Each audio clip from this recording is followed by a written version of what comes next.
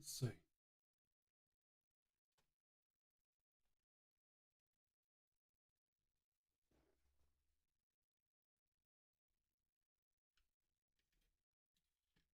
Alrighty, is everything working? It has been a while.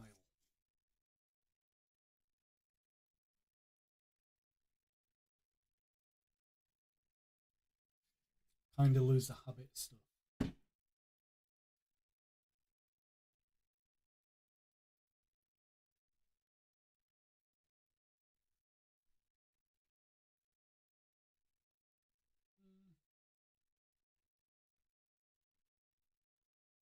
you see that? Slight bit of lag as well. It's always funny. Trying to get used to everything again.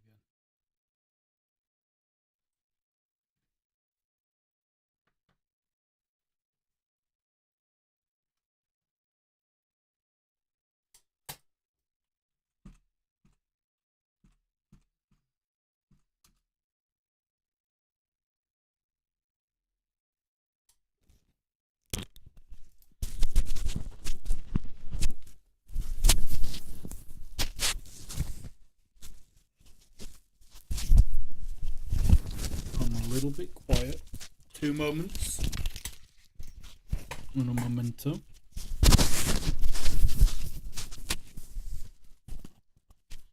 Am I jamming out the mic now? Or the sound?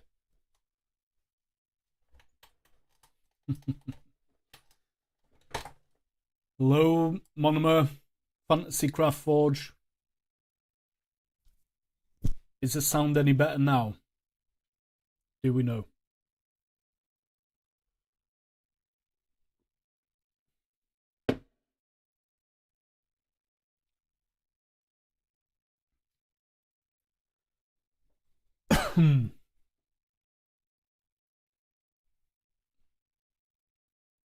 Hello, Isabel.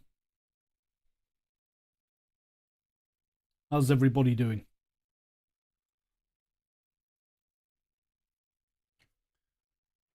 It's weird. You always start to go live.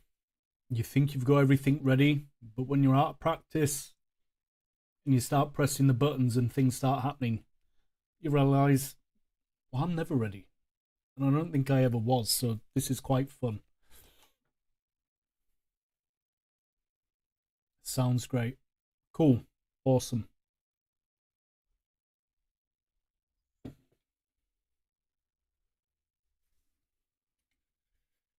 Okay. How's the view, everybody? Bit tired now.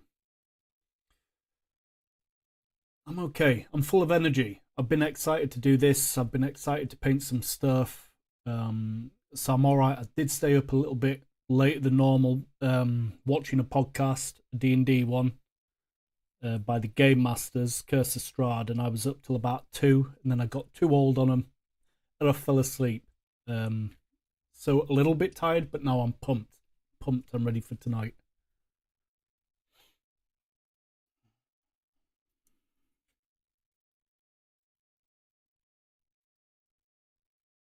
Oh man, I don't know. I hope you guys can see these okay. It looks okay from my end, but it took me 6 hours to build 2 yesterday. Okay, I was at a hobby store and I was babbling on like I do.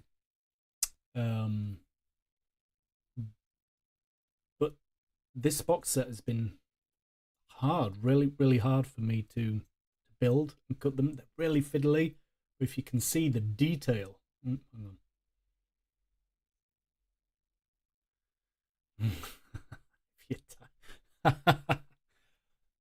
When do I get tired, Monomer? I'll be good. I'll be good. I'm excited for D&D tomorrow as well. There's a lot of exciting things happening. There's a lot of stuff to need energy for. It's good. Trust professionals, not paint. Tabletop standard is. It'd probably help if I could keep the model in the middle of the screen. It's tabletop standard coming up. You may even see mistakes that can happen as well, which is cool. I won't purposely make them, but I'll, you know, it is real stuff can happen. So the detail of these are stunning. Like I said, 2 hours, no, in 6 hours I built 2 yesterday. Today I built the other 3 and a Vampire Lord in like 3 hours, so still really fiddly, but the detail, they are stunning. I hope I can do them some sort of service. So far so good, or I feel good with how everything else has been getting painted recently. So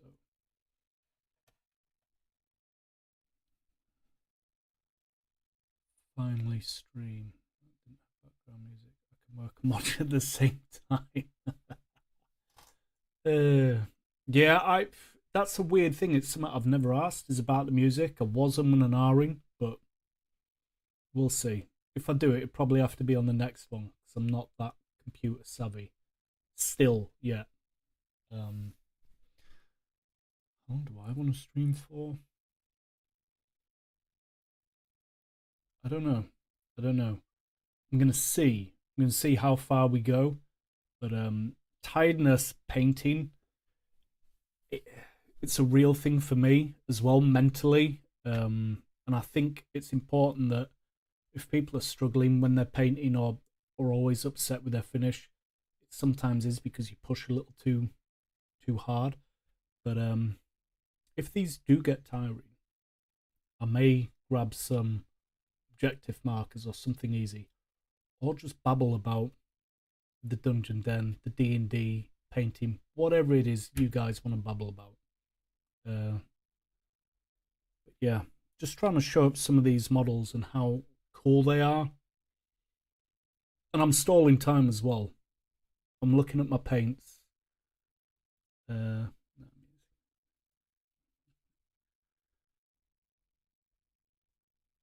Yeah, let's see.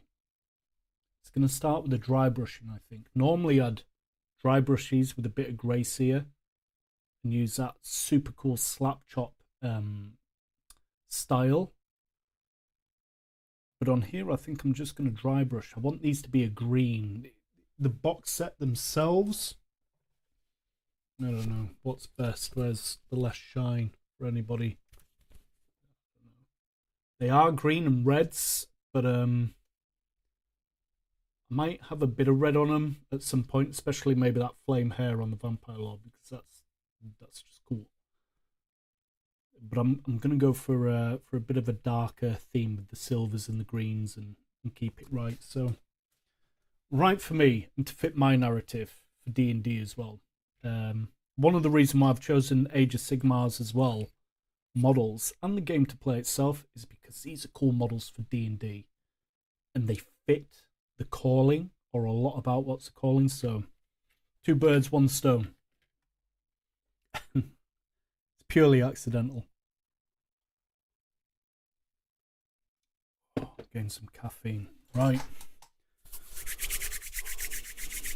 Here we go. So, looking at this, I'm going to try and dry brush. I'm not going to go with this one because that's super cool with a flag. He's a bit cool. What's my least favorite model? I don't know. Stalling, once again. This one's quite open, he says. And what I'm going to try and do is, I'm just going to try and dry brush a green on one of the darker greens, because you can always bring it up lighter for highlights or stuff really simply and quickly.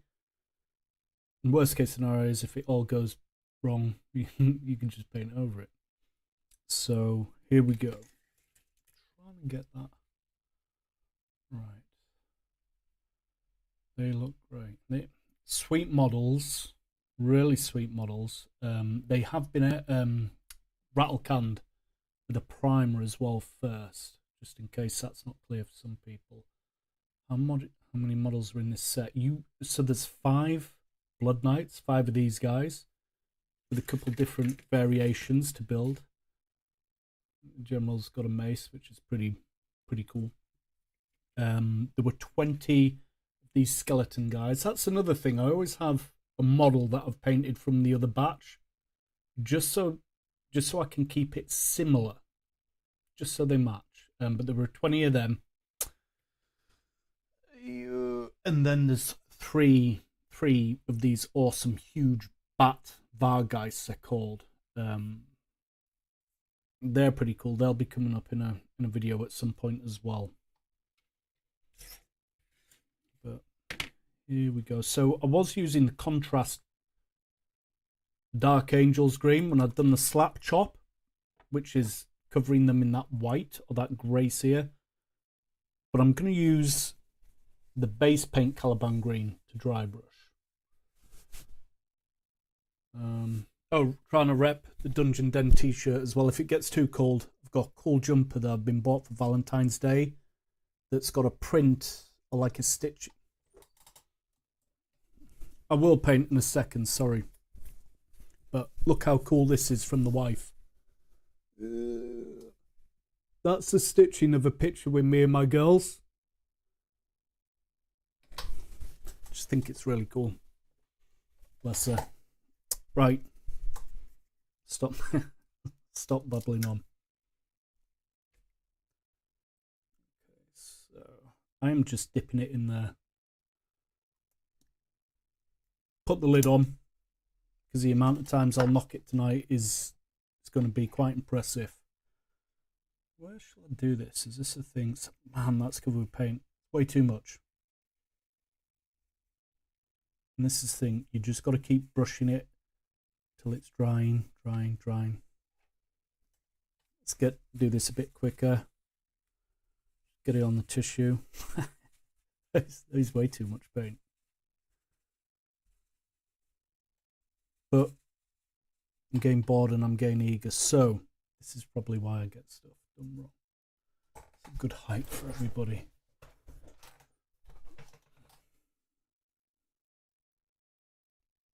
So the chainmail, this stuff I'm going to try and keep silver, like the Death Rattle skeletons. The cloaks maybe have a bit of brown or red in, we'll see.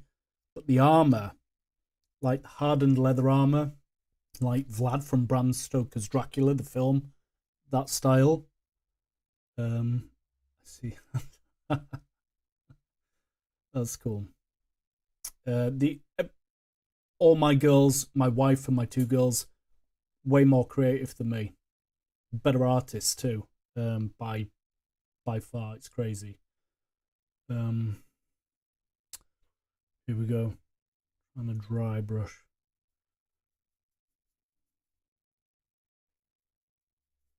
It's quite a large brush I'm doing here, and I'm not playing games. I'm not being afraid. I'm covering that large base area just to get it done. Trying to avoid the tail at best, but black's easy to paint in. Some people like to have the stands and everything, the models on the bases. For some of it, yeah, sure, but most of the time, I can't be bothered. Bad habits, I don't know. But I don't know, can you see that? Is my lighting enough? It is just getting a bit of a green smudge on, and you can build up, and we'll try and do that. Once you've put one layer on, you've got to let it dry a little bit, I've found. But these models are so awesome. It's it's hard to see what's what sometimes. But I have got a smaller dry brush as well, which I will go over them with, just to get more details closer to the edges. Probably moving this all around the place. Give everybody motion sickness. Wobble Rocket, hey, welcome.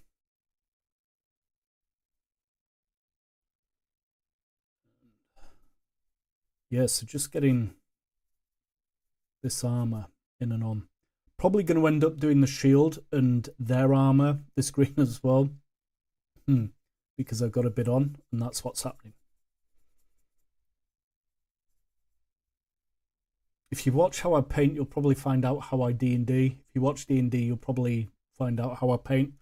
It's just off the cuff. A little bit of an idea, boom, go. Let people go, wham, have fun. Same as my painting. It's a wonder I get anything done properly. I'm not afraid of going over some details because I can black them out or put the silver on top of this green. Do I get this? Does that all look like armor to you? Yeah, it is now. This is a difference between... I've broken the leg. I've broken the leg I glued off because I was pressing against it with my hand. That is why people glue the models to bases and then hold the bases so they don't break the legs. But it's okay. It's fine. I'll just glue it back on in a minute, in a second, when I go to do the other paints. Told you, real painting going on.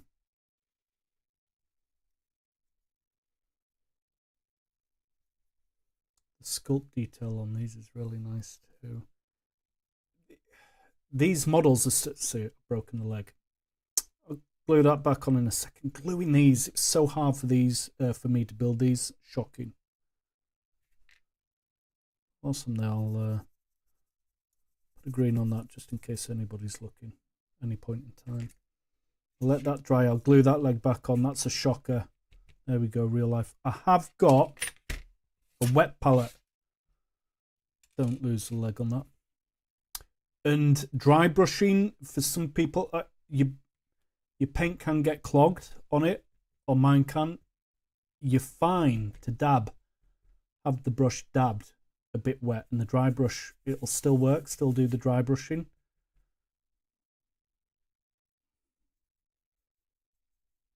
Livens it up a little again as well. And once again, you're gonna do this twice easily. So if it does get a little washy or slightly powdery from it being wet, just keep going over the models. Oh wow, there's a lot of cloak and silver and stuff on this one. Yeah, it's a rough one.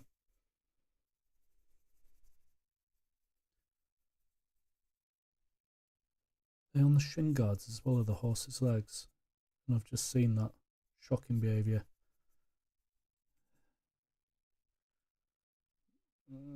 Got a bit on him as well. A bit on his leg.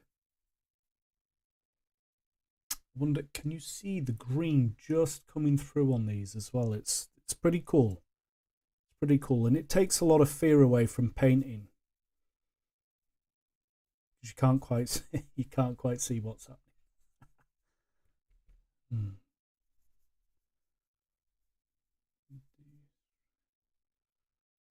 Final result. I hope so.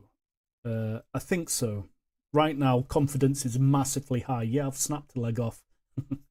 I'll glue that back on. But confidence is high that this is going to be high. Will be good. I think I'm going to be pleased with it so far. I know I'm just dry brushing some stuff on. Who can make that bold claim? Me. Because if I'm wrong, I'll go, I got it wrong. And then take the mick out myself. Yeah, that's the point. Gotta remember is on these legs. What is scary about these models, and when I was building them, is that the detail, it is so fine, it is so intricate, it is so awesome. You can get a bit hesitant thinking, I've got to now paint so much in perfectly, and it can be a bit daunting, but it's not true. It's not as true when you start going on with it. Do you stream on Twitch too or YouTube only? Have I answered this? I have no idea.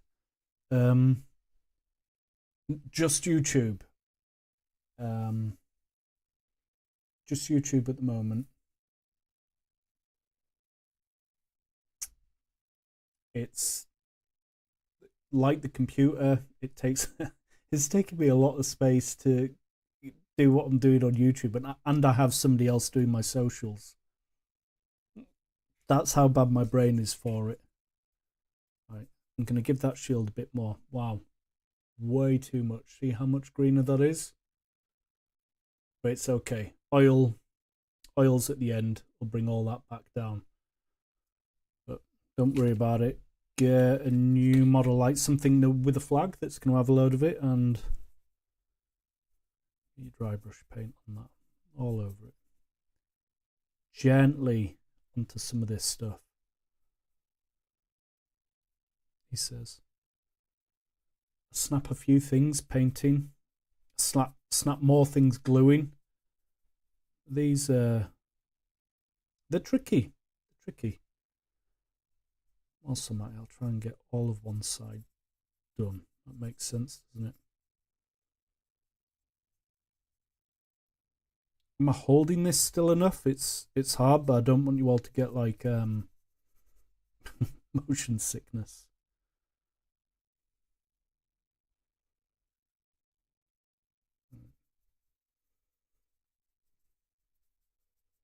I'm gonna go on. I'm gonna stop babbling for a second.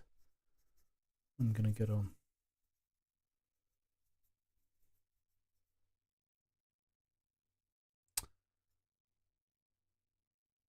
It looks like that horse is missing side of its face. That's brutal.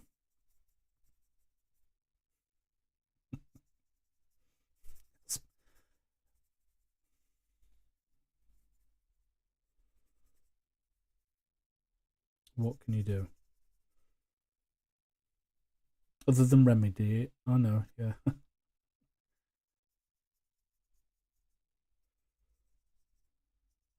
sort it later, it'll be fine. Got bigger things to do.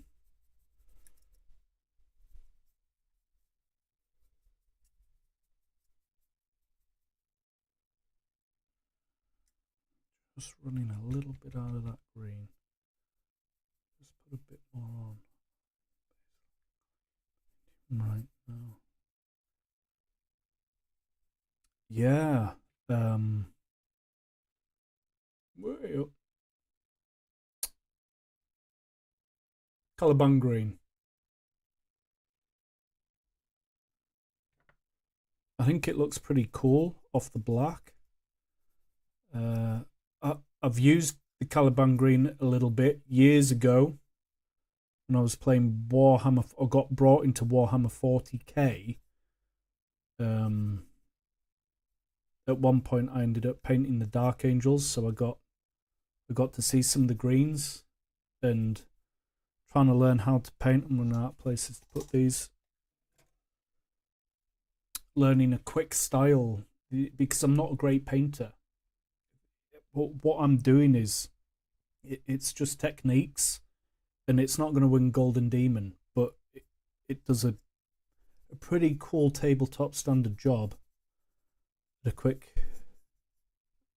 quickish rate. You know, because time's a thing for people, I think.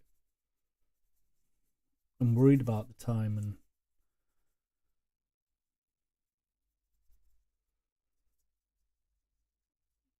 I don't know. Am I being lazy? I'm starting to hunch forward instead of sitting back up.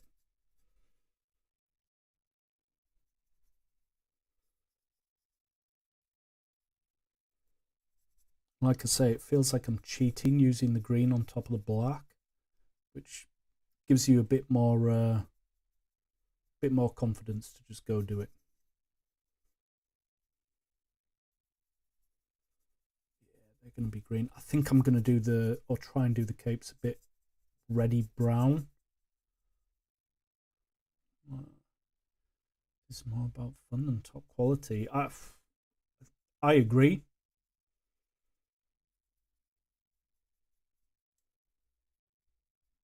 And if you can find the fun whilst you're doing it, you know, things aren't as bad when it goes bad. It doesn't mean you don't have to, like, sometimes grit your teeth or or bite your tongue.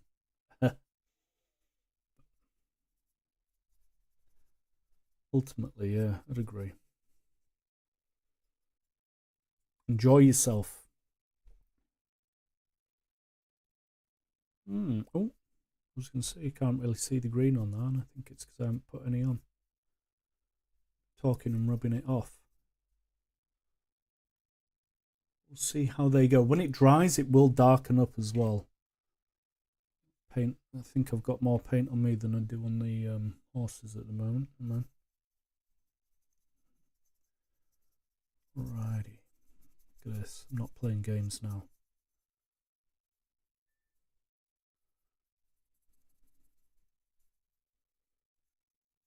I've got a couple of things to glue back on. Is that? Yeah. I mean, the corrosion in this, it's just so cool. It's so cool.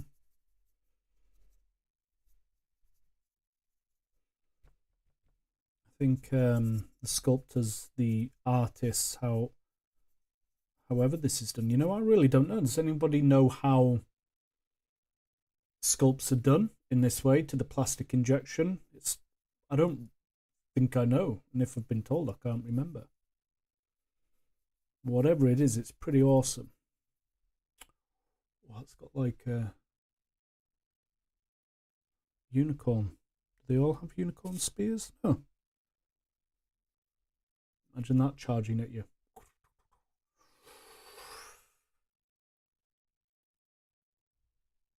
This would be like a wraith, wouldn't it? Wraith knight in D&D coming at you. Right, I can't quite tell what I've painted and what I haven't. No, I haven't painted her, and I believe it's a her. Pretty cool, pretty tough. There were a few more bits, shoulder pauldrons and bits coming off that you could stick on. I didn't. I think I forgot and moved on. But fine.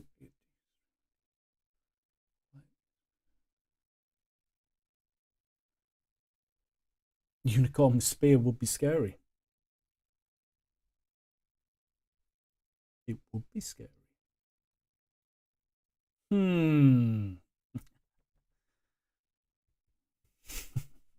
It's happening.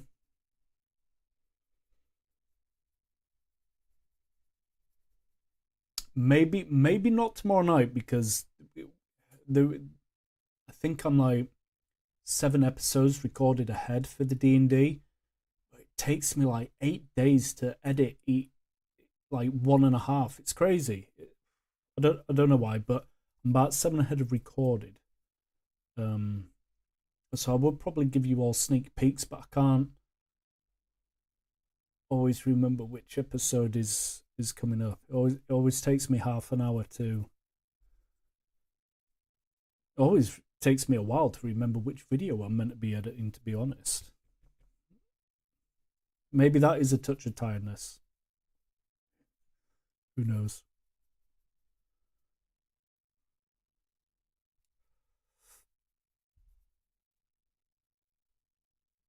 I want her hair to be. I've got a super bright orange somewhere. I totally get that editing is about.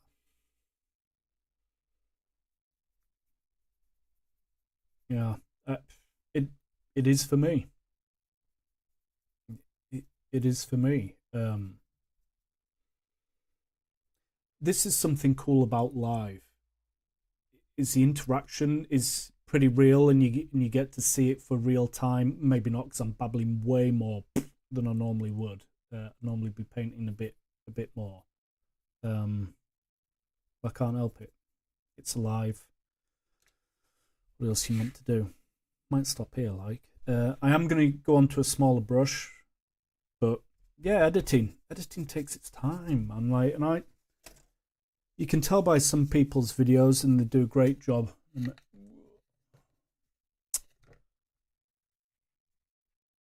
about recording and having their sessions planned and everything. I'm not like that. I can't do that. I just got to do what I got to do what I do. I guess maybe that's stubbornness. Good and bad trait. I've got like an ashtray for the water pot, so it actually gives you a couple of seconds when you knock it over as well to not nail everything. My dry brush, I'm not going to use this big brush again for a while, so I'm just giving it a bit of a wet out, couple of wipes, brushing pretty hard on that. Onto, I'd normally use blue roll. It's tougher. Almost 90% of my scenes are editing. It's editing hell. For sure. Yeah. It's I don't know how you do your stuff. FCF. I don't. It's cool. That's why I like it. I think I'd cry. I think my brain would just splat out or something. Monomer. Got a dash Dungeoneers. Have fun with the rest of it. Monomer, thank you. Cheers, brother. I will see you tomorrow night for D&D. Thank you. Thank you.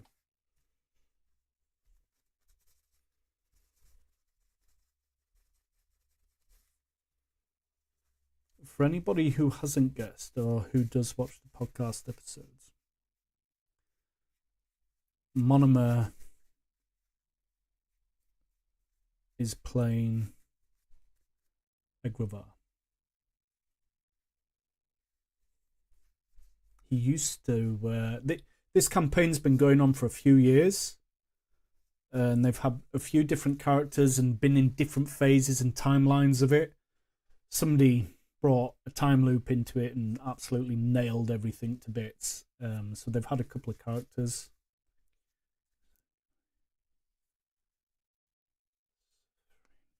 Editing. Yeah.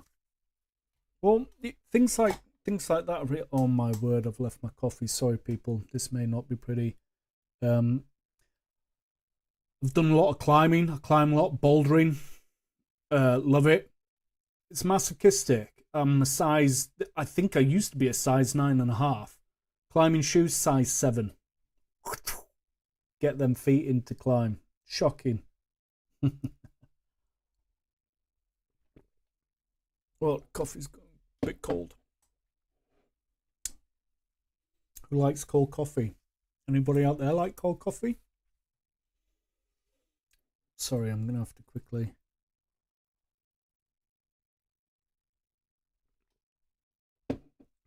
I'm not a huge fan of cold coffee.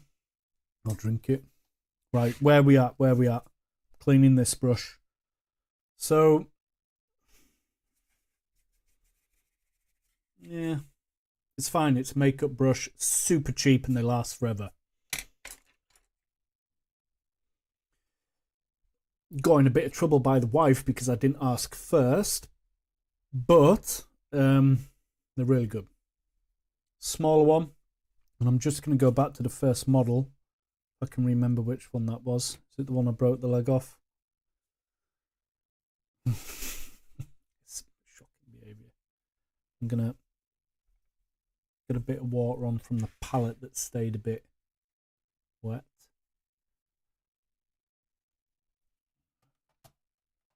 No cold coffee for me. No, not a fan, huh?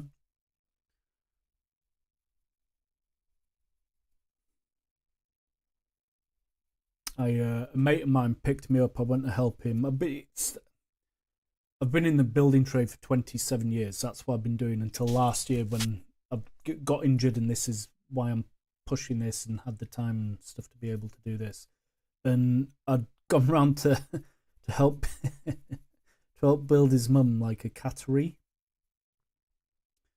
But he picked me up and he said, "Here's a coffee, brother." Oh, nice one. Took the coffee, big drink of it, and it had a huge ball of ice in it, super cold coffee. I had to pretend I liked it. was like, oh, nice one, mate. Needed that. He knew. Oh. Get that leg on. Okay. If I bring that a bit closer. I like cold coffee protein, if that can. That's, I mean, that's rough. I have Huel. I use Huel, and I've just had the coffee one. I don't know, man. I can't. I've had to change the order for the next time for like more of a sweet caramel. I think I'm just a super sweet tooth. Cold coffee and that. Nah, I'm chewing through it now. But well done. Cold coffee protein.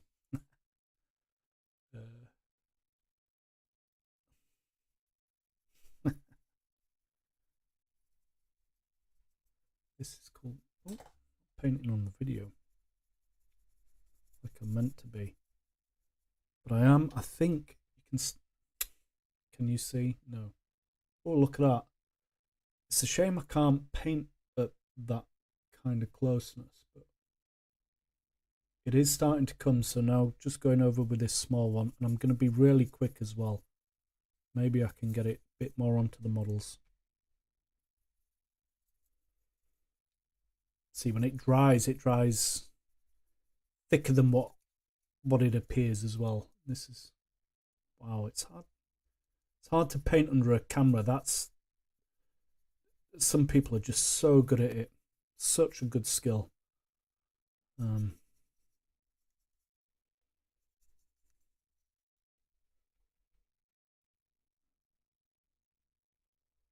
I'm just trying to look to see where I really do want this green coming through, because I am going to go over with the Caliban green, but mixed, like a 1-in-1 with something a bit lighter. And I am thinking it's going to be the verdigris. But I don't know. We'll see how brave I get. See how everything looks. So far, I've only broken one leg off. It's not bad. And Mr. Face. Mr. Full Horse Face. I wonder if I do the green, the spears, the green as well. No. I think, sorry, I'm going to have to put the model down a bit or else I can't see properly.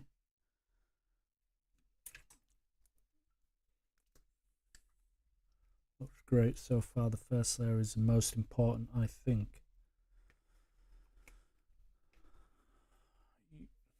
Typically painting, you're going to be building off your first layer. I mean, I guess some people would say when you're spraying or you're putting your primer on, if that's not smooth enough, maybe you've got problems from there on. But I think if you're learning to use less paint, that's one tip I'd say. I'm no professional whatsoever. But it would be to water your paint down, like not as heavy pigment, and that you build confidence and you learn to make stuff smoother quicker, or eventually.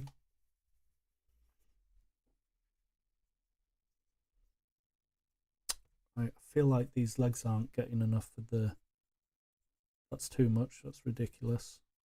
I need to calm back down. Paint everywhere else. We've got a bit too much paint, like I said. Get it on. Go on some of the other bits where you need to. Fear if there's just not enough, it might almost be pointless in doing it.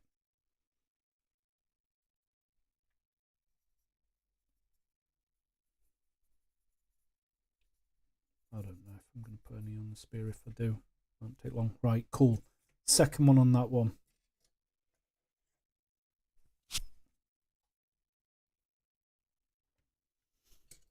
Is that his leg?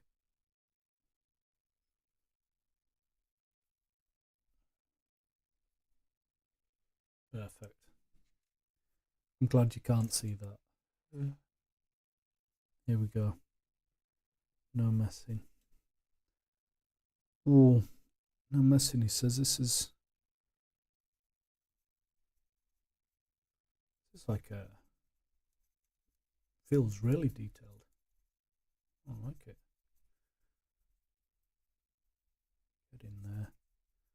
Get on everywhere.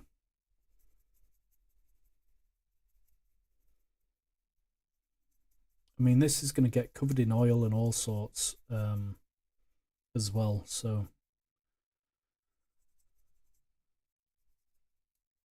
no fear. Have fun.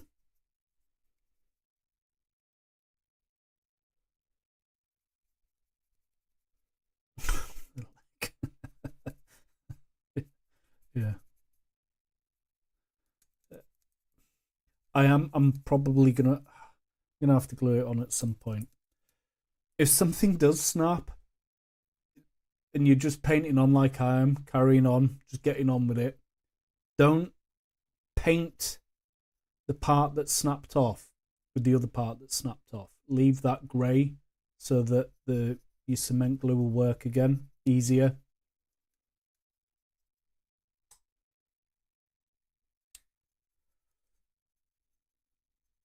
Maybe I lost a leg in the brain. Yeah.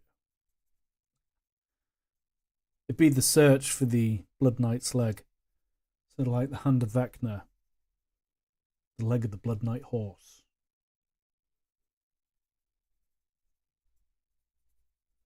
Why not? Right. I'm calling that done. I haven't done the flag yet.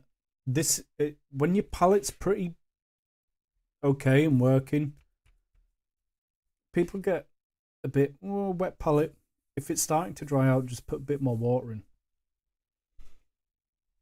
and it will dry out itself. That was quite wet before, and your paint stays pretty good.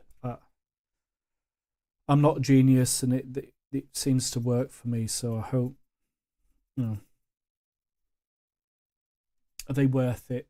I guess I'm saying they're worth it, or I find that they're worth it for me.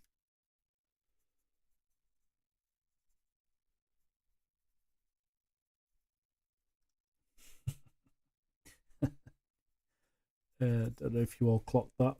I nearly threw my model across the table. Oh, I've got to paint his face on as well, but I didn't realise he didn't have a face when I did the airbrushing.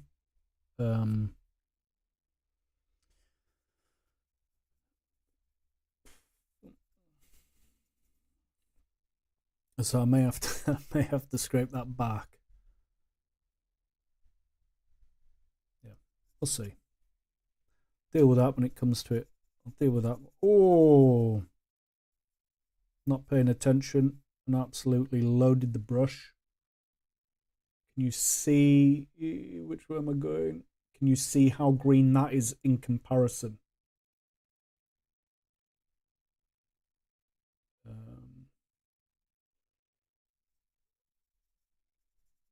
Fear not.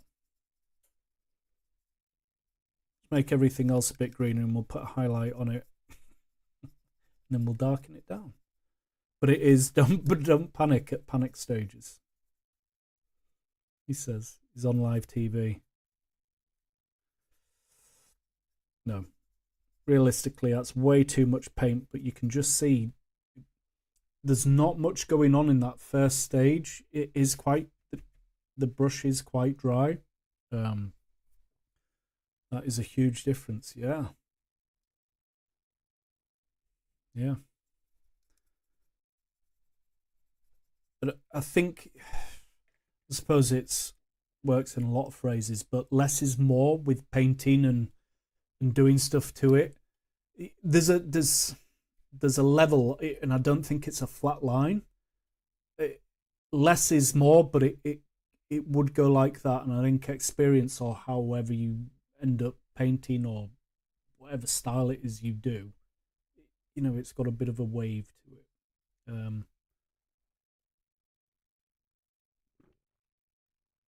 Yeah, no, that's not good.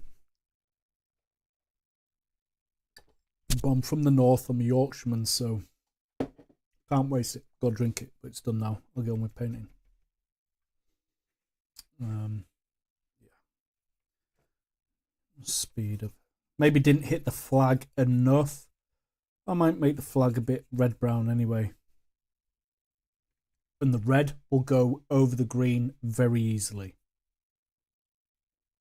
I only know this because I've messed up loads.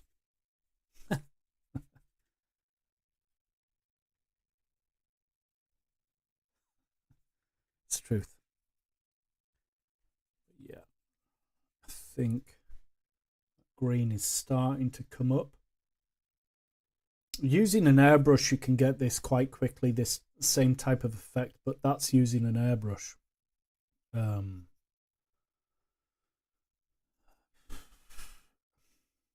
Airbrushes, I love airbrushes, but at the same time, I've 90% hand brushed all of these Spearhead box sets.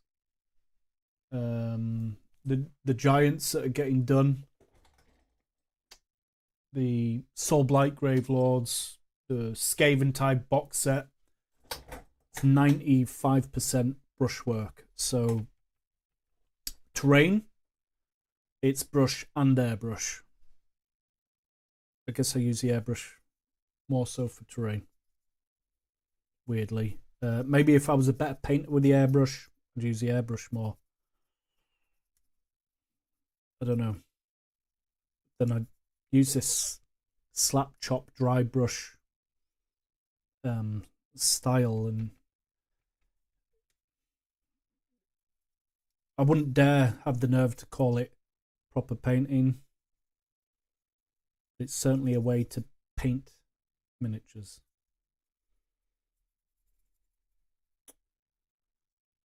Might give that horse the dying hair on it. It might actually make it bright orange. Could look really bad, but I guess I'll find out. Now, you know you're doing, or I feel like I'm doing well because I can't quite tell what I have and what I haven't painted.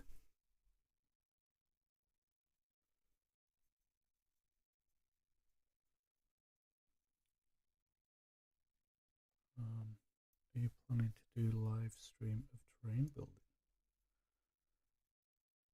I wasn't planning on it, but I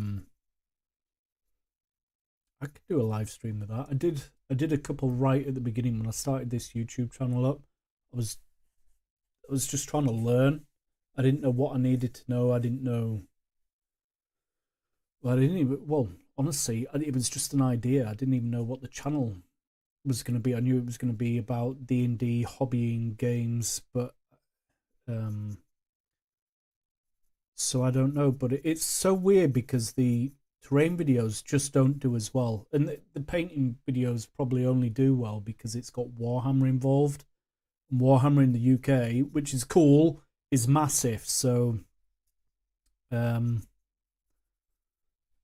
maybe that's why. But I think, I mean, it could be done. Could be done. It'd be hard to have the quality of like this camera though. It would probably all be on a lower form of camera. The way the setup is in here. But I might do. I'll put a poll on it. 2 people were enough to sway me to do a live painting sesh.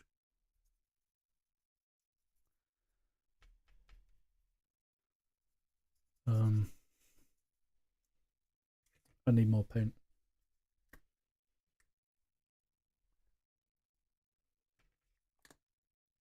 That'll do.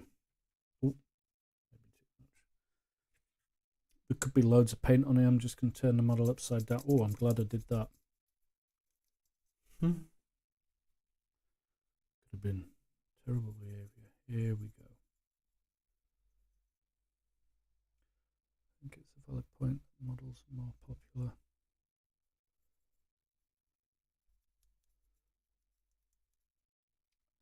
I think so. Yeah. there's some awesome companies that earn a lot of money painting awesome miniatures. Like I know the Warhammer 40k I think is the biggest one, especially for UK. Or definitely UK, maybe only UK, but it's huge. People, there's money in it, so there's an interest in it. And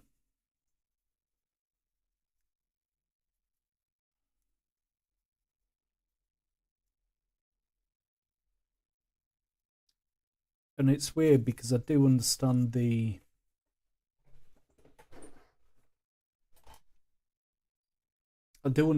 that want of having a model, whether it's for D&D or for like the Age of Sigmar or whatever format it is you're playing.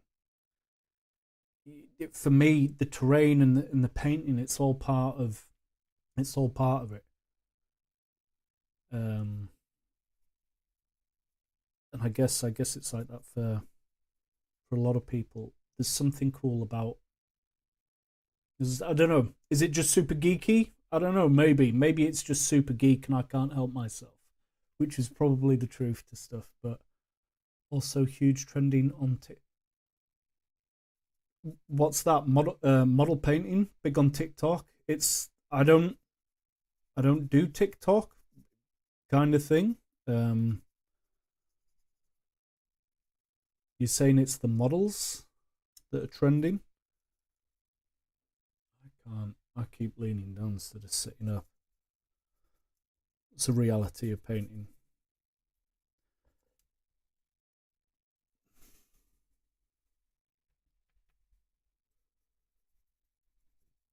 Yeah, don't be afraid. Don't be afraid to put the green on. We can dumb it down. It is drying better, but I think I needed to put a bit more on. Don't do TikTok, that platform.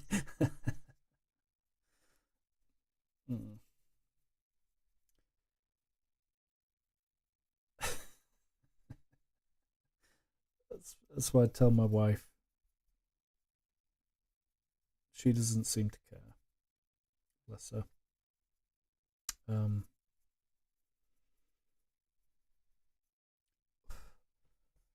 I like this. I'm aware that video sessions or an edited video could be 5 or 8 minutes long, which is like a normal lot of paint vids, so that viewers stay engaged and meant to be for all the algorithm and everything. But for me, I might start leaving stuff like long raw footage, maybe with just some music in or something, so people can just watch with no editing other than maybe cutting long breaks or whatever. Because I don't know. I want people to see stuff. I want people to see if I've done it wrong, to see me do it wrong, or if it's going right, or I engage with longer videos, personally.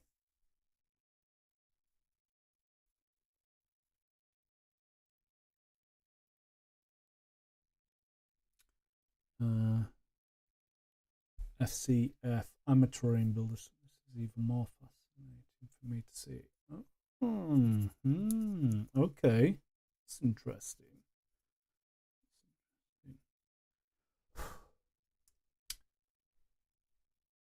So what do you see, FC?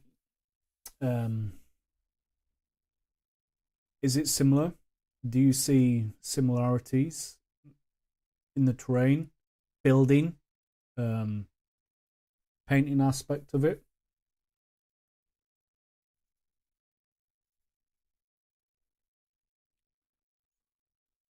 Maybe before and after videos would work great. Yeah, probably. Probably.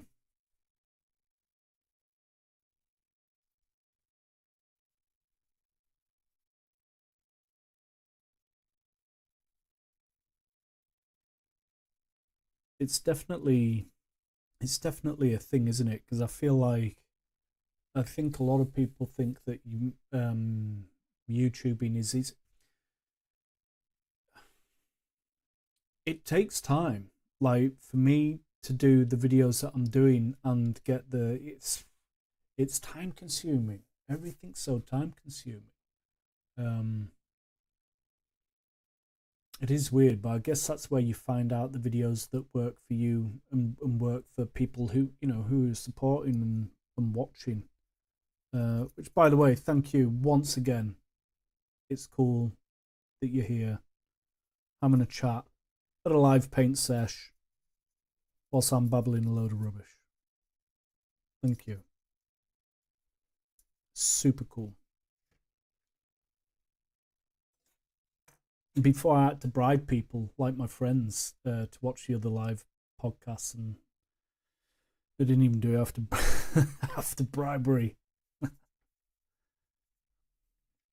So yeah, I'm gonna just try and stick to the armor.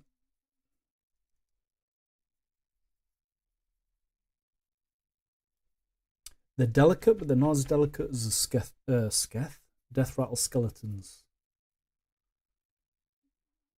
Try not to make you all dizzy.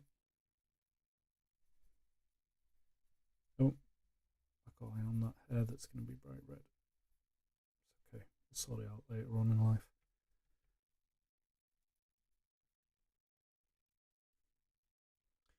It's extremely time consuming, totally agree. You know better than me.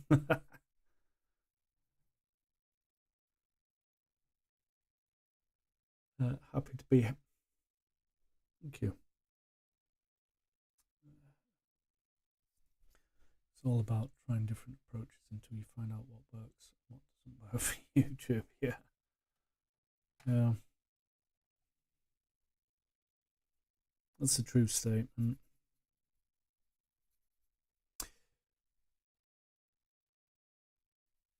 It is a true statement, and it's weird for me being self-employed for all the years when being in the building trade. It's a long time to be able to do things your way, which is best for you, easy for you, and gets you to do the best job. And I guess that's probably why the YouTube is brought into me. I'm not the best painter. I'm not the best creator. I'm not the best D&D guy. I'm just a massive fan and a massive geek of games, films, comics, D&D, painting, hobbying. It's so good. It's so good for people, and for me, I think it's good for people. I recommend it. But it's so good for me. That and sport. And since though being injured, I've not been able to do sport as well, like I would. It's so good. It's just so cool. I'm still finding out a year later.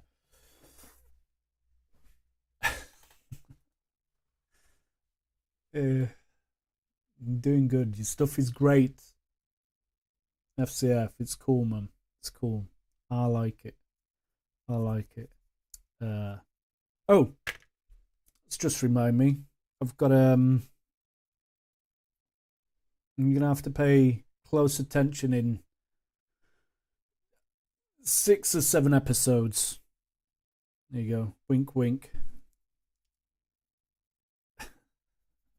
Right, I think I've dry brushed that to death. I've got brush hairs on the mat. Clearly not from that brush, is it?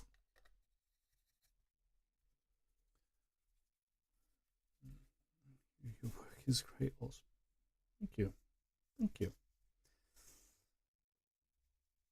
You guys are too kind, but super cool. And I like it. What is everybody doing tonight whilst you're watching this, by the way? Being here supporting me. Are you working? Are you painting? Are you watching? What are you doing? Are you just chilling? Painted all over my hand. Try not to do that. I don't know where the camera thing is. It was silly.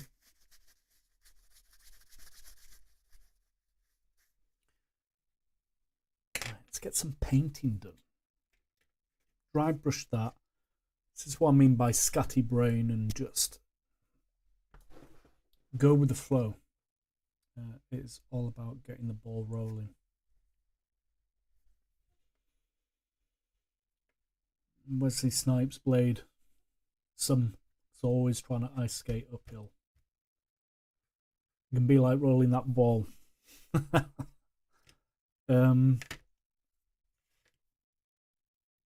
Here we go. Oily steel. This stuff so far has been like cream to work with. I mean, it's awesome. It's awesome. And I'm going to try and paint all the silver in now.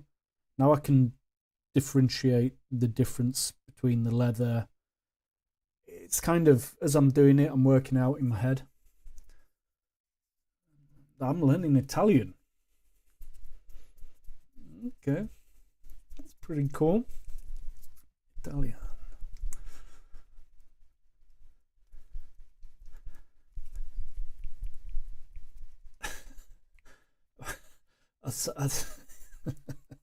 Sorry, it's taking me back. I'm learning Italian. I'm watching you think that's impressive, by the way. That's impressive. It can't help with me babbling a load of working on my website and watching on the second one. Awesome.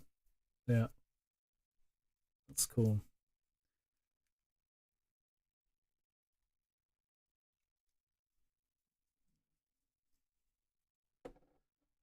Working on a website as well. That's pretty cool. I didn't realise. Oh yeah, you do have the website. That's where I downloaded your stuff from initially. I get confused with stuff. Mold. I've used that excuse forever. I don't know if you guys can see here, so I've probably put way too much out, but the smallest dip of water for this stuff. It's like cream. I've been using a size 3 forever. And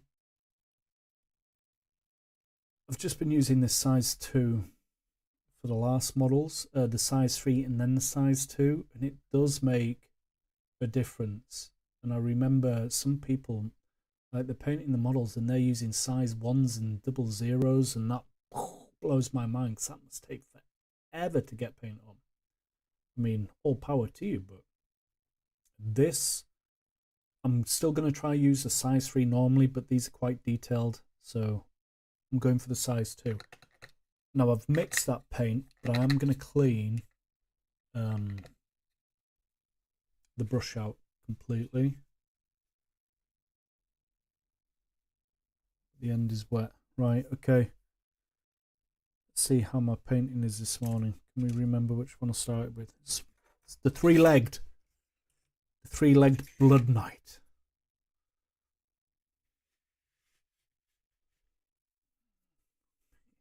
Extreme details.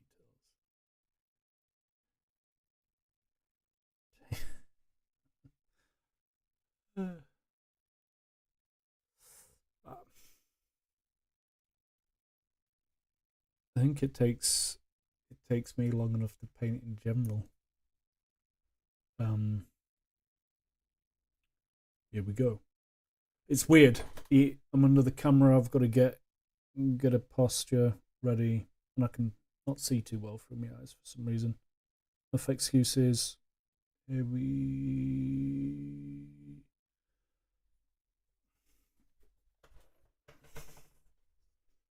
Chair up a bit. Here we go.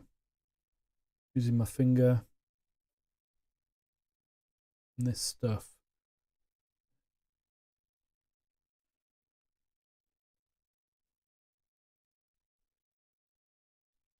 It just flows on. I try and do, I don't know if the strokes look big or small, but short in tight areas, getting longer in longer areas. And a lack of fear, which I don't know it seems to work out. It can go wrong. Like I said, painting. Let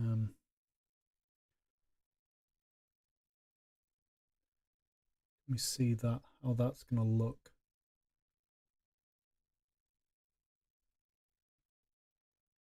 What do you think? All right.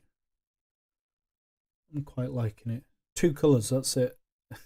Paint the model in 2 colours.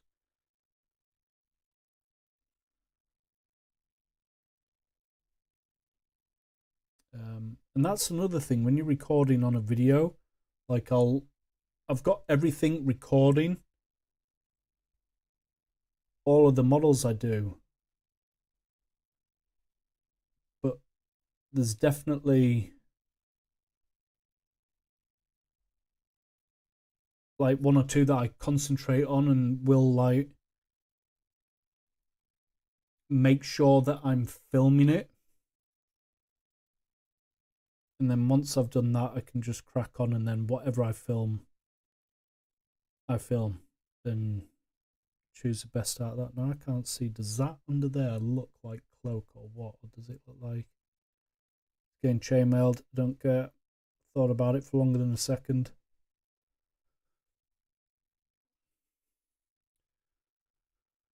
See, I really envy that you don't have shaky hands. Do they look steady on the camera? That's pretty cool if they do. I can feel them shaking. I can feel it all shaking. Well,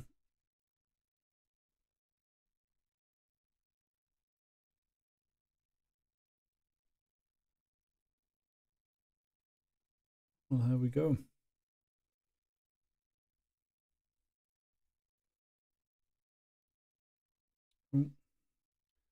See, don't get lost on these details either, because that under here, when you're looking at a model, typically like everybody does from a foot away, it's good to get it on, which I tried, but I could spend like just keep going and going back to 3 mil of stuff. Well, you know, maybe if I was doing a model as a commission, oof, I'd be petrified. Every single bit of that would be getting painted. What else should we go silver? What else have I got to go silver? Shall I go silver with... Might have to... Oh no, I can hold it. I'll do this side, and we'll see how much silver's on the model.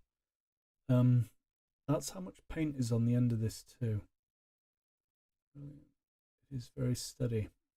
Oh, maybe my hands are steadier than I thought they were. Going back and reading story of my life. Yeah, it can happen. It can happen. Oh, right, look at this. Onto the black leg, up the back, and just the smallest. You're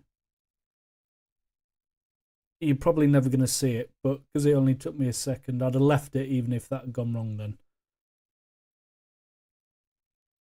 I think. There we go.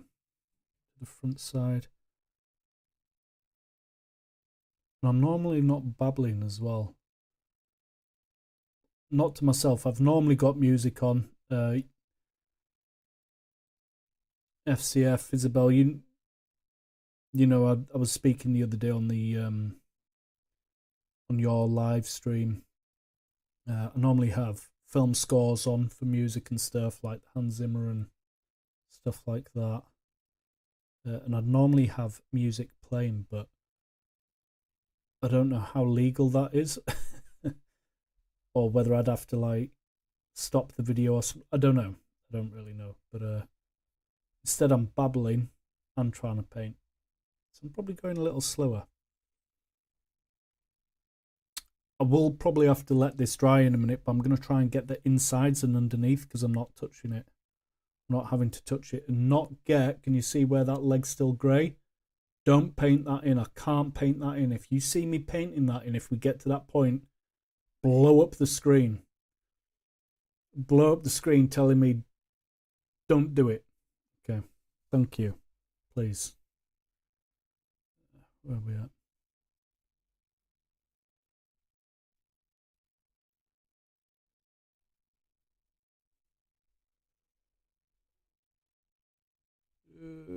I don't know if you can even see that. A weird angle to try and hold.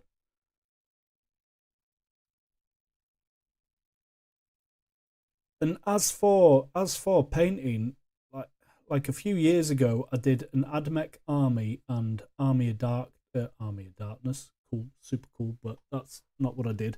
Dark Angels. Oh man, the AdMech. I was learning to paint with AdMech. You got to be some kind of crazy just for anyone thinking. I mean, if you want to do whatever you want, do whatever makes you feel happy. But wow, I learned a lot. I made a lot of mistakes. Mistakes were made. Same with the Dark Angels as well. But like these Blood Knights right now might be the 300th model that I've applied paint to. It's possibly 200 and something, but I'm just gonna shoot up there because it's no more than 300. It's not. And my first videos on here, the level I'd painted the other stuff at is the same level that I painted on the first. I think it's a speed paint video on my channel, and that's a year ago now. And everything I've painted since then you've seen or you're about to see through a video. So I think I can see that improvement in myself, which is really cool. Yeah, I forgot why I started babbling on about that now. Sorry. Going back, redoing DND, it is great. Yeah, it is. Hans Zimmer approved. I think music from games is legal on stream. Okay. Okay, cool. Did not know that. I'm a bit unknowing. Quite a few things like that. I have to get a bit more savvy when I find the brain power. I can see improvement from the beginning. Okay, cool.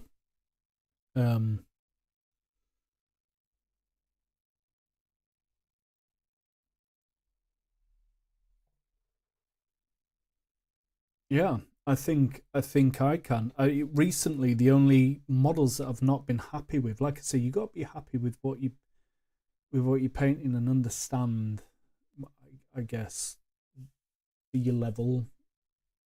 Be happy with what you're doing. Maybe, I don't know, but it was a Skaven Tide box set. So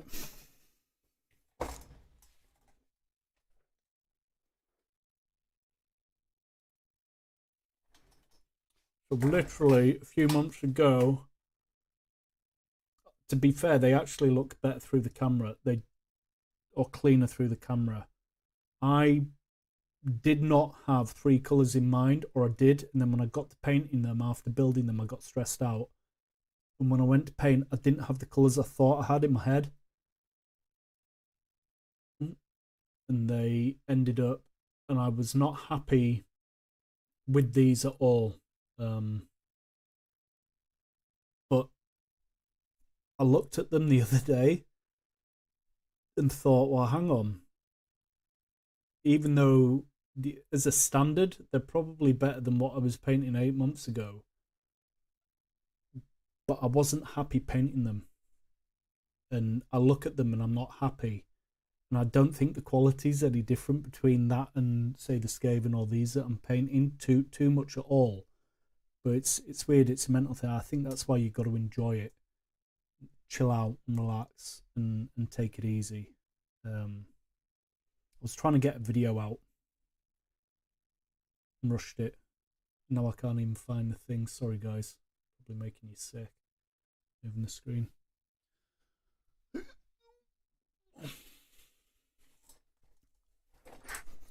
What am I doing? Painting.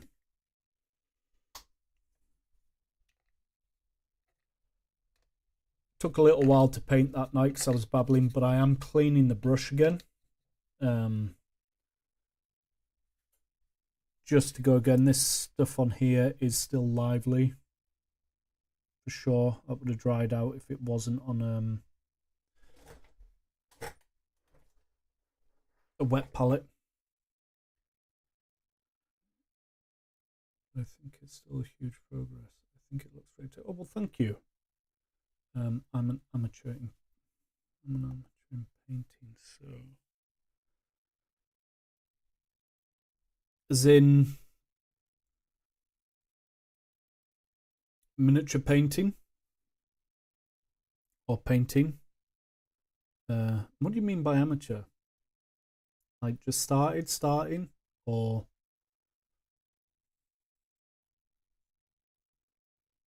oh wow. Can't find any chains. Oh, okay. There's no chainmail, but there are some skulls. Do we think they should be silver? Shall I try and paint them with silver? Because that's a cloak. That's the armor, that's a cloak, but there's some things here.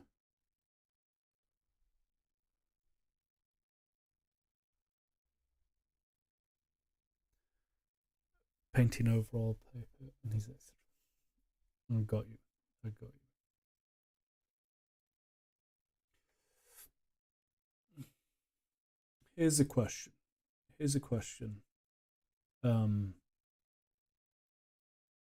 If you're watching a paint video or a live or doing stuff, do you ever mimic and try to do what you've seen? Or do you still just try and paint the way you paint?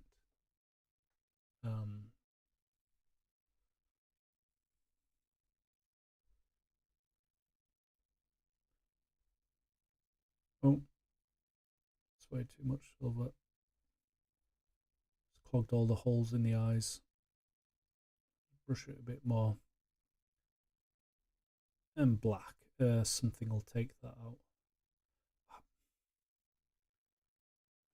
As Bob Ross said, we don't make mistakes, just happy little accidents. Yep. This is good.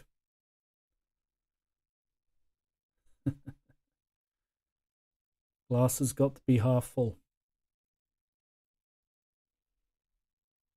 Oh, this, I'm just looking at this and now I could see where you could lose yourself.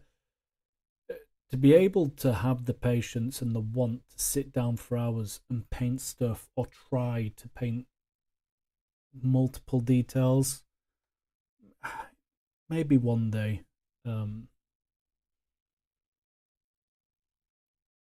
Because they've got the details to paint. I'm a visual learner. Always copy paste and then trying to replicate. Okay.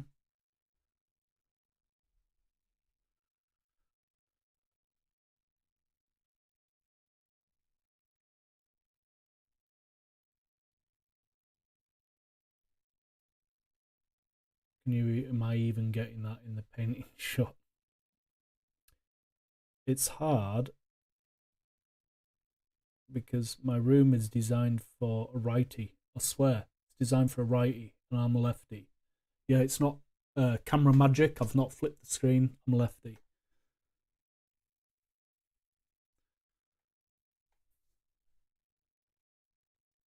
What is your best method? For learning.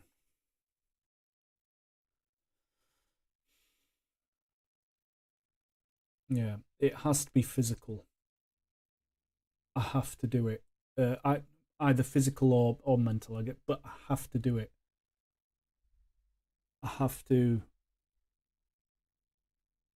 Yeah, I just have to do it. Whether it's physically, I have to hold, touch it, manipulate it, try it, or mentally, I have to just do what it is I'm trying to do. I'm pretty good at learning from mistakes.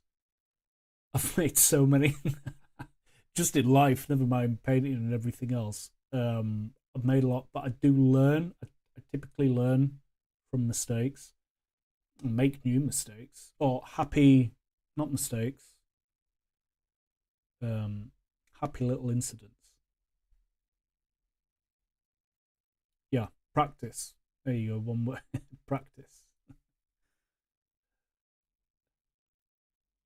I put a 20-word sentence together then for no reason. I could have just said practice. Yeah. Okay. Yeah, these are looking alright, I guess. Go here. It's like they're all metal now. I'm gonna have to paint that in black. That was not concentrating. Was it? No, it wasn't concentrating. Oh, unless the whole. Oh, that'd be. No.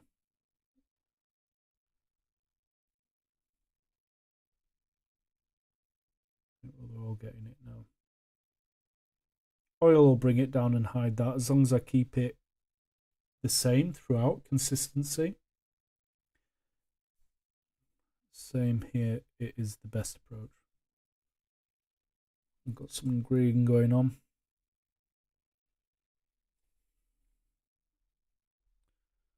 Bit of practice. And all points into improvisation helps to improvise.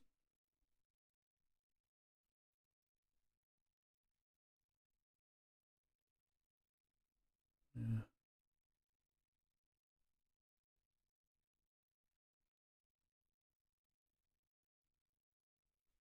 You mean like I've just done? We'll call it improvisation. I can live with that. I wouldn't blame anyone else if they couldn't. Yeah, that was weird.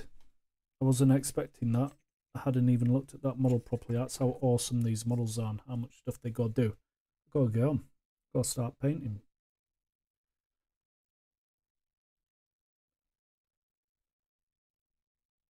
As charming and as witty I am, I imagine it's better to be actually watching some painting whilst it happens.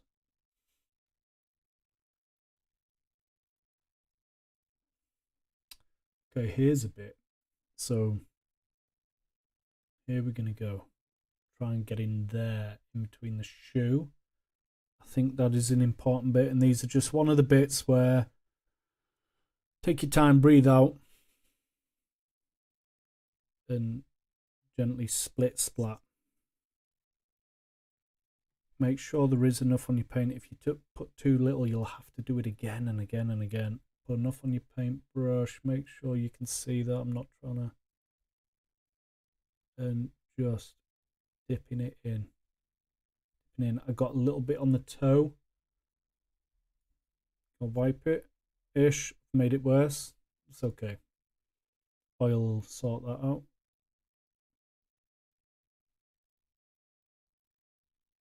There we go.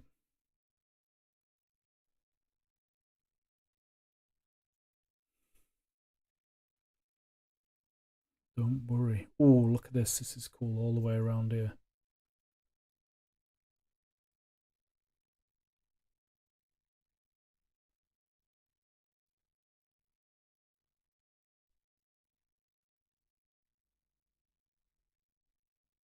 Gotta be honest, that I'm a fan of this screen. I like 80s fantasy style, I guess. Dark fantasy. I say that with bright pink neon everywhere, but what can I say? was born in '82. It's like a really bad mix. I do like the darkness as well, like the Frank Frazetta art. Loved that growing up as a young kid.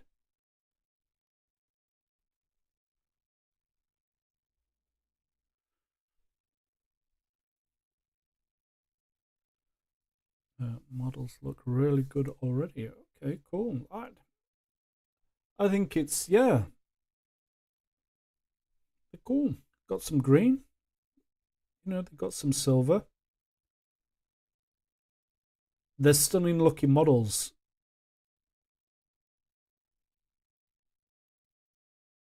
I guess less is more. I'm getting really bad at holding this under the thing for you guys. Sorry, I will try and concentrate a bit harder.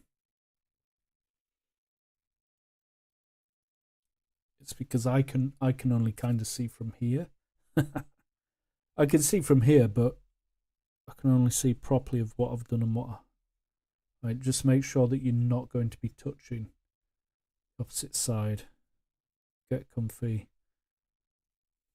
Here we go. I may need some paint. Yeah. Babbling is really recognizable. Pink on the dark layer.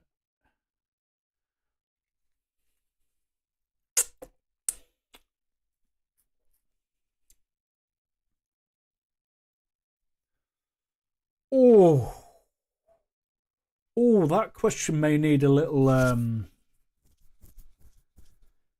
vape. What is my favorite? So I saw on Facebook today. I will answer that. I promise. I saw on Facebook today a post saying, "Which film would you get rid of?" Surely you've seen stuff like this. Forgot what I was doing. Make some painting first. Sorry. And they had Legend, Willow, Never-Ending Story, and clearly I'd have got rid of one. I lied.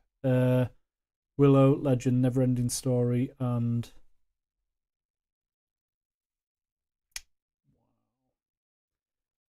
but I couldn't get rid of any of them. But to answer your question, favorite 80s, 90s fantasy movie. For me, because I was a child, I watched a lot from like Conan and stuff. I didn't watch until I was 10, 12, you know, with Arnie and stuff like that. I watched Beastmaster, Legend, Ridley Scott. I like his directing. I love Legend. Tim Curry as Darkness. Beastmaster. The guy's a ranger. A druid. Like, I could put classes to all my favourite things for sure. I love Never-Ending Story. The Princess Bride was the fourth one. And I'm like, I'd rather get rid of 90% of today's movies than get rid of any of the old nostalgia hits for me. But I think I could mention all of them, the Willow, Never-Ending Stories, Princess Bride, but Beastmaster and Legend. Yeah. You like all them. It's also a correct answer. Yes, it is. Yes, it is.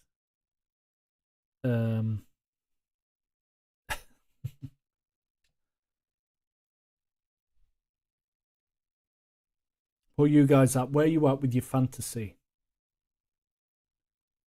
What are your films? What are your 80s, 90s films? Because I think it's hard for anyone. They're not my favourite films, but in the year 2000 and onwards, I think it's a hands down on film for what's what. But what are your 80s and 90s fantasy? Like, I don't know the age of, like, I'm 42, so I don't know if I was, and I watched some things at different ages, maybe, I guess. Today's movies are overall trash. Yeah, I got really excited with werewolves, with um Frank, I forget his name, Frankie Boyan. It's a new film, Werewolves, and there was lots of nostalgia hits that they slapped me with in the face that I didn't mind. But overall, in my head, Dog Soldiers is one of the best. I know it's British, maybe I'm biased there, but on Van Helsing, call me cheesy. I liked it.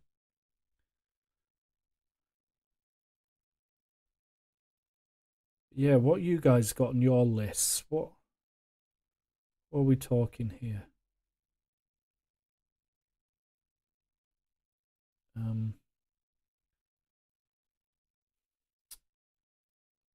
Shout at me on the screen as well. Sorry, I realised I was pointing at something completely different.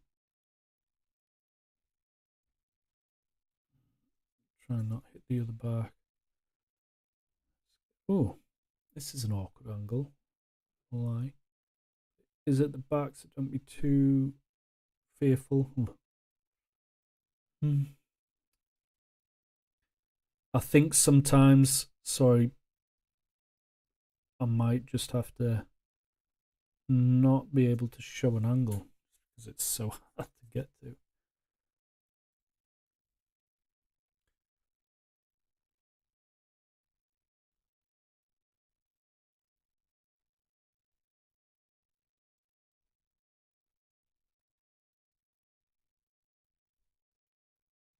Oh, then the original Clash of the Titans, was that 70s or 80s? I loved that as a kid. And Sinbad, like I saw a lot of stop animation. Sinbads and stuff, they're really cool.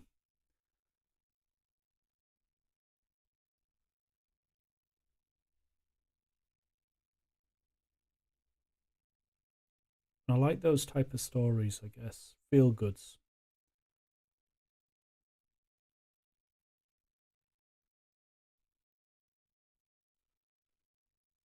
Okay, just got to be careful I'm not painting anything. Fantasy Craft Forge. I like all of them. I'm born in 94, so I grew up in Tolkien. Yeah. Yeah.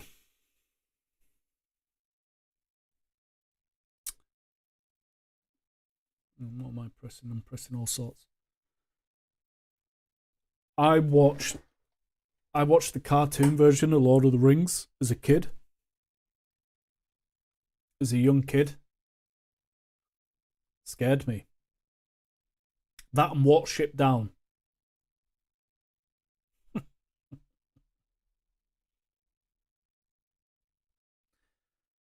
No. Told everyone I'd be painting. And I'm babbling.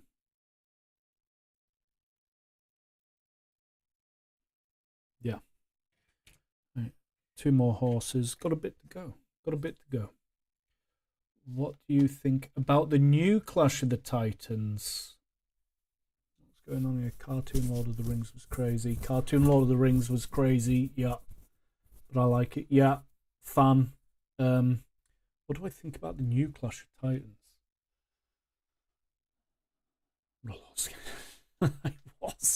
It was scary. I was about 5 when I watched 5, 6 when I watched that, and it was just dark, man. Like them wraiths are looking at the beginning, and the hobbits. It wasn't like the Frodo that I picture now, with Elijah Wood and all those boys. They were old men. It was man, it was scary. It's like a moth bit. Yeah, I think it was more the wraiths when the wraiths came into town, and so I was looking forward to that as an adult. Watching the film, I wanted to see how they did that. I love Lord of the Rings. What do I think of New Clash of Titans? Yeah, the Clash of the Titans and Wrath of the Titans. I think Clash of the Titans is better than Wrath of the Titans. I do like them both. They're not. There's a lot of cool things. There's a lot of cool things in it. And for me, prosthetics and CGI, when it's done delicately and has that balance, I'm a fan. If you go too far with CGI and have it splash in your face, unless it's like an awesome magic ability or something, but there's ways of doing it for me personally. But I think they got that right. I don't mind them because there's not a lot of good fantasy films, in my opinion, being smashed out. So at the time, I enjoy them. I enjoy them. I'm a fan of the original, more so. But I enjoyed them. My kids have watched them, shown them to my kids. You know. Oh, this has got the skull things on again. I might have to make this look gnarly, you know, and paint all that in silver. Unless I get away with not doing it on one. And just never have them stood next to each other. Bit of water. Dried out a touch. And you get me excited now talking about cool stuff. Thank you. Always cool to talk about cool stuff. In fact, you've been doing it for about... How long have we been doing it for? I'm having fun. This is cool. I'm relaxing, chilling out. Thank you, guys. Thank you. Balrog looks like a moth bit.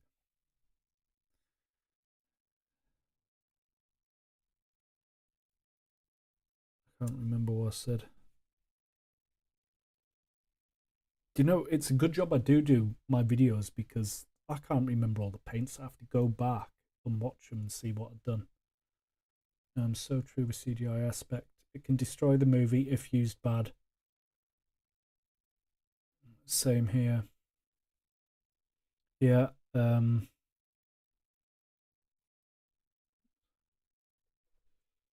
CGI and prosthetics, it's important.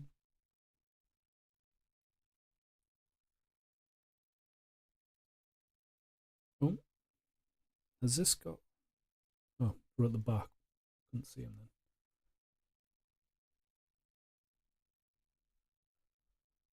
For me, it's a lot of fun to be on stream with less people. Okay. Easier to interact, I imagine. I mean, to be fair, you guys are typing pretty well, considering English is not your first language. It's impressive. I'm usually lost when there's like 300 messages per second. Yeah, I hear that. Oh.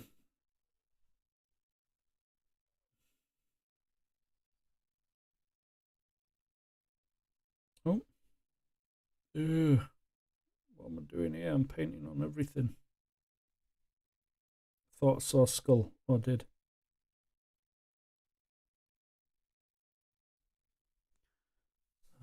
Great time to be here. Yeah, I agree. I do agree.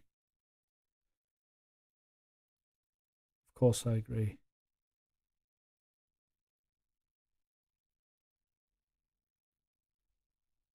I told a few people, you know what, I'm going to do a live stream. And again, they're like, oh, has there been big arse for it? I says, yeah, there has. One's enough. It's like the Batman. There's only one. Now we're 2, 3, 4, 5.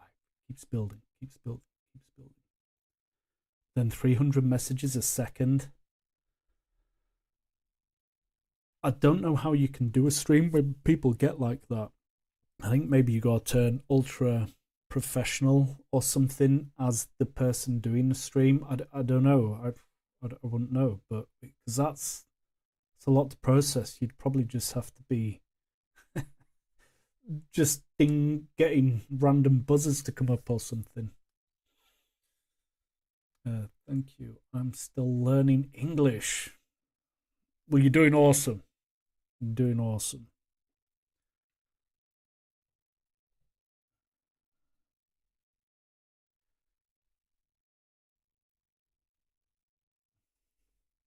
Well, I don't know if I should be doing more silver to that. It just looks so bare with just the bottoms, but oh, sorry.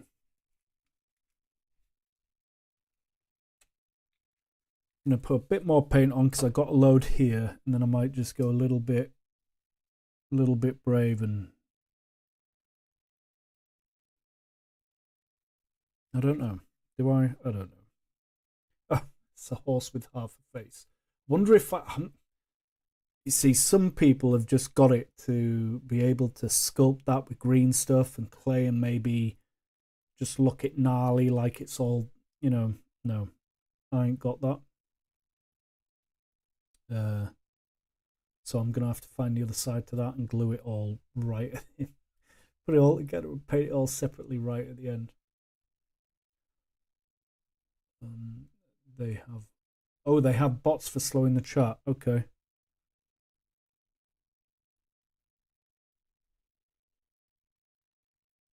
Makes sense.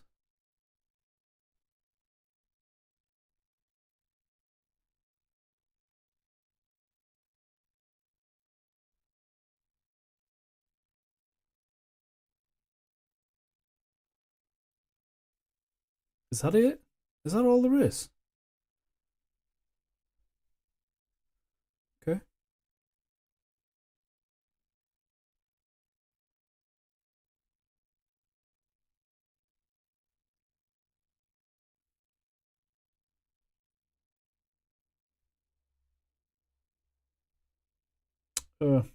Missed there. Going too quick.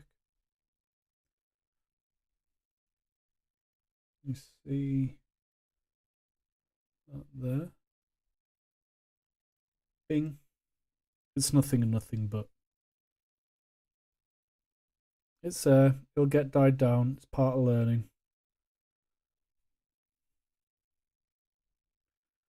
The colour looks very good. I love it. Oh, cool. Yeah, I'm a fan too. Reminds me of armor from Skyrim. Good shout.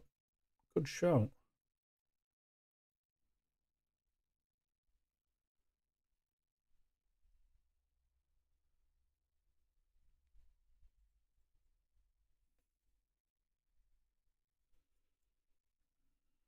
This is just a nightmare. If I'm not getting this properly, I'm sorry.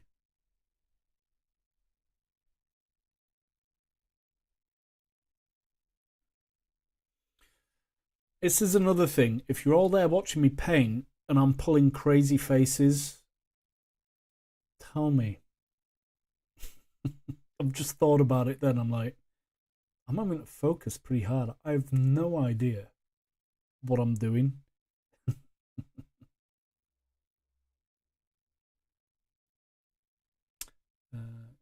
Yes, I'm from Europe.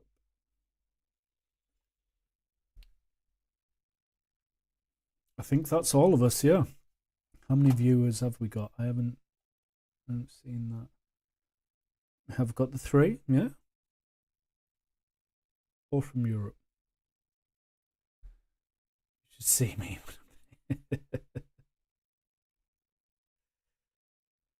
Is it like there's a few times where I've ended up like this when I first started, as well, tongue out, rolling all over the place. Right, I think, do you know, I'm gonna go brown. I'm gonna use a brown, like a dark red and a brown. I'm gonna paint the cloaks in off everything, and possibly that flag, you know, because the silver, it's kind of where it's at. That's all we've got with that. The silver will look the same as that eventually. I might just be a little brighter than that because they're proper dead. These Blood Knights, they've got money. They've been given some money to go whoop some butts. So, oh, the mace. No, does the mace need to be silver or black? Does it need a silver shaft? I often stick my tongue out and then didn't realise it was painting. What do we think? Does a shaft go silver on this? Or do I keep it that like green and just put a green kind of glow on it? Or try to put a green glow on it.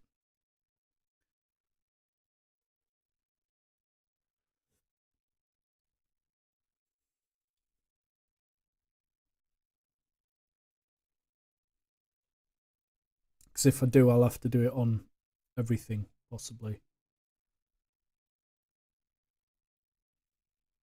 I love that green. I got you. I love this green. It's up to me.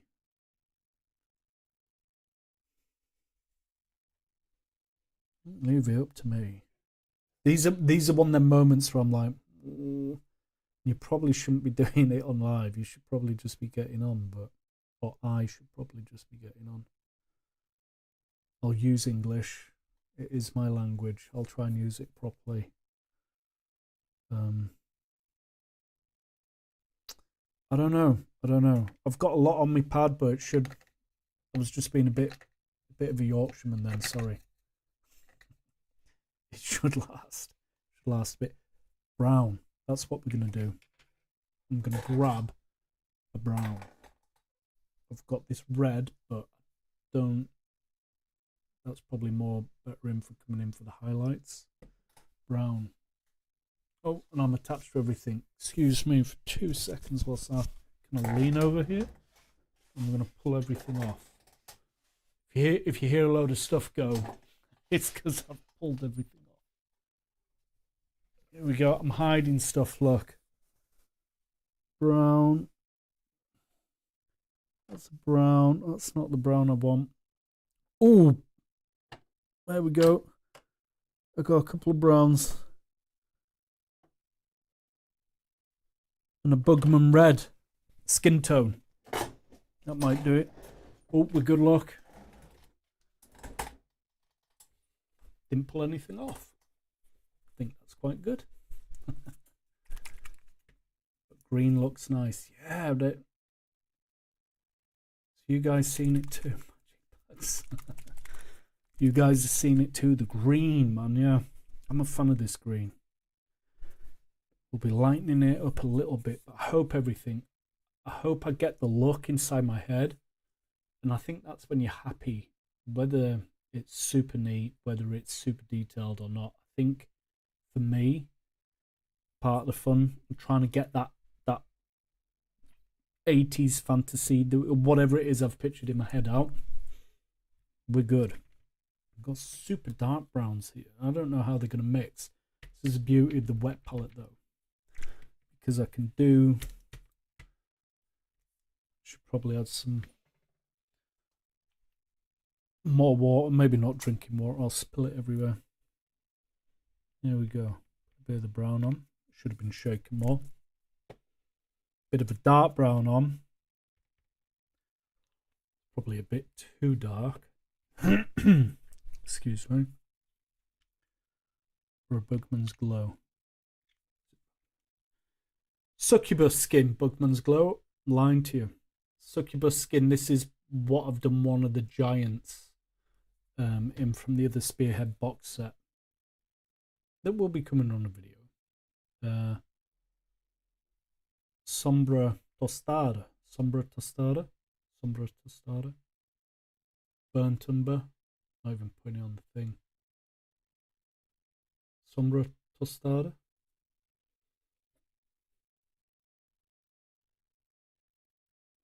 Maroon Lodo. Mud brown. I don't know if I've just showed you that or not. Losing my mind. So this is a brush I normally use, or the size. It is a 3, believe me, it's just faded and won't pick up on the camera properly, but the bristles at the end are going. I do use a wax for my bristles. After I've finished a session, I'll clean it and I will put the wax on. I'm a huge fan of heavy look, like very raw and heavy armor. That's cool. That's cool. I can't remember the name. Somebody has just done Death Rattle Skeletons. Of course they did when I did it. And there's their armor is done. They've done it so simply, and it looks even heavier and like got a real good rust on it. Really cool. If I remember, I'll put it up or post it or do something. I'm gonna take a spot of that, and I'm gonna take a spot of that, and I'm gonna mix it together. It doesn't look red enough to me.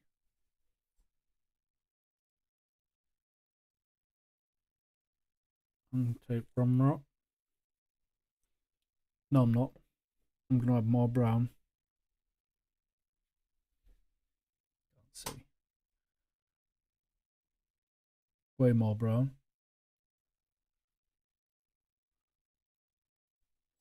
I have no idea what this is going to look like, you know. Hang on.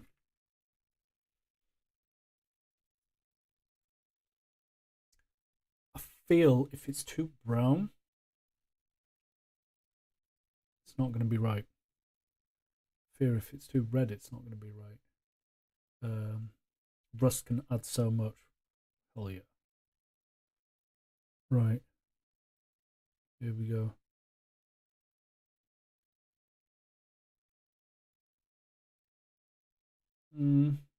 Not mad on it. Not mad on it. Let's just get it on and we'll see.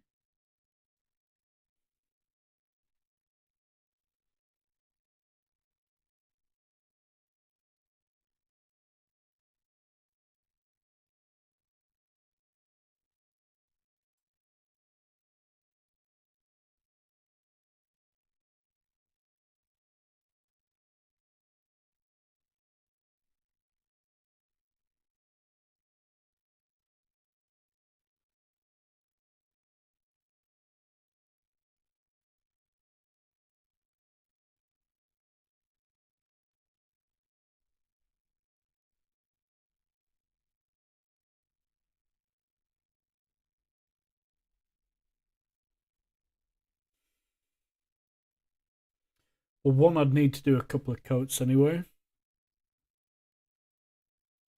because that would need a couple of coats. See how the transparency is just kicking through?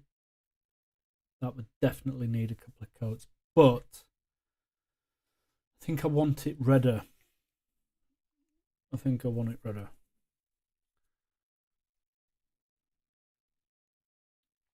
That's a bright red.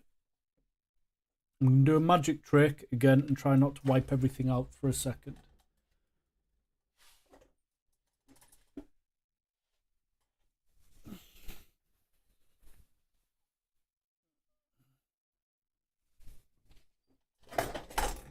Seems to have worked. Corn base red. I think from my point of view, this is the hardest part, or is there a harder part?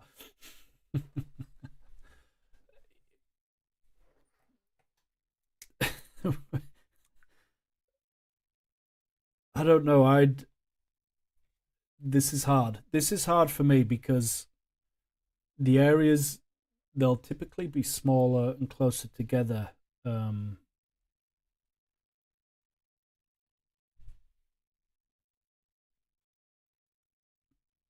But you just got to go for it. Now, because I'm unafraid and love it, I'm going to paint this next to the other one so I can see, because I can always go over this lighter colour, but I can always darken these down, which I think I might do.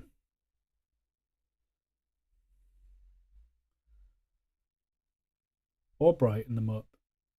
Sometimes I do like to just make it have that bit more fantasy to it. But we'll get a real look. And if you're going to do something, like I don't do testers, like I said, I learn from my mistakes. So if I'm going to do it, I'm going to paint it. And then I'll make up my mind. Could be stubbornness as well. I'm unsure. wish you guys can see this properly. That's the whole point of it.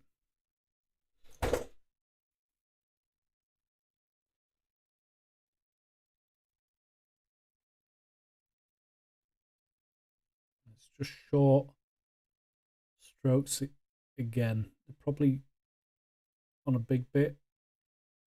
Long single strokes and then just short strokes.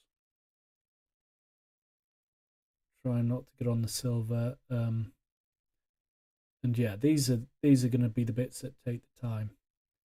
Just go steady around the tight bits, and then go loose again around the big bits.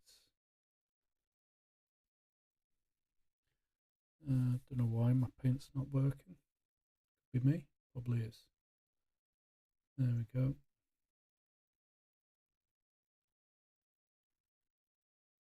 Sorry. Got a bit on the hoof there. Not too bothered about that. That can be painted black very quickly, very easily. Got a bit of the line in there. Now, on recessed bits, you probably don't even have to get in there if you're going to use some washes.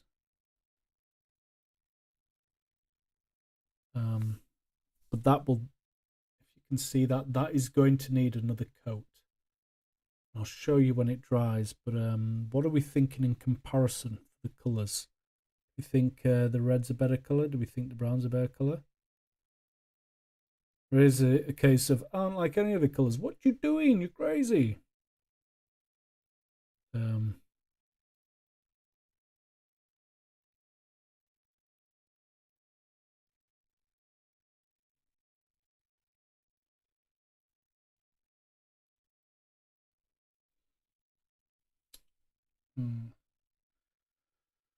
Painting colour is the hardest. The details are fun, but painting big chunks of colour is hard. Also, what do you think about the new monster? Okay, a couple of questions. Yeah, painting colour. You've normally got to do 2 layers of something or a thick first coat of something. That's why I like the slap chop method, because it brightens it up with a dry brush typically. And then the speed paints are so good if you like the colours they have, because you can do that in 1 coat, and then the same with the contrast. It'll go dark enough and thick enough. Maybe not every single paint I'm talking about, but it does go dark enough, and then you can highlight it. It's pretty cool for that, and really easy to paint. Big chunks of colour is hard. On big vehicle, on I'm yabbering now, sorry. Get me yabbering. Yeah, big areas like vehicles and stuff or whatever is really hard. It will be with Vargeist as well when I come to do those, but with stuff like these, I'm gonna take the magnet off so I don't break anything. So these that'll be coming that I've done magnetize the hands and stuff as well. Like trying to brush either with a big brush or a little brush on something this size with the area, do not have the skill. Do not have that ability in me yet. So this is the way I've done these is different, like with a sponge and a stipple technique. Dry brushing, stipple technique. Dry brushing, stipple technique. They will be coming out in another video. And I was trying to do 3 different skin shades, because that is nuts. How people are so good at doing skin color and skin shades different. It's so cool. It's definitely an ability. I've tried, but you know, I have to watch a video, see how I've done with that. But yeah, big areas are hard. Also, what do I think about the new monster manual?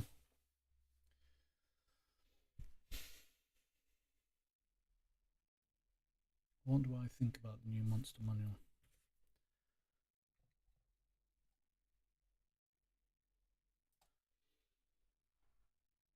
I think this. I think it's the same. Essentially, I think there's less in it. Feels like there's less in it. But I mean, it makes sense, like the format and everything, and the way it's done. So far from what I've read, it appears, you know, it's easy to read. D&D has got better, to be sure, for me, in my opinion, at being being able to read them, especially the campaign books and that. There's different levels. I'd say they were different levels because of how much information, how easy they are to read. I believe that the books, in my opinion, are always getting easier to read and understand, which is always good. But as far as monsters, I'm making half of the monsters up in the stat blocks and have been for about 5 years or so, like a long time. So it's never really from the book, but hey, having a book helps. You can get everything online, but I'm the same, or I am a person that likes to read the book, even over apps. Most apps, to be honest. I know that's, you know, might not be a shared opinion, but I like the book. I like the book. And to me, it's the same as the other book, though. Other than the changes that are the changes. Red, Isabel, red. Okay, yeah. I'm liking the red. I feel like I'm feeling the red more and could go up and down with it. And once the green's got a bit of a highlight and then darken down, yeah, I think we'll go with red. Plus, it's really nice to paint. Nicer than the brown to paint. That wasn't nice to paint. I love this skin color. Is another level of skill. Oh, for the giants, it is a different skill, but it's not painted. So starting off with 3 different colors: a dark red, a medium red, and a light beige, and then going up a tone every layer with either sponging or stippling. I did a video on blending, slap chop blend or something on one of them, and that's when I first started doing like a stipple or a layer to see how to do it. And honestly, using a sponge on something big that's hard to paint, way easier to sponge and stipple. Changes the game, sure. Yeah, I cannot. I cannot. Oh, okay. Red is the best. Like my profile color. Okay. It is red. It's going to be red. We're going to do this.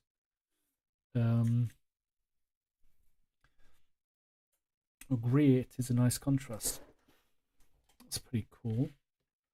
All in ingredients. Okay, I'm going to get some red onto the paint.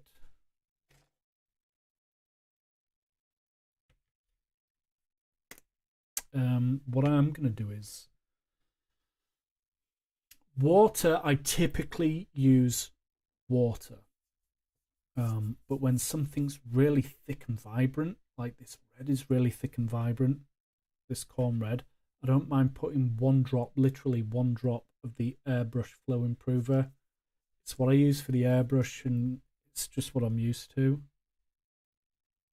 Literally a drop. Not a spress, not a squeeze. I'm almost letting gravity do the work and drop out onto it. Like I say, I got used to doing very watered down layers to begin with. And if you've got it all over your brush like this,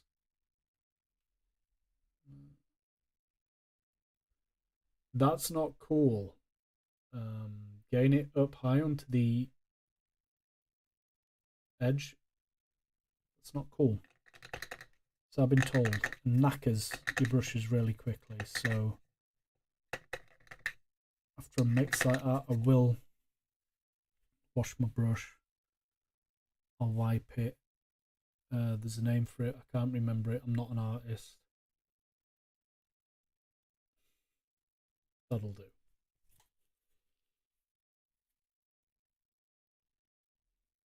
Okay, I'm going to leave the brown till it's properly dried before I go over that again.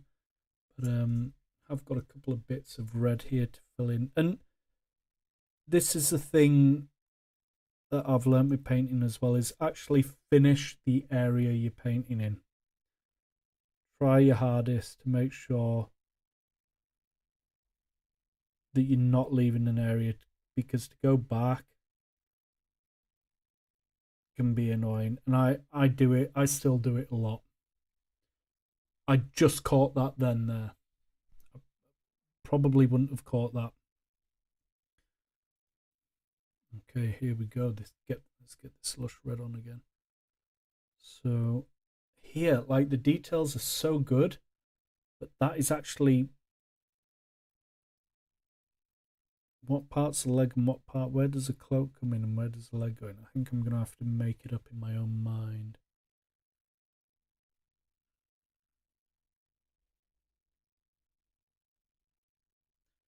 Just go very gently near the edge of something else and then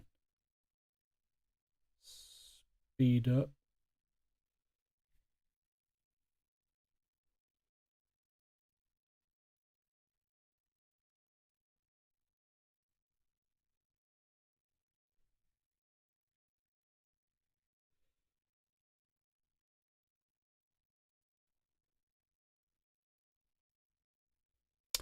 The red looks way brighter. I've just noticed then.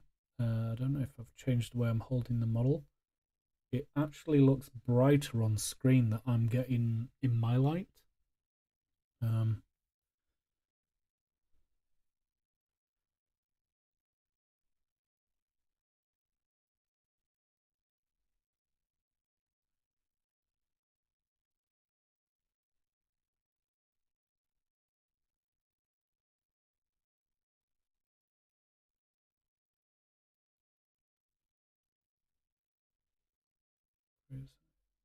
It is like maroon red colour. I like it on the horse.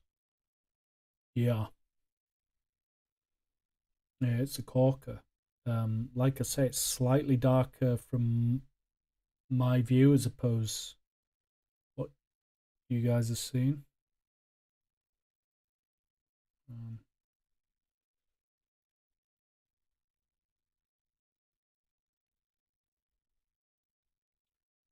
I have a question.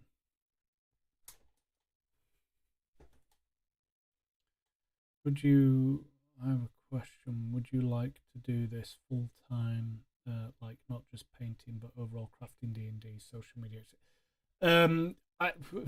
This is slightly embarrassing then. I am, well, yeah, would love to do that. Would love to build community. I'm working full-time hours. It's all I'm doing. Maybe I'm not up to speed or something yet, but absolutely, it'd be an absolute, it'd be a pleasure to do this. Of course, it'd be an honor to do something like this, for people to be able to just see a bit of real, you know, taking the fear away is my thing that I'm wanting to try and get across in the painting, in the D&D. It's that community vibe and feel it. People say it, and some people, you know,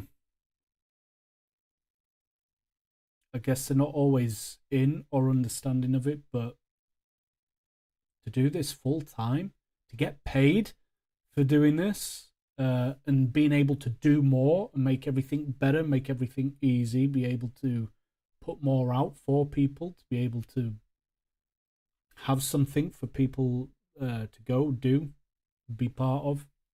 Absolutely. Absolutely.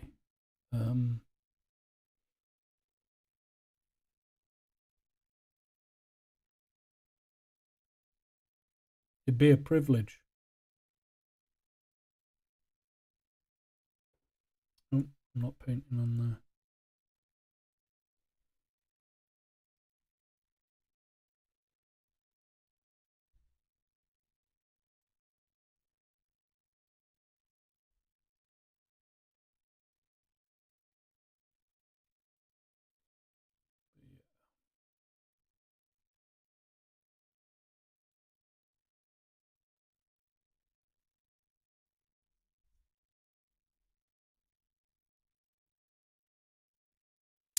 Yeah, we've got some hard bits coming up again.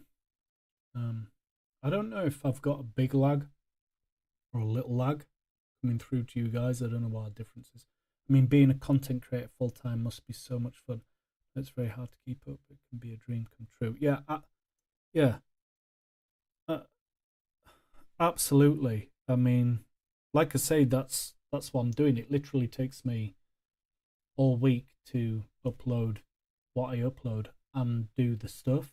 Yeah, I've got some stuff in the tank, only a little bit. But yeah.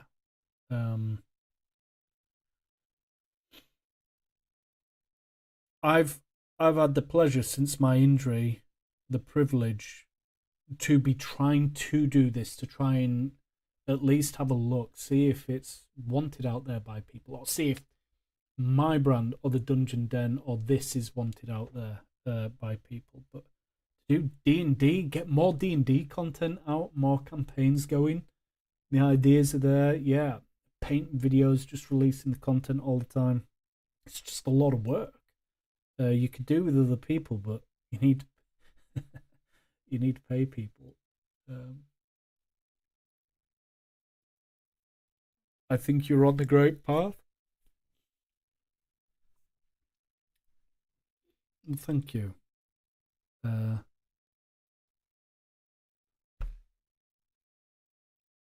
am trying. I am trying.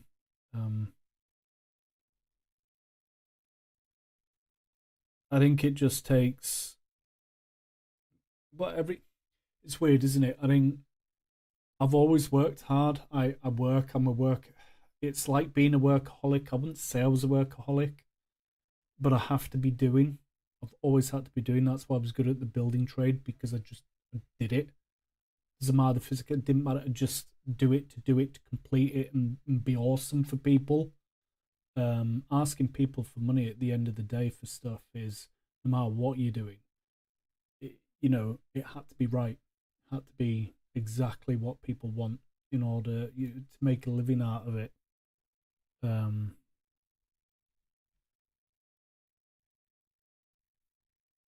so when the difference here with, for me, content creating is I'm doing it all, but you're not. It's not. I don't know. It is a weird thing. I don't know if it's because the social media aspect to me is newer than it maybe should be for somebody my age. That's a very fair. That's a very fair thing. Even though I've been watching YouTube for years and stuff, like back in the day, we joke about, oh, let's do battle report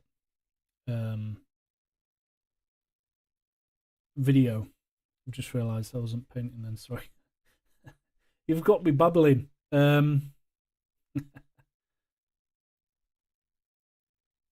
Yeah, doing a battle report, and the time and the effort that we then realised then to do it, to get it done.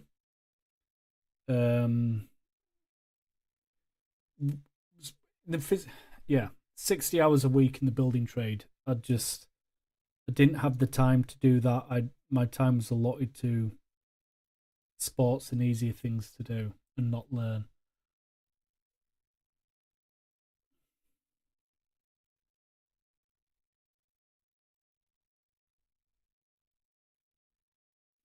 Wow, this is hard under here.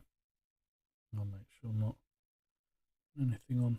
But I mean, this is a reality of painting. I'd have probably got all the red on if I wasn't talking as much, like as a whole stage. By this point, I'd have probably got the red or the brown on. All of it at this point, maybe, but it takes a long time. It takes ages to create this type of content, which FCF, I know you know. I know you know. Big respect. But yeah, I guess I'm still pondering on that question. Full-time content creator would love it. Like, be crazy not to. Be lying to say that that's not what I'm trying. But knowing that you need so much more to go, or to be doing things, learning to do everything better, more professionally, or I don't know. I think I'm part stalling because I'm starting to panic about painting this red now. I'm talking and I've not got anywhere where it shouldn't be yet. I feel that might happen.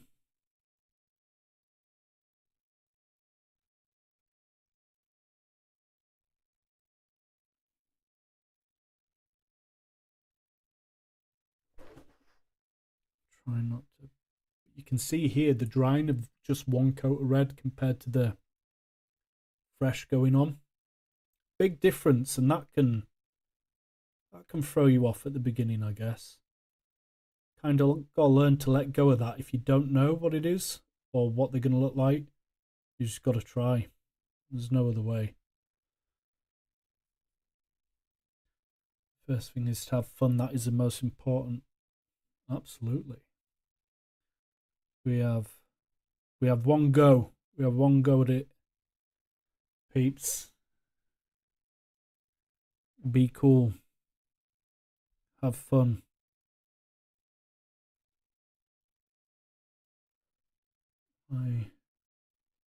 Sorry, might have to just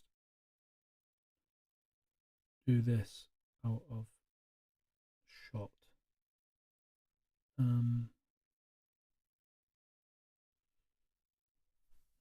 love how it looks alone. Fine color is perfect in this one. Yeah. All right.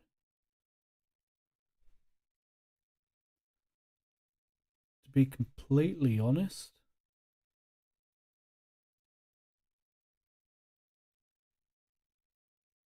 I can't disagree. I don't know if you can tell, but it becomes patchy. Even though I'm trying, it is patchy after one coat. After a second coat, you'll never see anything. Look there, around the back of the horse's leg. I think that was meant to be horse's leg.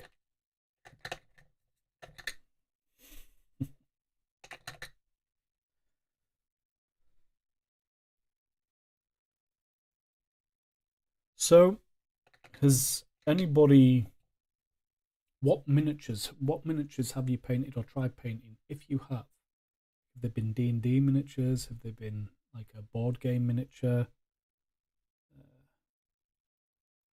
Or have you not tried miniatures? And would you try miniatures?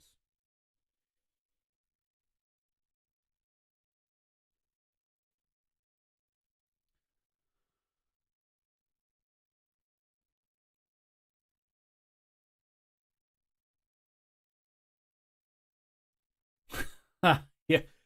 Streams that were 5 hours long. She severed out stream. It would take like 4 hours to do. Yeah. Yeah. That's good. It's true. It's true. So, do I do the Coke? Not doing Coke. The cloak.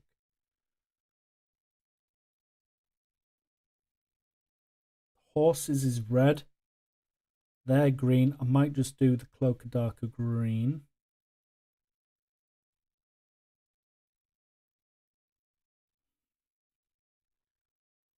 That will need another coat, but I think...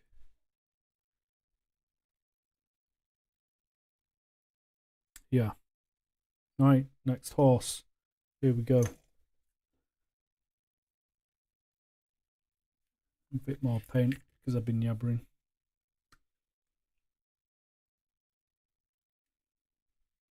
On a number 3. I did paint on already painted minis of Witcher for fun. Okay.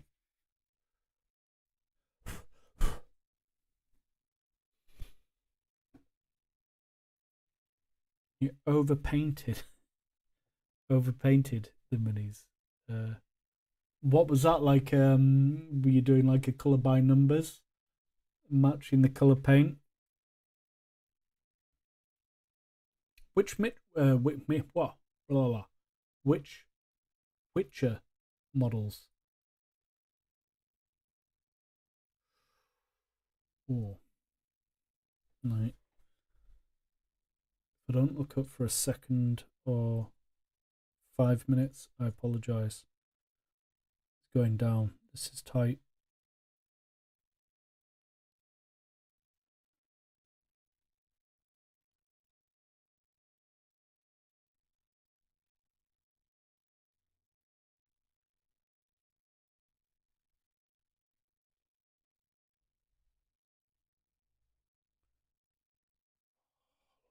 Look, those little skeleton skulls. I've seen it. It's hiding from me. Try not to get paint all over your hands, then all over the minis. You see him. But believe it or not, but that blob on the end, that's a skeleton. One of those silver skulls that have been doing silver. Easier to see where I'm from.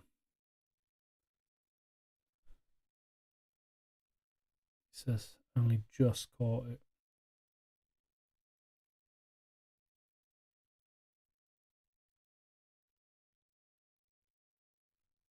The straps are all over. It's such a cool model. Look at everything in it. But wow, this is taking some brain power off me. The cache is full.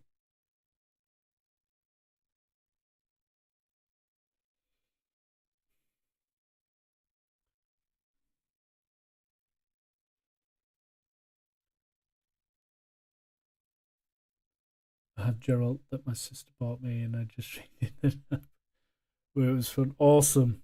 Yeah, absolutely cool. Gerald, what a character.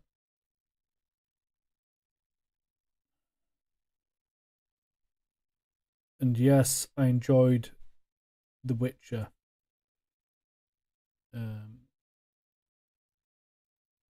Enjoyed one more. I did like season 2. Loved the ending of season 2. That was cinematic. Okay, I've got a bit of red on that boot, but I can live with it. I'm gonna have to at the moment. Woo, this is fiddly. Embrace. Learn to love it. Have fun. Chill out. All good fun.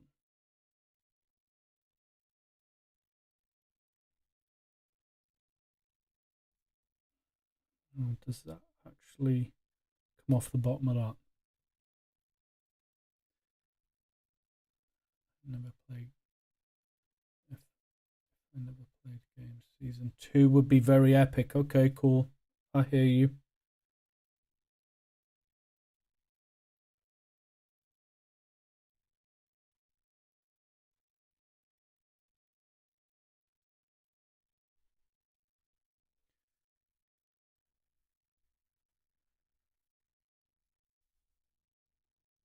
Starting to compare the same situation with Rings of Power.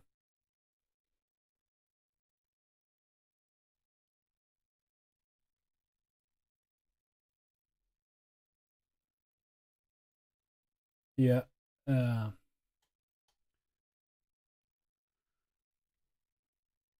Put some money in the visuals on Rings of Power. That's for sure.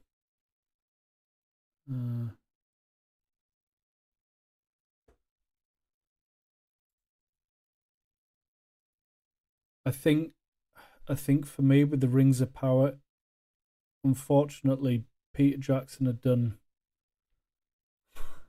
Lord of the Rings. It's kind of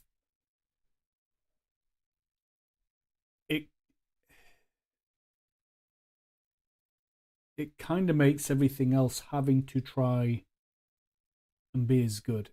In my opinion, it's not even my favorite film, fantasy film, but it's just probably the best made in my opinion, and awesome. And I guess after that, it's hard for everything. So I love a film called 13th Warrior, but if people haven't seen it and they're like, oh, how's it compared to Lord of the Rings? What do you want me to say? There's not much I can say. I like it. That's probably...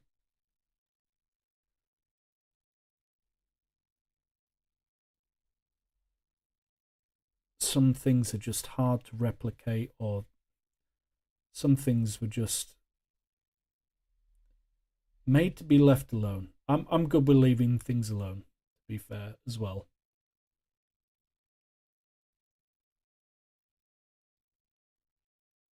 Not like this cloak. I'm butchering this. It cannot be compared to classics like that.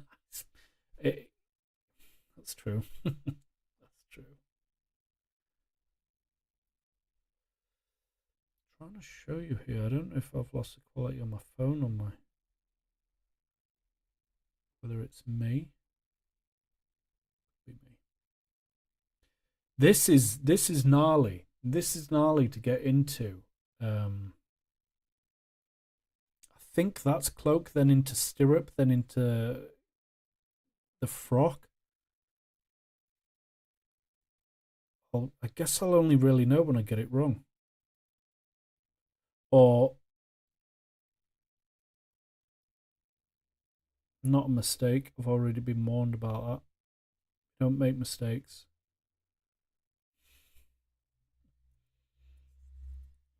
It's finding a way to be able to record it for you guys as well. Me to actually get it. Way too much paintbrush on my brush. It creeped right up to the end. It's no good for nobody. Right. Hold. Is that just leg? I can't tell. Hang on a second. The models are so good I can't see what's happening. Right. Okay, here we go. I said I'd have done 5 models if I wasn't online. I don't know. Changing my mind. More red. Rings of Power is trash. That's been most people's opinions.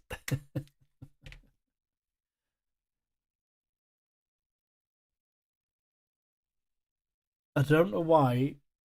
I tried with it all the way through. So I've watched it all.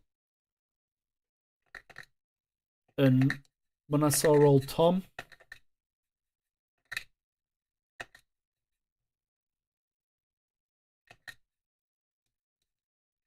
well, I went on and watched all of Wheel of Time after. The moment Tom came up, I stopped concentrating really and watched all of the Wheel of Time.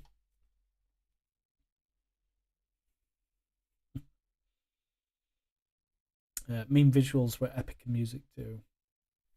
Yeah.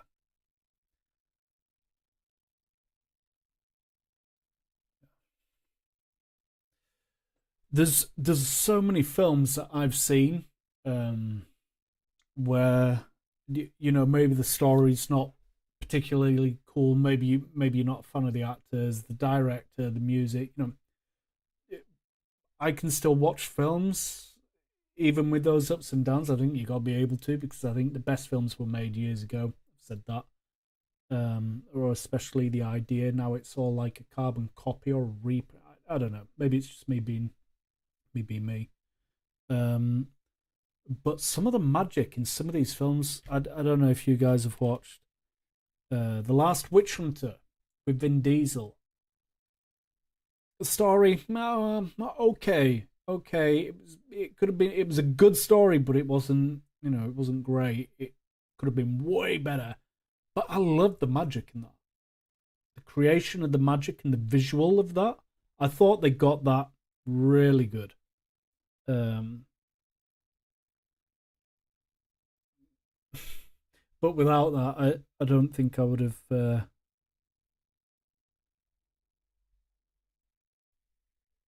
had the same opinion.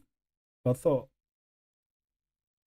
sometimes films get the magic right.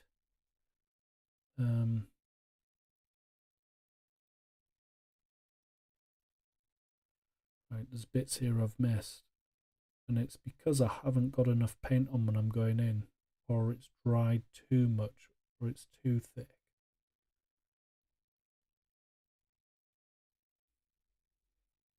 I think I can't tell if that little bit on the hind quarter, I think that there, and above it is stirrup.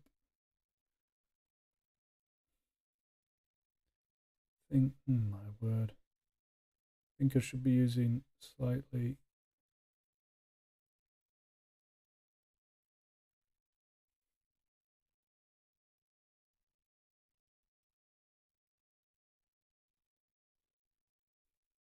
I don't even know if that was worth it. I don't know if we'd have seen that at the end of the day. I think I've painted everything on that one. Yeah, I don't know what to do the cloaks. Maybe I'll do the cloaks that beigey brown, as in the cloak on the rider.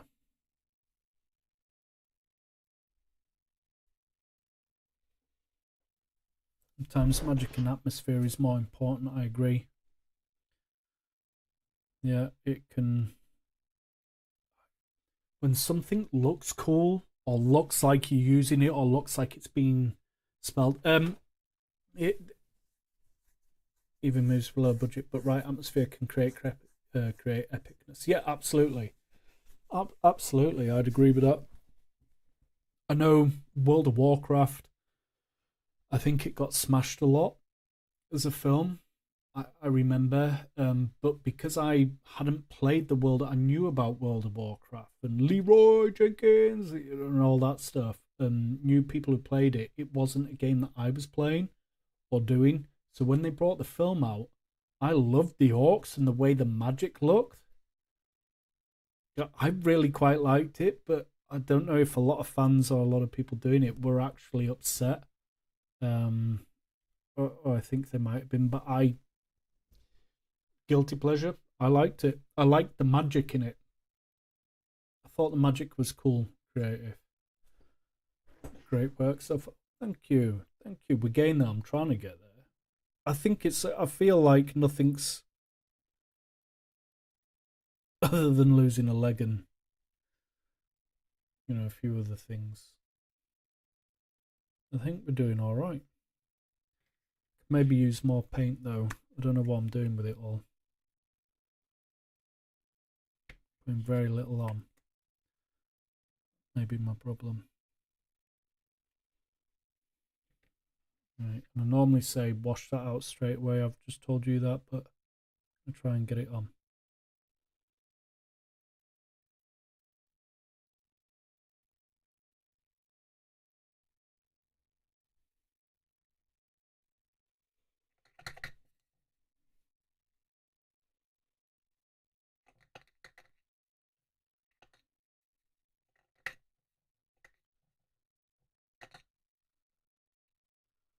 It is so cool to hear that from the perspective of someone who didn't play but watched the movie.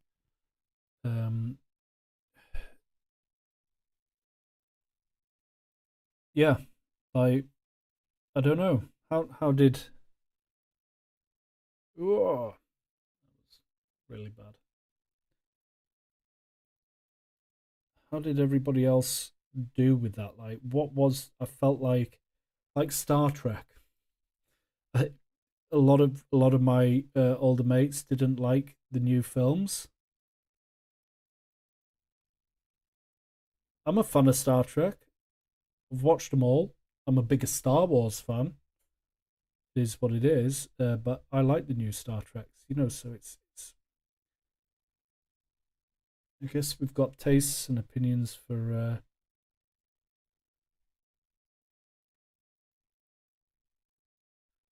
Boring if we all had the same all the time. I've pulled that on a bit too wet, but I think I'm going to get away with that.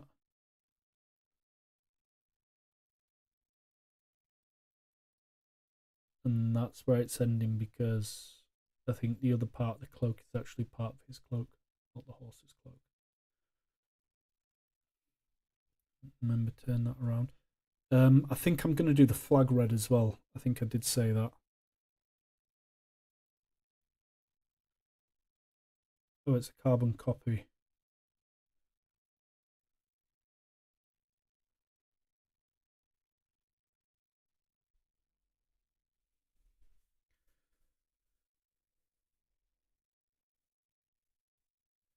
Huge Star Wars fan here too. Fantasy. Do you prefer 1, 2, 3, or 4, 5, 6?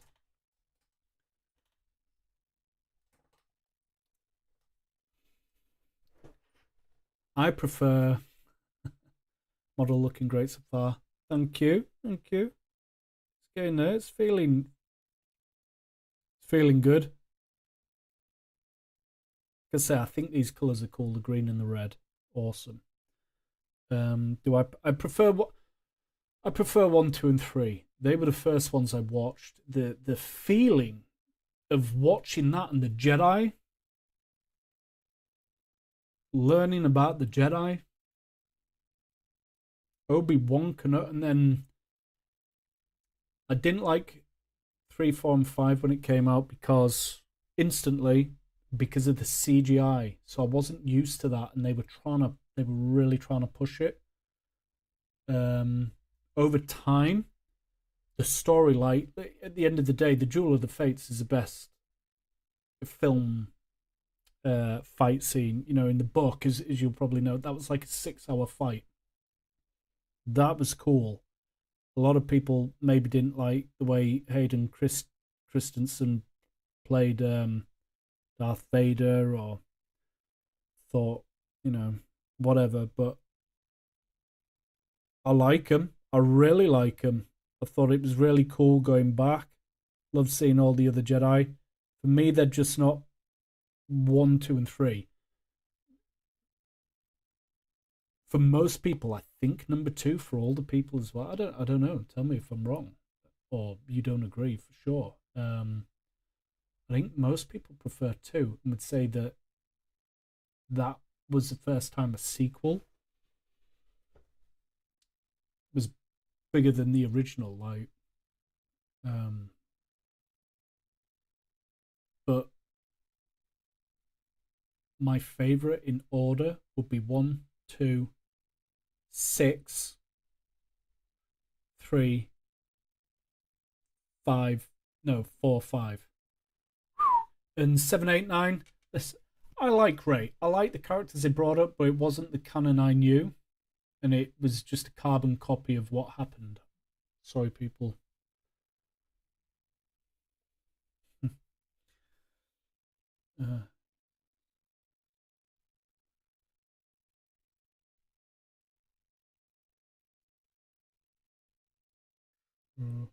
He was handsome. Who was handsome? Who did I say? Who have I met? Oh, Obi-Wan. Obi-Wan Kenobi. There's a fan video been done on that on YouTube. I don't know if you've seen it. It's a fight between Obi-Wan Kenobi and Darth Vader, the bit you didn't see in number 1. Just said the order. We got it. We got it.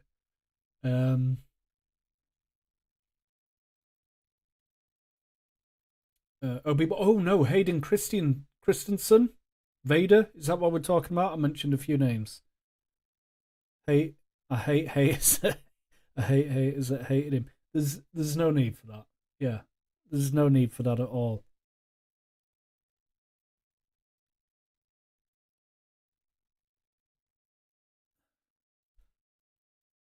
Hayden Christensen. Yeah. Okay. I think he's an underrated actor, and of course, fantasy is just above Star Wars. That's why I love Star Wars, because it's science, it's Jedi, yeah. Jumper, underrated. I love it. Love it.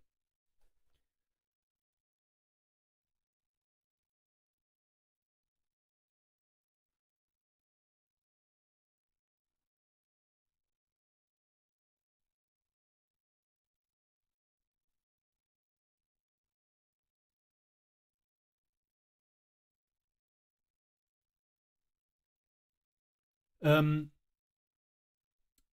yeah, they've done like that. Was I saying that? I felt like I've already been saying this. They did the fight between Obi-Wan and Darth Vader from number one. It's a fan favorite, like a fan film of it, the fight. And I think they've done really well. It felt like a nod as opposed to a this is how it should have been or what it was. I really like it. I can't remember what it's called. Is it called Reimagined Scene or something? If you haven't seen that, just give it a check out. Now I heard Jewel of the Fates in my head. Yeah, awesome. It's awesome. My favorite Jedi. We're going a bit off the painting and the stuff here, but that's cool as long as you guys want to listen to an old geek like me babble on. I'm all in for it. Any conversation. I'm having fun. Thank you. This is cool. Oh, I'm just gonna paint this off because they're really hard to get in. My favorite Jedi is, if anybody's played the SWTOR games, Star Wars of the Old Republic and stuff, my favorite Jedi is Ko Sundarach. And when he stands off against Lord Vindicant and his master, and Satil Shan sends her on the ship, and they go and tell them that the Empire is coming. That battle he has, it's only short, and he ends up getting felled. Yeah, I know, but that's badass. Choreography, everything in it. Yeah. It's a master of all forms. A battle master, known in the Jedi Temple as a battle master. Yeah. Come on. He's my favourite. With Obi-Wan as a close second.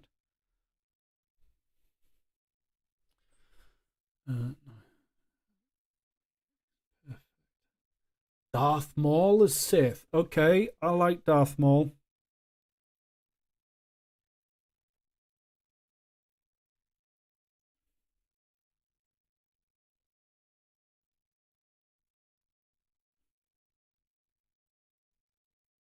You know, the cartoons that they followed on with the Clone Wars and everything was epic, man.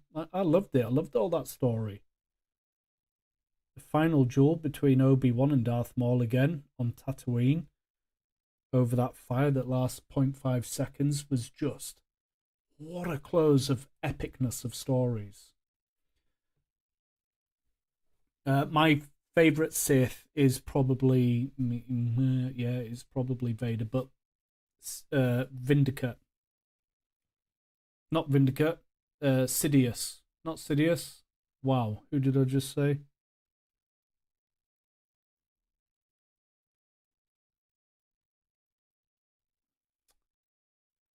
Oh my word, got too excited now.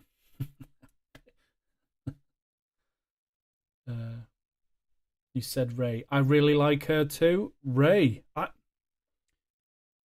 like Rey. My favorite female is Satil Shan of all time. Rey was cool, man. I liked Rey. I thought she was a cool character, a cool concept. I really liked it. It's just the films in total just wasn't meant to be. And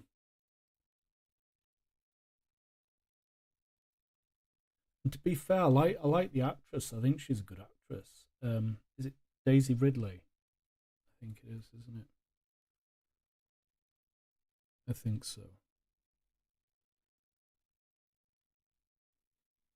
This red is really hard on here to... Yeah, I know I've been talking and yapping, but really quite hard to see if I've got all of the details.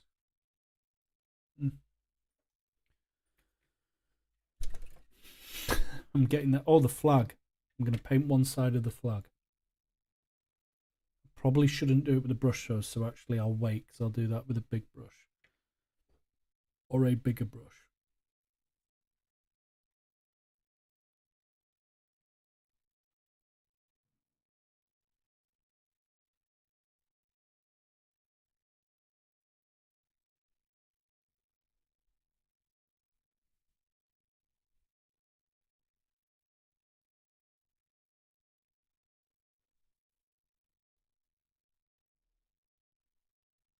There we go.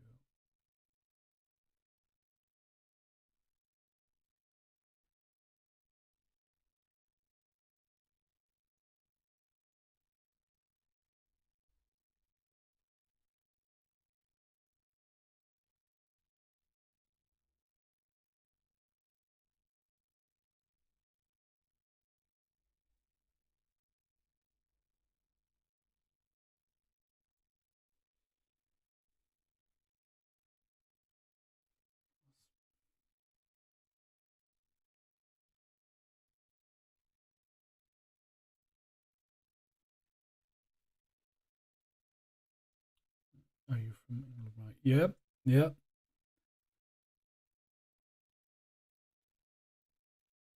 Born in the south, raised in the north.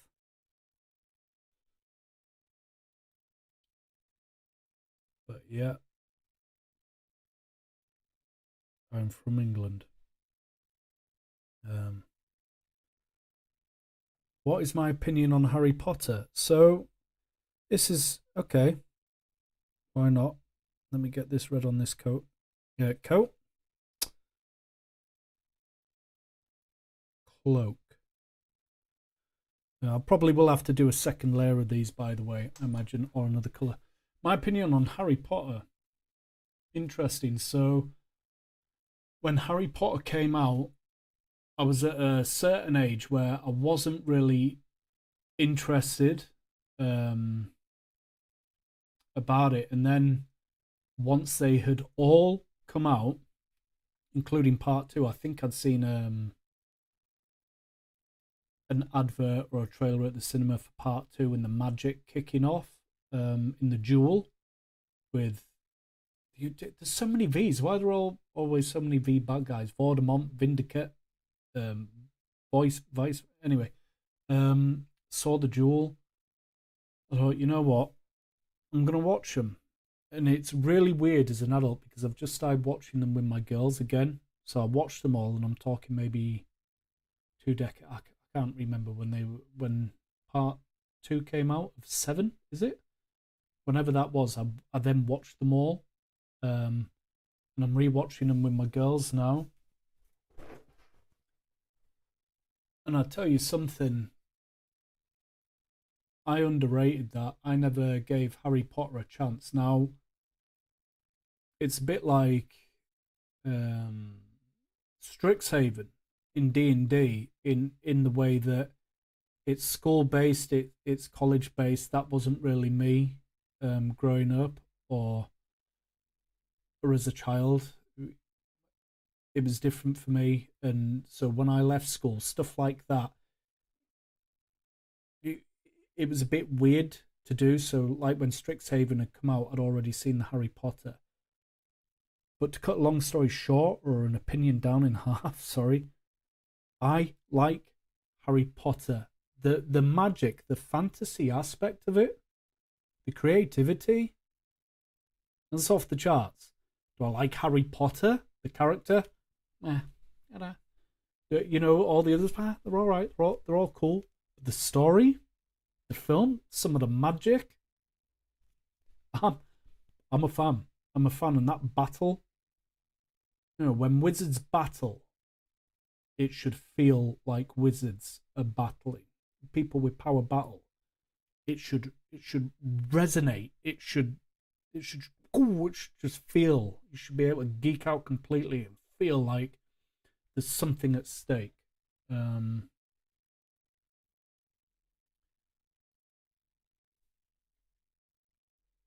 Here's the thing. In D&D, I've created my own spell on D&D Beyond.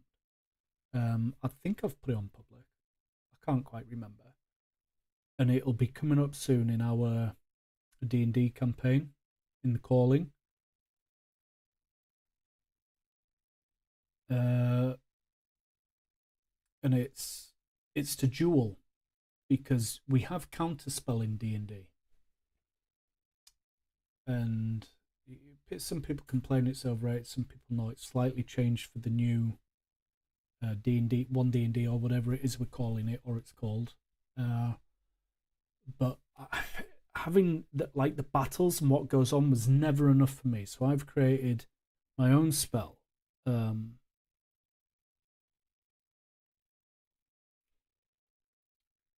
it's a duel, and it's for ranged and area spell effects.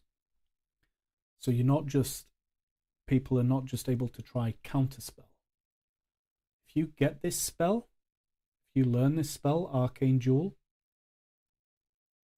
It was Arcane Duel. That might be the name I've landed on. I can't remember. I had two names. You're asking me now, and I daren't pull anything up in case YouTube crashes or my computer crashes. And it lasts over 3 rounds. You can actually tie in combat with whatever it is, whatever spell, range, or area effect spell is going on. And you have to roll Constitution saving throws over a period of 3 rounds. Loser takes damage, basically. You can choose to give up, but when the connection is lost, you take a big bout of damage. You have to use expend your spell slots to equivalent. And if you don't have the spell, you're at disadvantage for your Constitution saving rolls. And we've just done it in an episode. So that's in another 7 episodes, I think it is, where we've just brushed across it.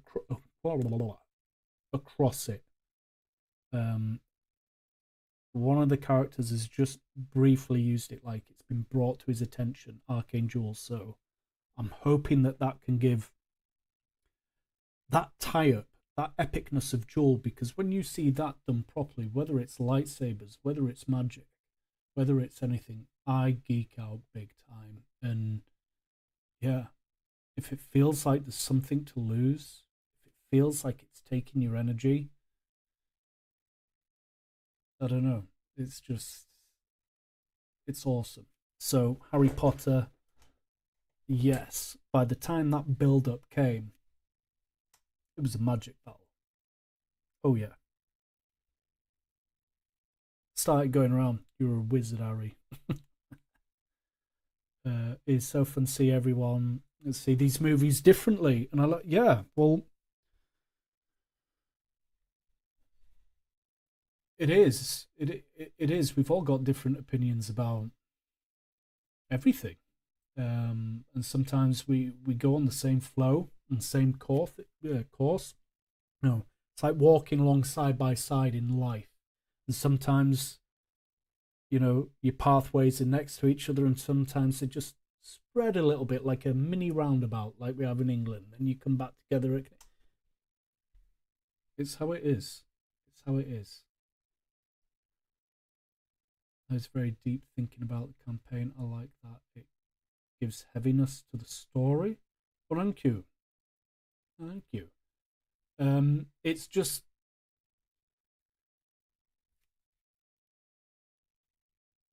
I'm gonna have to dry my paintbrush. It's complete. Wash it. Sorry, it's completely dry. Yeah, Breen. It's always been cool. When I played, I was always ended up being a cleric. Always ended up being the cleric. Who isn't there in the party? There ain't a cleric. No bother. I'll be the cleric. So I got used to playing clerics, and I got used to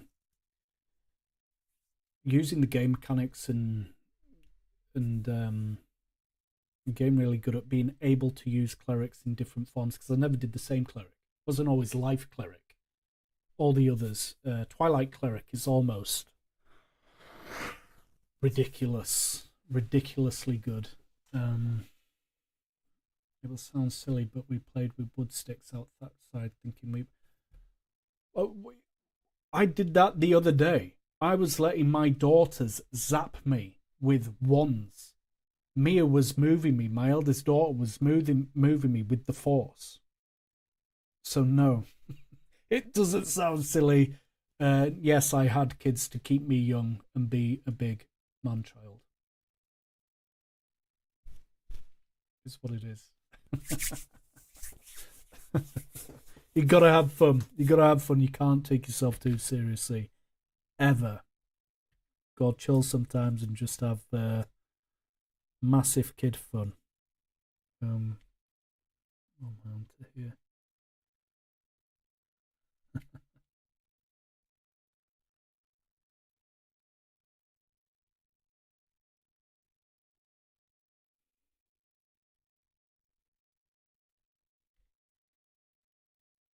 Future D&D.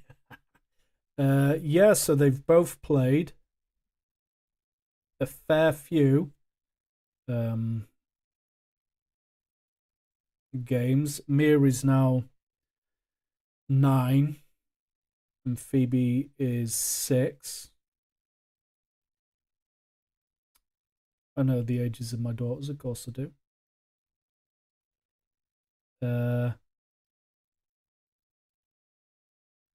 Phoebe started playing at 4,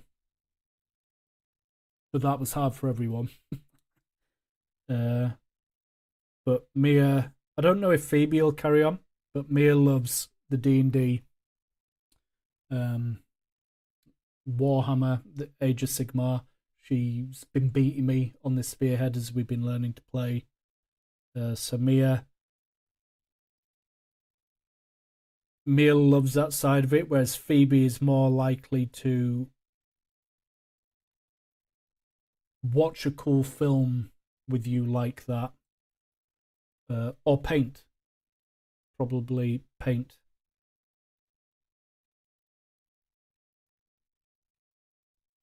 Maybe not like D&D or Warhammer or stuff like that, but painting stuff for sure. Like, she's just painted all the clay. She goes to the clay pottery things, builds them, and then paints them. Must be so much fun. Usually it is. They will return to it later in life. Yeah. The door's always got to be open. Yeah. Surely. And it is very weird that they're both very much like me in that sense. Like, my wife doesn't play D&D. My wife won't play D&D. Board games, painting, none of that. Whereas the girls, she'll sit down and draw with them and cut stuff, cut paper dragons, that type of thing. So still creative and still drawing and artsy. That side, but it'd certainly be cool if Mia was to play, or the girls play with me as they got older, old enough to come and play on YouTube. As a dad, come on, insanely cool.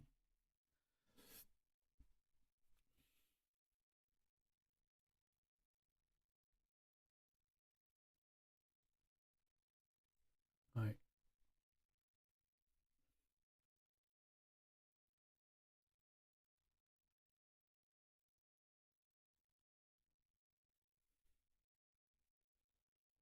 Let's get a bit of this painting on. And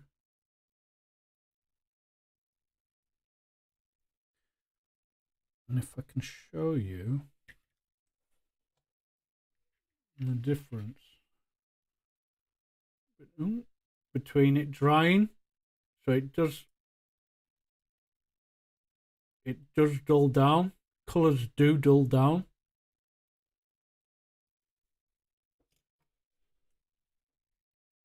So I think that's just something to get used to. Sounds cool. That is a life goal.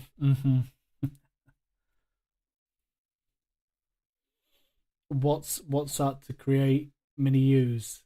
I'm following on Instagram, dad and daughter, and they have whole homebrew well created. That's cool. That's cool.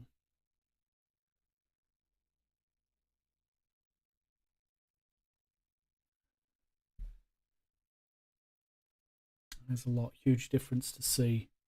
Yeah, yeah. Um, that I remember when I was first painting the AdMech, that was red as well. They were all red.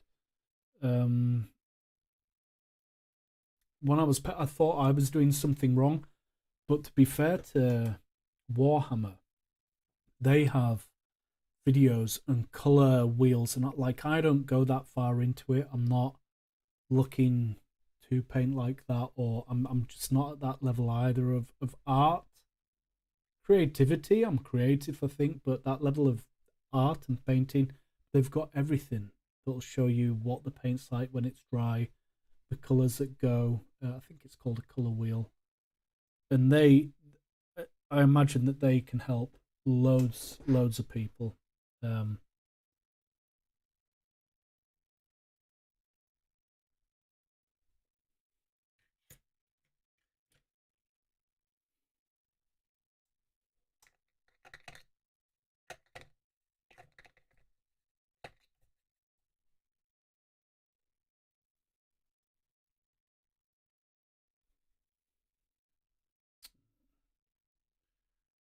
As a heads up,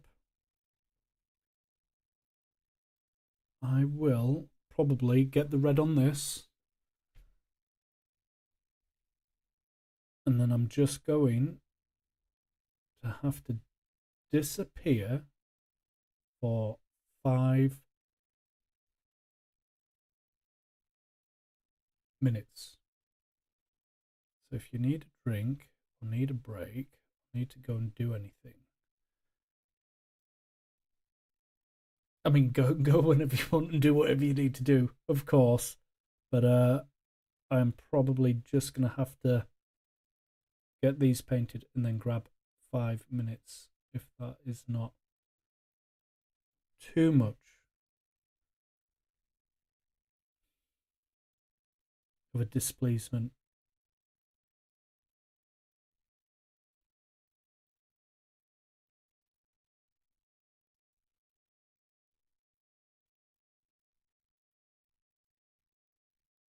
See that edge? It's quite hard to get the light in.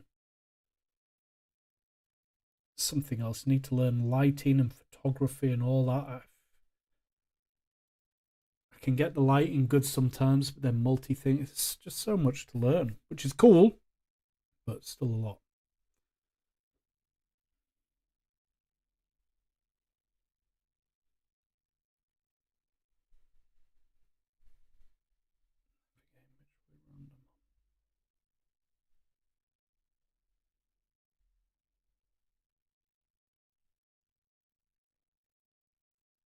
It's a shame because if I'd have got maybe a music thing sorted, it could have been elevator music for 5 minutes. Surely you have elevator music everywhere. Is that can't just be a UK thing? That's got to be everywhere. I think the process is the coolest part, learning, for sure. It's such a cool perspective.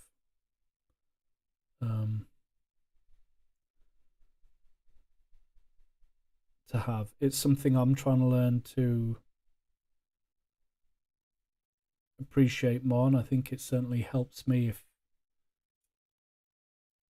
you gotta be enjoying yourself, and part of that process, start to finish, looking at things.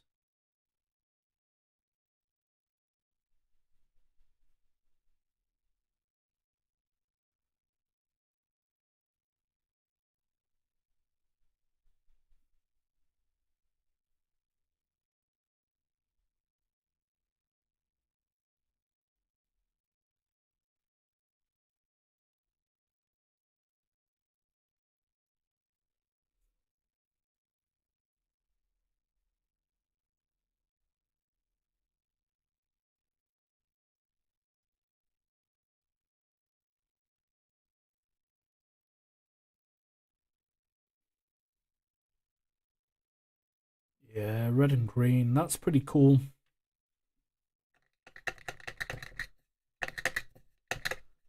Getting a bit cooler in here as well. It's not freezing cold temperatures in the north, but we get to like 2 degrees and minus and stuff. You know, it gets. I'm outside in the studio. I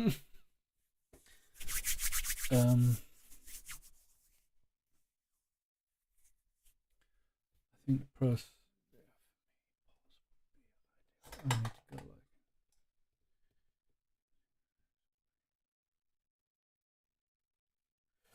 For me, pause will be ideal. I need to go like in 20 minutes. Well, that's cool. That's so cool that you've been supporting and being part. Thank you. We're going like 20 minutes. Okay, okay.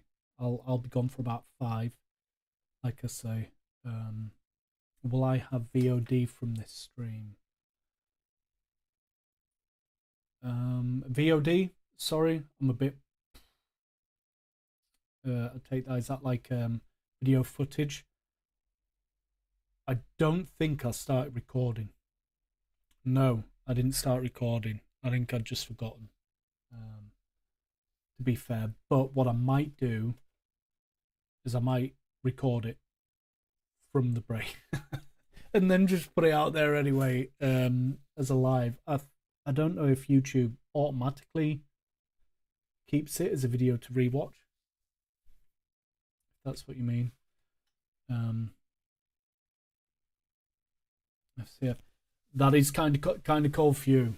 It's a bit warmer where you are, huh? No.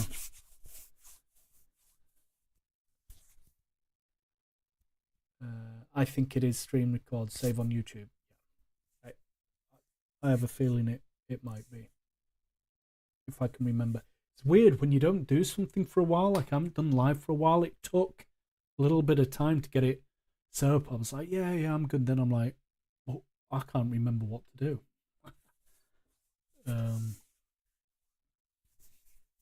Yes, it does. Right. Well, I am going to go for 5 minutes. I'm just going to put the blank live screen up for 5 minutes. So don't worry. Nothing's crashed. Nothing's gone wrong. Just putting the screen up. I don't have any elevator music to play. So I will be back in 5 minutes or so. If I'm going to see you in 5 minutes, that's so cool. If I'm not going to see you in 5 minutes, thank you so much. It's been super, super cool. Okay.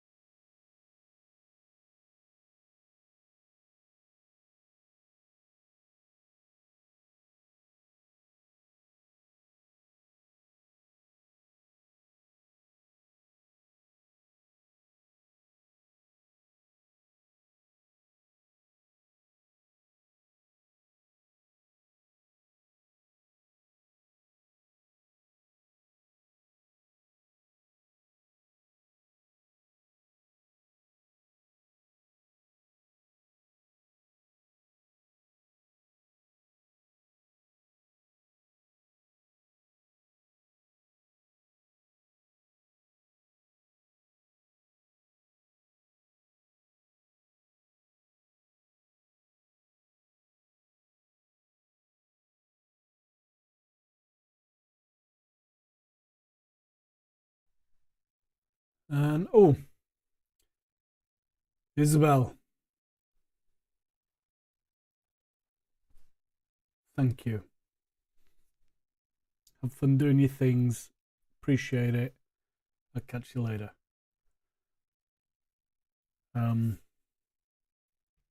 FCF, still here, I think. Had to get a coffee, warm myself up again. Let these dry a little bit.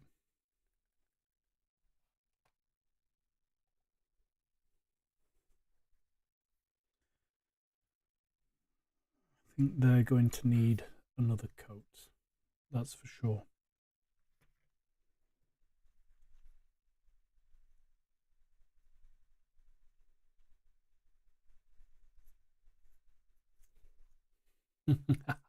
Excellent. Ready.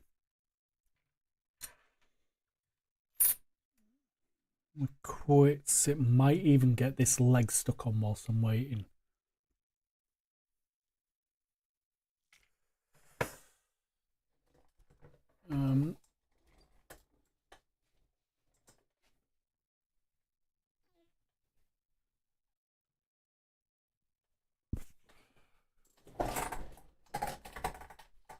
There we go. Sofa Nicotine. Finally, hot coffee. Yeah, hot coffee. Sorry, it is going down whilst I'm waiting for these to dry. Yeah, it dropped a few degrees suddenly in here. Got cold.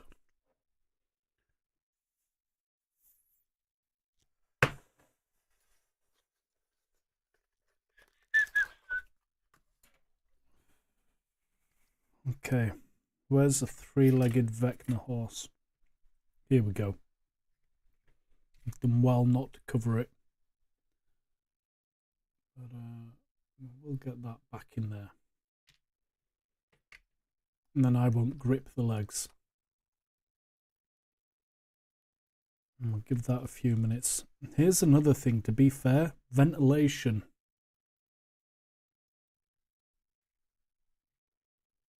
It's a real thing.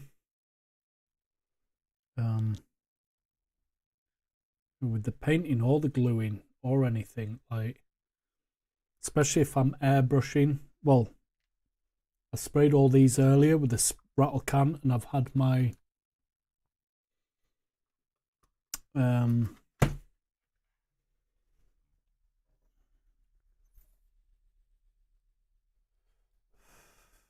airbrush machine on, air filter, whizzing for a few hours trying to get all the smell out. It's a real thing.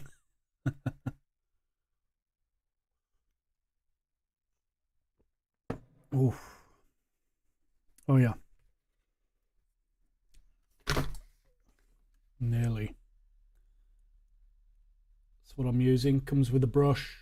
Really cool. Apply it, let it go a little bit sticky.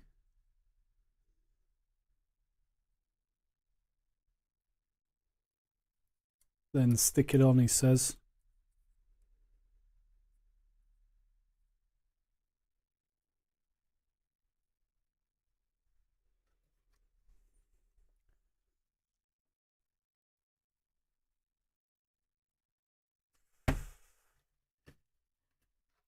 I think I need capillary action.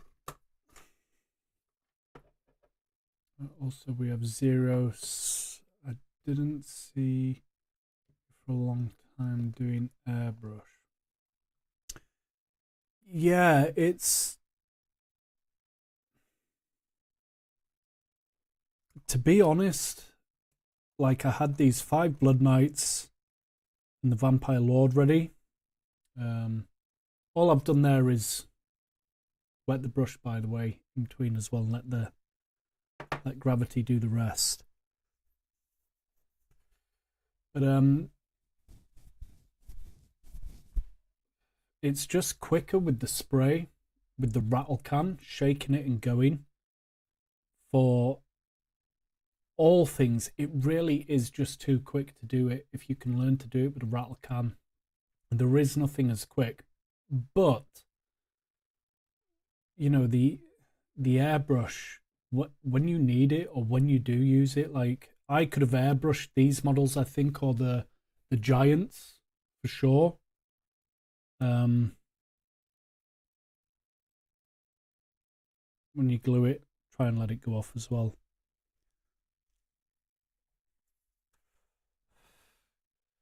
But I think if I'd have had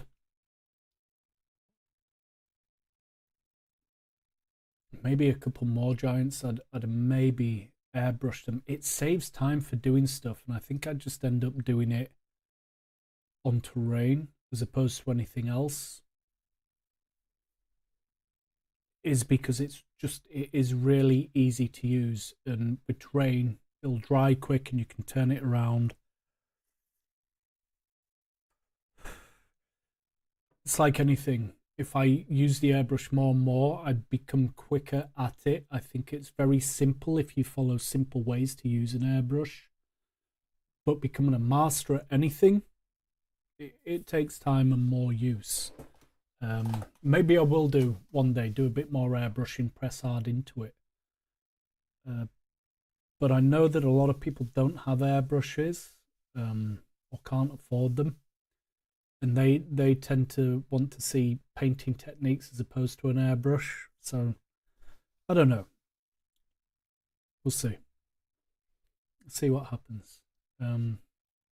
Also, we have 0 Celsius temperature here. Yeah. Chilly.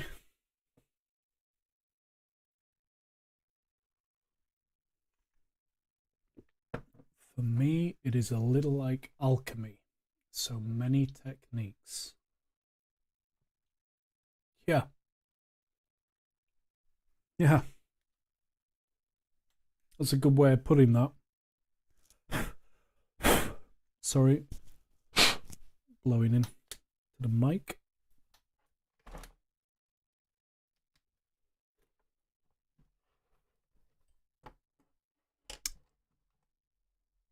And I think a part of doing terrain and stuff, you know, different techniques, it's, you know, some people, depending on what terrain you use and build, you're saying you do terrain as well. What do you Mod Podge? Do you Mod Podge your terrain? And if you do so, do you add the paint with the Mod Podge to seal foam terrain? Or what type of terrain is it that you do build? What materials do you use?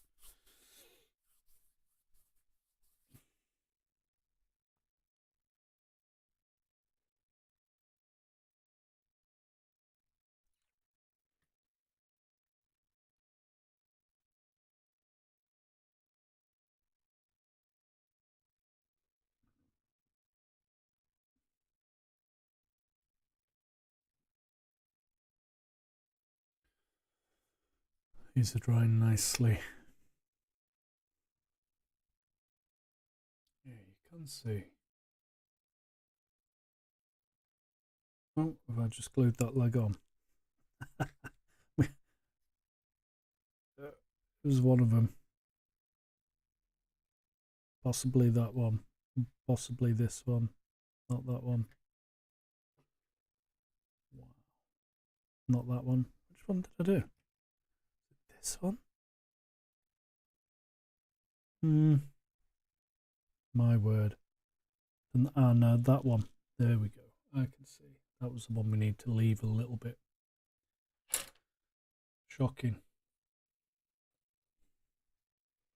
Yeah, that green is starting to come through. So I'm going to do something really scary in a minute. And I'm going to go over the green with a lighter green. That green and a lighter green blended in. And then we're going to darken it down. I did very, very long ago. It was custom made, very amateurish. Now I'm creating more like digital terrain. Okay.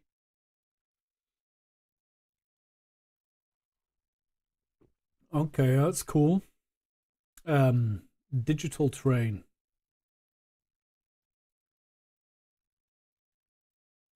Rendering the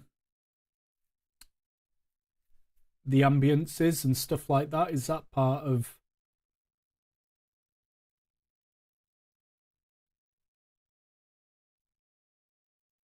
the process.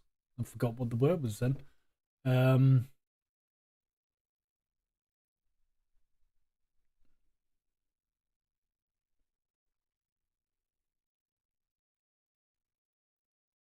mean, I wish I was more computer savvy. I do. Computers they're hard for me. The fact that I'm able to do this is a bit crazy. I don't really know what's happening.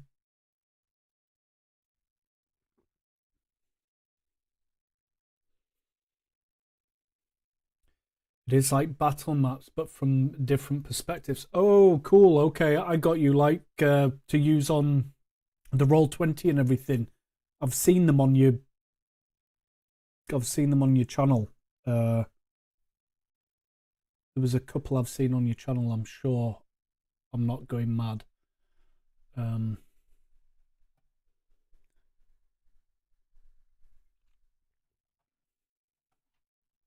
But yeah, there was the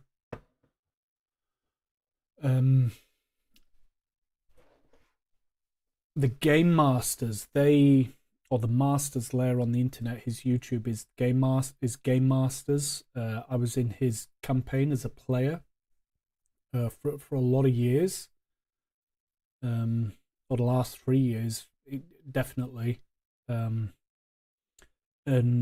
when we were doing the live podcast, we started doing like a verses of different, whether they be comic characters changed into D&D characters or just film characters into D&D characters. And he had Arcanate, I think. And I was creating some of the maps for that off that, which was pretty cool. But the scope on that, the beauty was I could knock something up in literally 5 minutes.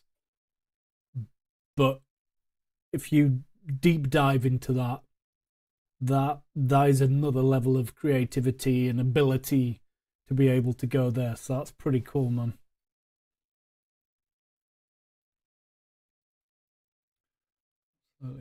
More like hand drawn,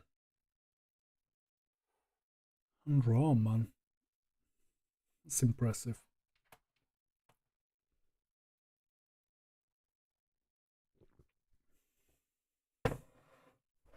Yeah,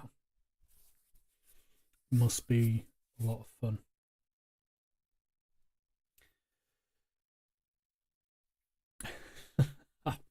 I feel I've had more fun in the last year and a half of my life being able to be creative and try and do this on YouTube and do stuff and meet people. I've been able to paint more, be more creative, build stuff again, not just once in a blue moon create campaigns, stuff like this, stuff like that. And I've been having fun. I've been having fun. I almost feel guilty of the fact. But yeah, I think you gotta have fun. It's always got to be worth the effort, or just worth the fun. We are but shadows and dust, Maximus. Might as well have fun whilst we're here. Okay. Now, yeah, I think I'm going to do what I preach as well. I'm going to give these a few more moments, finish my coffee, and then I'm going to get this red painted, second coat on all of these knights. And then I think we're going to start brightening stuff up. Still may be a bit of a brown added to the red yet. I'm unsure. We'll see how we go. I'll ask some questions as well.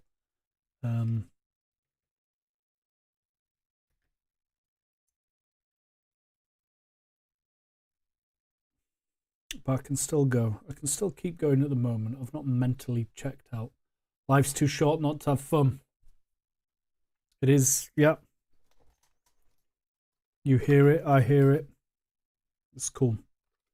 We all hear it.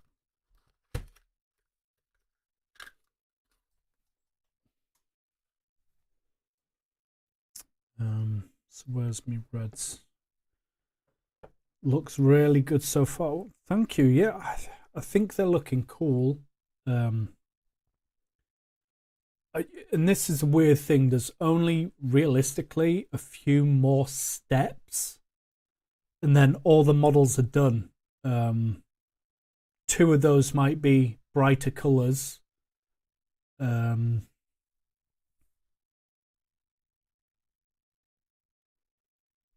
Maybe have to put some of the black, you know, like a little bit of coloring back into the black to separate the green on the skins, or whatever color it is the horses are going to be. They're bone. They've got like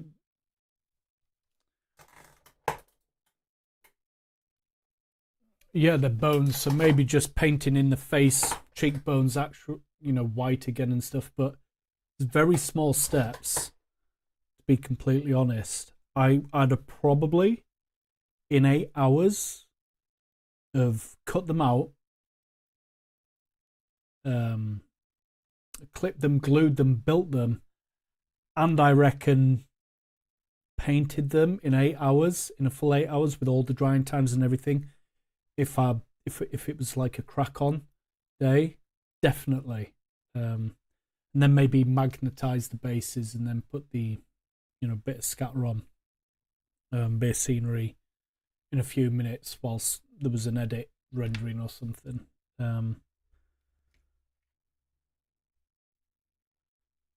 But it's not as much fun as doing something live and interacting and trying to do stuff. It's pretty cool. Jenny Tell, nice jumper. Yeah, thank you. I've told the Dungeoneers, me and my 2 daughters, they know. Oh, I can't get it right. For all of you who are wondering, that Jenny Tail 22 is my wife. Thank you, wifey.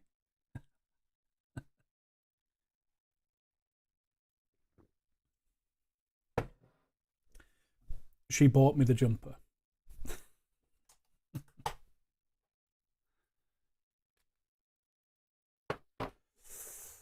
Right, I've nearly finished this coffee. I'm getting excited because it's going to be go, go, go again. Now, whilst red's semi-painting, I will be able to highlight in that lighter green over the top of the green, whilst the red is dryish. It'll be fine.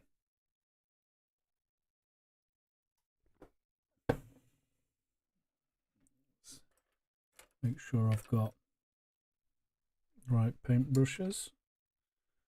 We'll do with a 3 because that was fine before. This 3 is actually, I've had it forever, but and there's plenty of time left in it, but I can't be as accurate.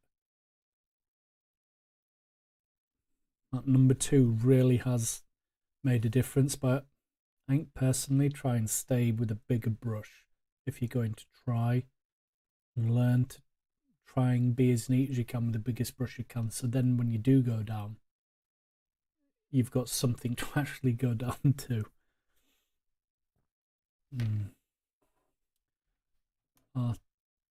Artistic family. That is a life goal. Okay. That's cool. Loving that.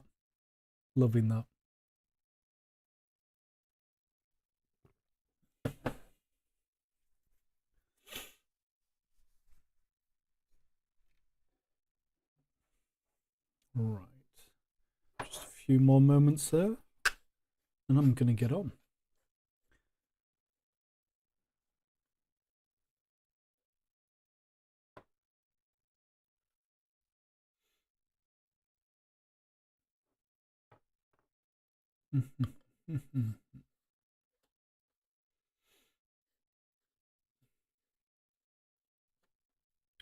I've got I don't know about everybody else, but chairs. I've got bigger chairs for my players that are comfortable. Yes, they're lucky, but yes, so am I for having players. It's a trade. But for me, the chair was too big and bulky for the size, so I ended up getting like a barber's hairdresser's stool that rises and lowers and it goes around on the wheels, and it's got like an old motorbike panhead seat style. But it's rough, and I've ended up getting this nice squishy like seat cover thing. Well, I'm pleased. But I just slipped off it then and realised it's starting to ache a bit.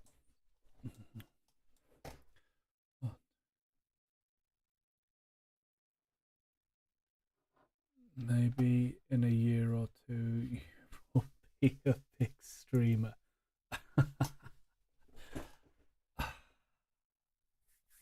Maybe.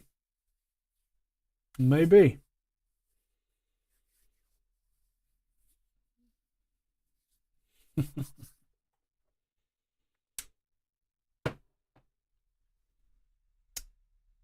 You never know. Painting and crafting, it is better than a classic gaming chair, I think. I agree. Without it having the arms at the sides and stuff, I can get right under a desk or real in close. It's even better for D&D because I can come right up to stuff. As a player, it's nice to chill out and be able to lean back, or I think so, and then come forward if you need to. But yeah, to boom around, to get under, to get close, and it goes quite high. Really, for a piston. If you've got it at the top though and try leaning back, you're going for a ride.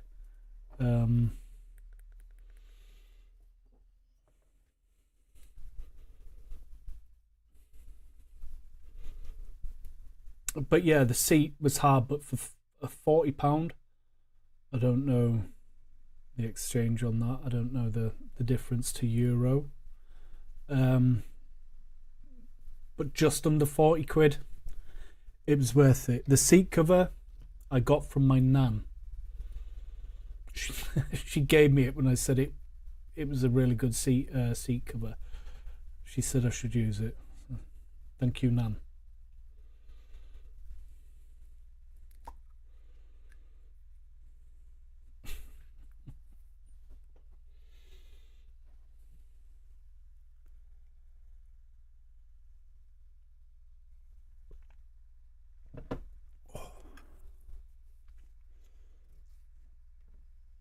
Now I did put an X marks a spot on here, kind of the center. Still got that. That's ready, that's ready.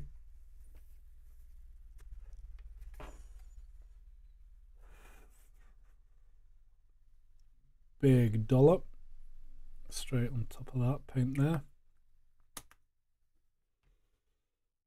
And don't put my paintbrush in the coffee.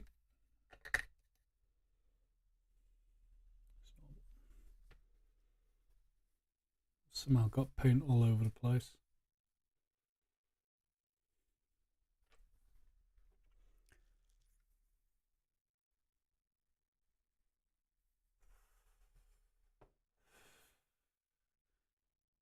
Maybe shake the paint so we can see the pot.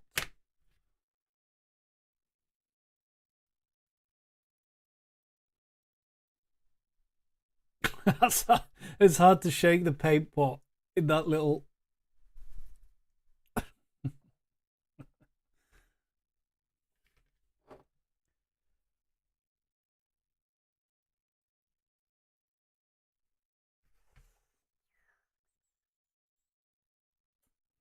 Alrighty, here we go.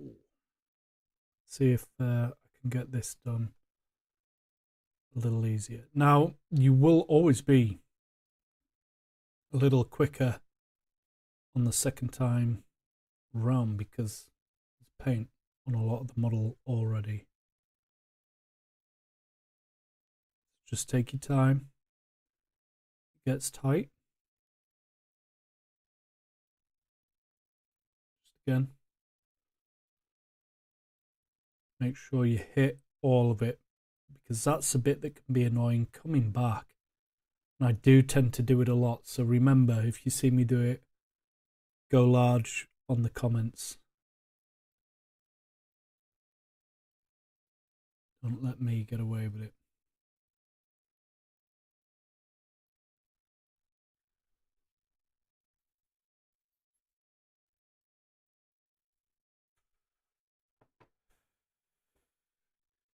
Oh, wifey being rude. Got you. Wrong platform, wifey. Also, in the future, I think multi-stream like Twitch could be a very good thing for you. Okay. Okay. Tiny Box, hello. Welcome.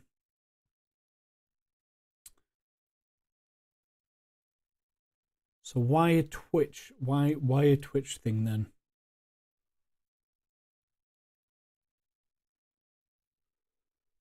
Just keep that under there so you can keep seeing. Sorry guys.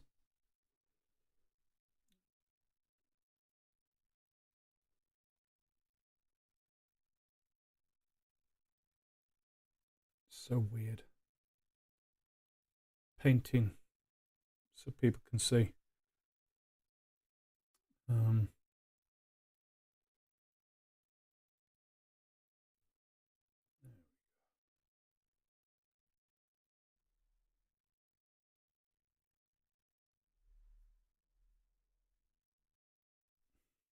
Small and controlled.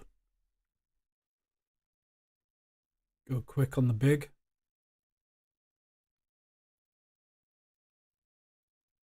I think I'm just telling myself this over and over again, so I'll listen. Actually do it.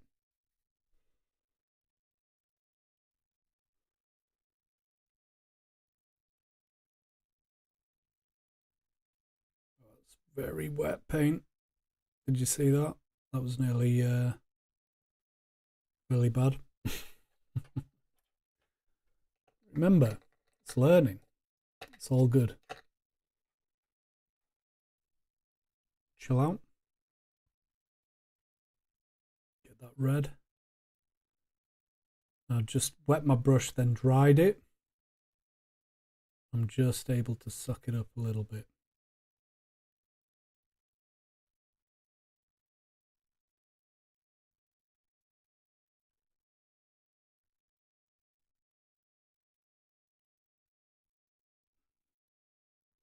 Helps if I'm on screen.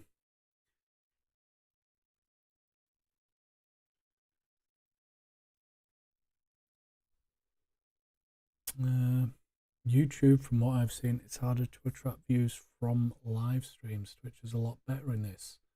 When you combine, it can be epic. Okay, okay.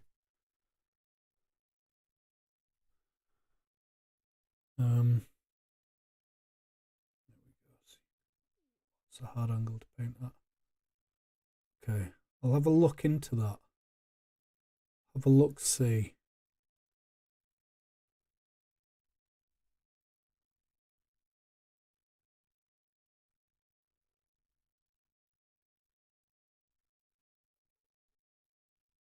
There we go. This red now, it is getting fuller. First coat, dried first coat. Second coat is looking a lot more vibrant. It will dull a little when it dries, but there is a difference.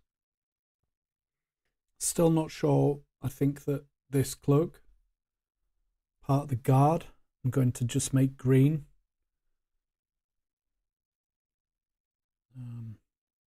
Yeah. Getting this second coat down way quicker than the first, even when I'm talking.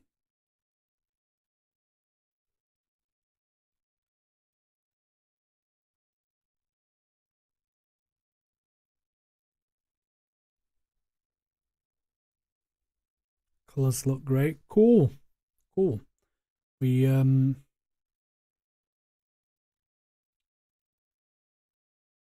think we've all agreed the green, it's pretty cool. It's suiting the model, I think, and the red over the brown any day.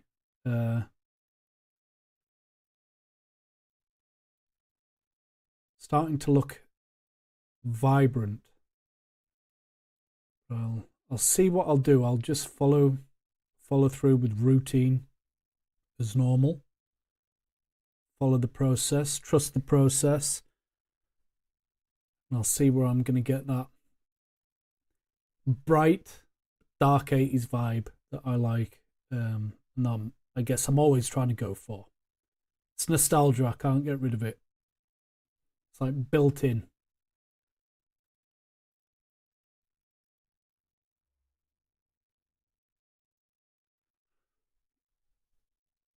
Nearly putting my paintbrush in my coffee, people.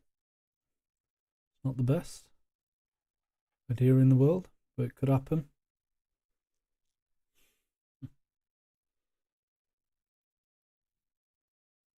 I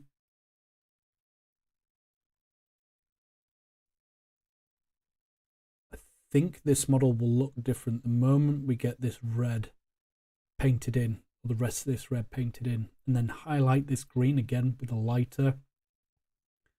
I think it will really start using very simple methods and very easy painting. Start to look really, really good. It's something that we're after. If you make, for example, a colour mistake, is it hard to paint over it a new colour? So yes and no. As you can see here, I've tried spotting out like a few times. I've gone with the silver onto the black and the green and red. There's a bit of red on the hoof there.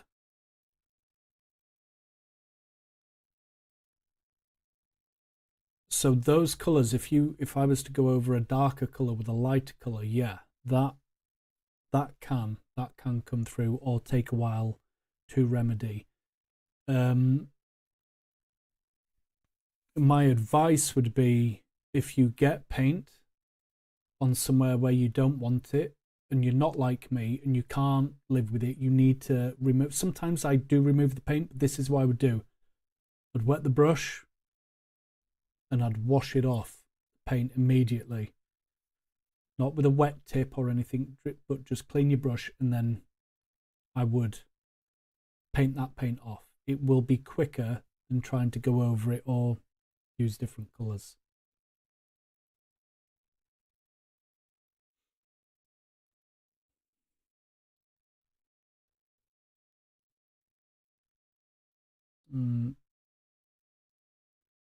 Perfect. I've completely forgotten where I was, and I've probably already done this. I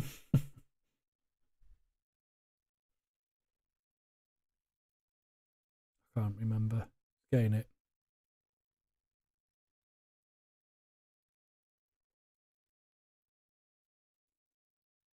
I don't believe I've been up in the grill here yet. Alright, get ready. Here comes a tongue stick out. Tongue sticky out. We were trying to get in there under the shoe. Got a lot of it last time. Trying to get it so you guys can see as well, and I'm going to paint it. And then you might see the brush technique in taking the paint off.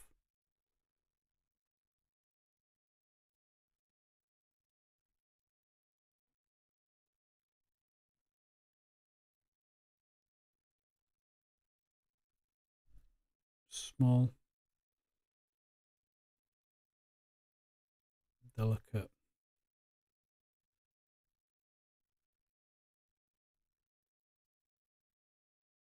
Steps. That'll do for me. We're not going to see that a foot away from the table. Like I said, tabletop standard. Going slower than normal just because it's live and I am chattering and babbling on. I'm probably going a little slower than normal, which is helping. Don't worry. No flex on the massive monitors. I like it. No. Here we go.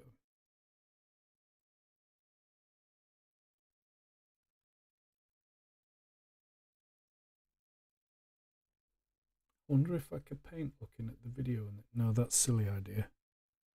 Don't possess those skills. I think some people do. I think that's a real thing. In my head, I believe that that's a real thing. Could be wrong. But here we go. So this is just the second coat, this corn red coming on.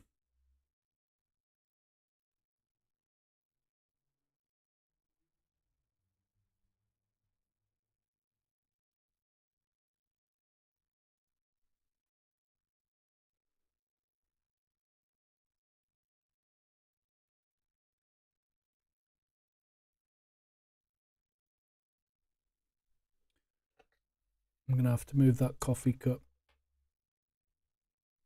I'm aiming for it. Not purposefully. Okay, nice and easy again. Nice and easy again. We got it.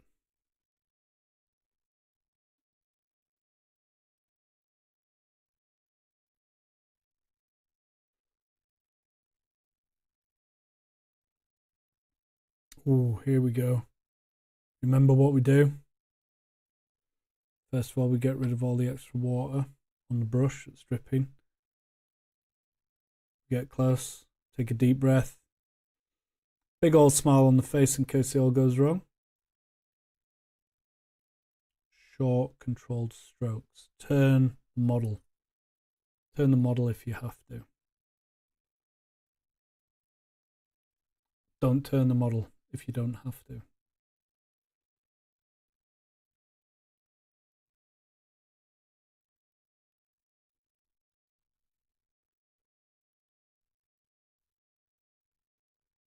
And there we go. Oh, there we go. I've got red. Got red on it. Got red on you. Got a bit of red on the green. But because I'm so close to this, I'm just going to quickly get the red on.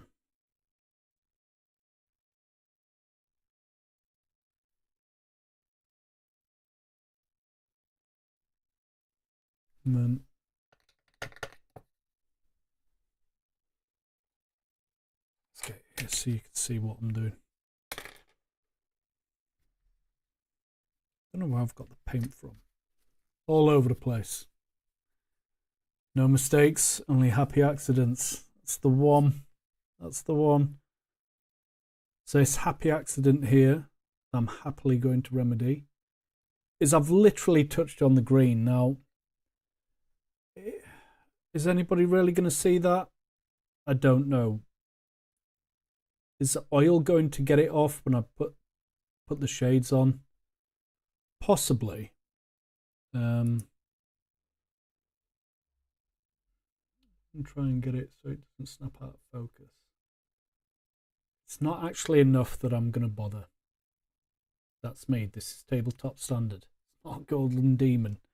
It's about getting your models painted and getting them on.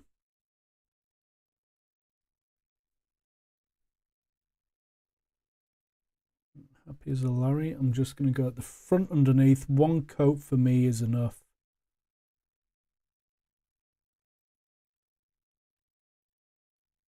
For the underside. If you see a big bit like that's underneath or behind, you're going to have to cover it, but there we go. So, just for one coat, two coats.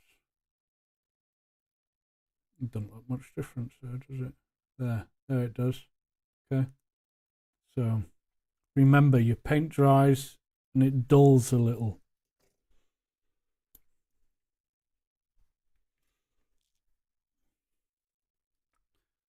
For me, it looks very good.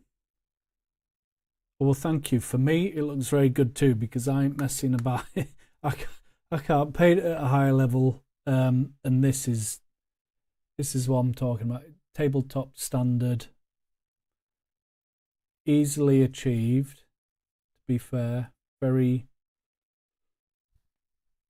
simple. I think if you are brand new to painting, and it's like within the first 10 times of ever putting paint onto a paintbrush like this for miniatures and painting,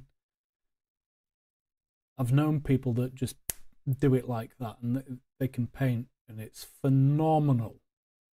It is a small percentage that can do that. You do have to learn brush control, small experiences. Like I say, I'm not a professional. No, I couldn't paint for Den of Imagination or Siege Studios. Like I wouldn't, even if a mate says, "Oh, can you just do a quick paint job with the airbrush? You know, like 2-tone colors." I'm like, no. Here we go. Long strokes.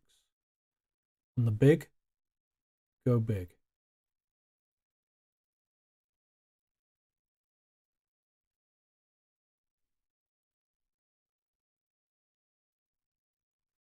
Make sure you are painting it all.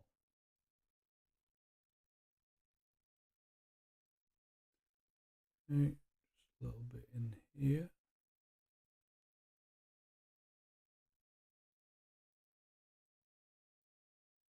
And it's like crayons and stuff, I guess. If you go the same way, you get a smoother finish. That's why I love the stippling, like I showed earlier on the giants. Stippling and sponging is insane, and dry brushing. You can get those techniques. It's like a cheat code that's unlocked for speed and a pretty good look at mediocre levels, and quite quick. They must be painting like from birth. Or they probably should have been. Yeah, but some people, I've seen it. When I first painted a model of Warhammer 40k, because that's the first model of a miniature I'd ever painted, and that was when 7th started. And then, of course, I'd stopped for years, and then in the last year and a half, you know, started painting again. But we were painting models, and I'd barely built some of them, and the guys were turning up with there's an army called the Thousand Suns, and they can be really flashy and bright and beautiful, stunning to look at when people choose cool colours like that. And he tipped up and he's going, "Yeah, this is what I've painted." He could have sold that. He could have sold that on eBay for money. Who could believe it? Yeah, it happens, but it's like the unicorns. The unicorn. But it does happen.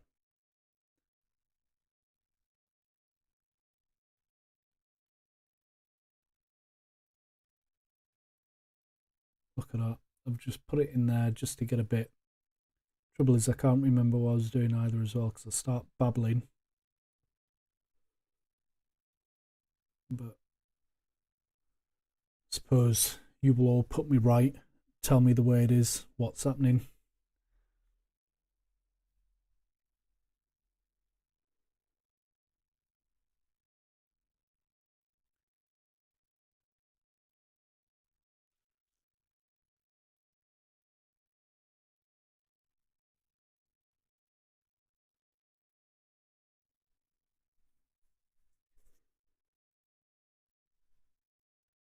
I can't even tell. Oh, there we go. Could tell.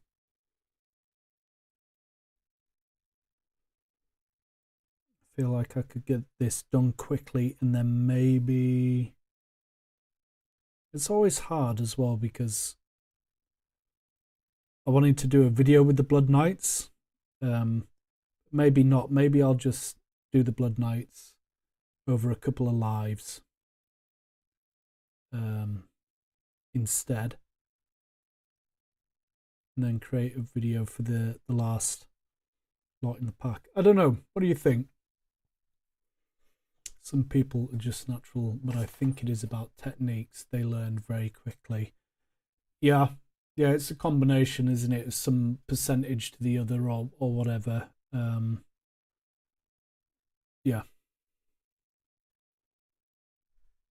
And it's super cool, but I think that the important thing is to realize that when yours looks like you've just dipped it in paint upside down and brought it out and flicked it and looked at it, you know, that's how it's going to be for most people when they first paint a miniature, or even when they get to the 100th. Like I say, I reckon this is 200 minis from having two 40k armies. Oh wait, my wife isn't still on, is she?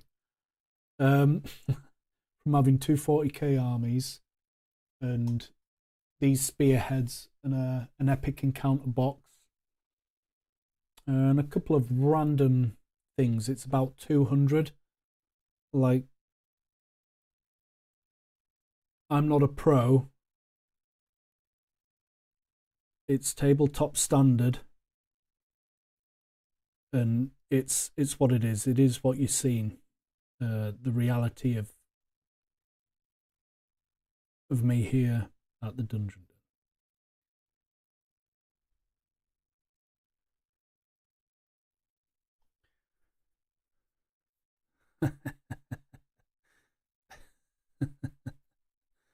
Yeah, that's in that magic box.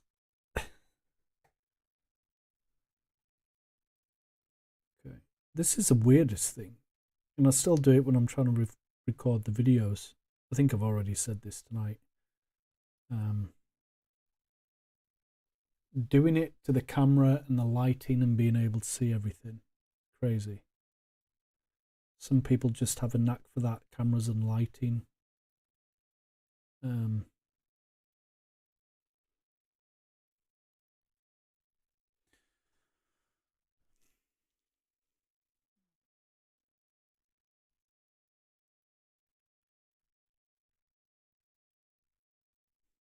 Right, that's that one. It's two. I've got three more.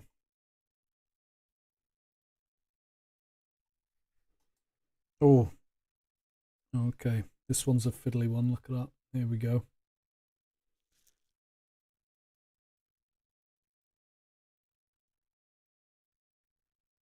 But I'll tell you something. As the paint goes on, and you start painting the miniature, colouring it in. I don't know about anybody else, but it is super cool, and I start get very excited.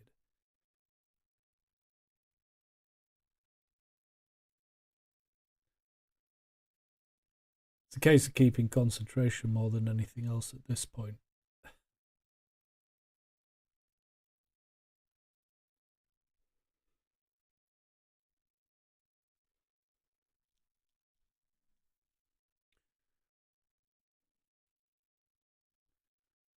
Huge respect.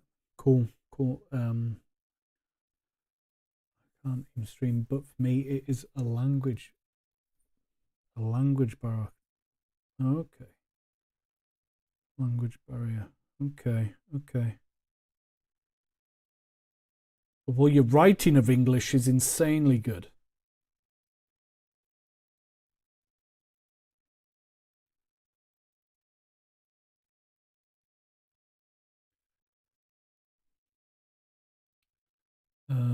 The finishing phase and details phase.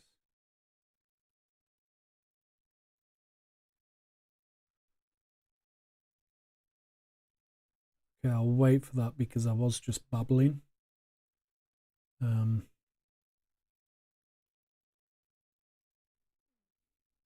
to get into these bits slow and steady.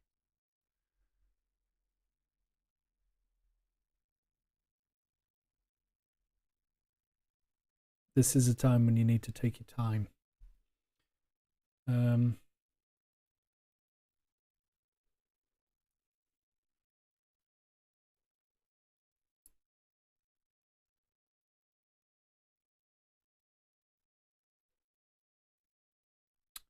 Thank you. I appreciate it. I can talk to, but still learning.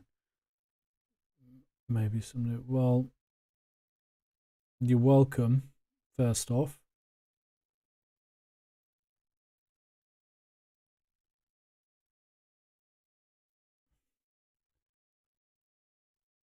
And I'm sure you will.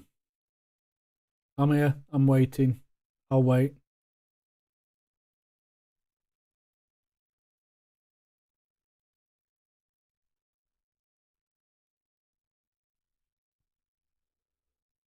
It says, if I can get better light. Main details and finishing phases. The best phases, the most fun to create. Okay, I'm with you. I'm with you.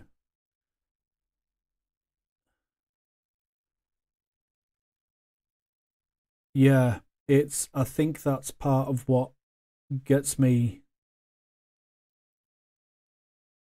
hyped up and excited, whether it's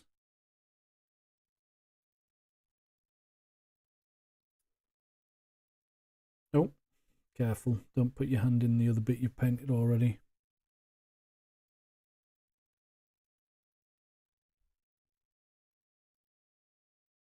Just get this paint on here.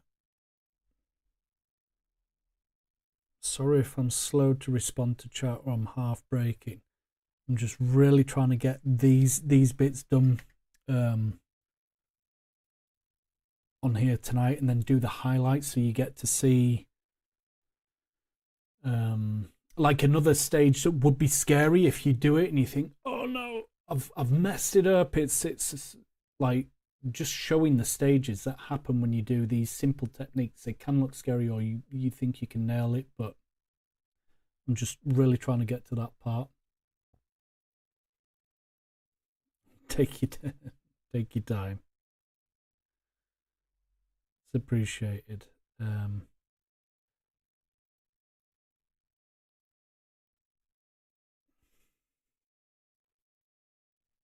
But I'm okay. I'm okay. I can paint, like I say, I think I can paint a little quicker than I am doing, or I would be in general anyway. So I don't mind. But I think the beauty about doing the crafts and the terrain as well is that half, like 10 mil at the bottom, can get covered in terrain dust anyway, and it just adds to, adds to everything else and hides a million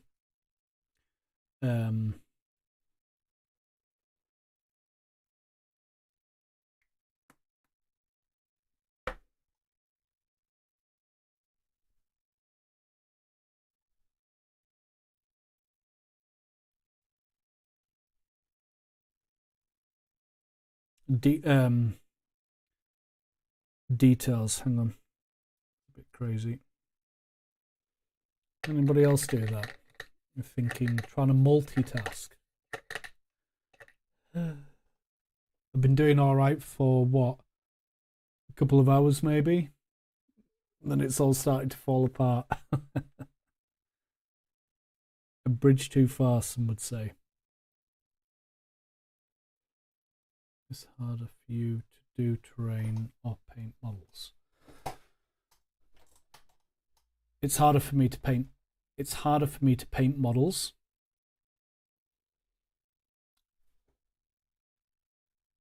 I paint the models to a higher detail of skill than I do terrain.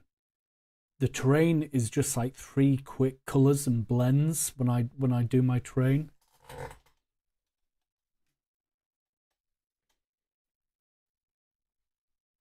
So like this was just cheap foam that I had kicking about. These are one of the first terrain things I did. So yeah, just foam cut up randomly, bought a pack of like 5 skeleton heads, cut them into the foam. This was like the first thing I built. This is string, you know, so you can just chuck stuff at terrain, mossy bits. It's easier for me to do terrain by far. Like this literally, I've got like 5 or 10 of them used as scatter terrain for war games or for D&D to, you know, get into it. And it really doesn't take long to do the terrain. It takes long to edit a video to do terrain, because without a video doing the train. I do this in an hour. Drying time's dependent on Mod Podge and stuff like this, other paints, but you know, terrain's way easier. I'm trying to paint at a higher level than I've got, kind of thing, to a tabletop. I'm always trying to improve. Whereas terrain, it just gets done, and debris and stuff can hide a million mistakes. I love it. Skull there looks great. Nice. Thank you. Thank you. That was cool. I like them. I like them. They were cool to do. They were quick to do, but most things are. I've got a terrain piece on the go at the moment. Objective markers and scatter terrain. But that's in the pipe works. It's long. Half done. Right. My problem, forgot what I was doing and what I was painting.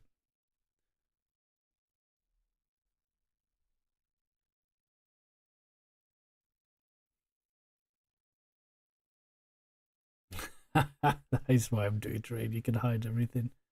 Absolutely. Absolutely. Nature isn't perfect. And I get to see a lot of it, and I've seen a lot of it. I'm very outdoorsy, and growing up I was very outdoorsy.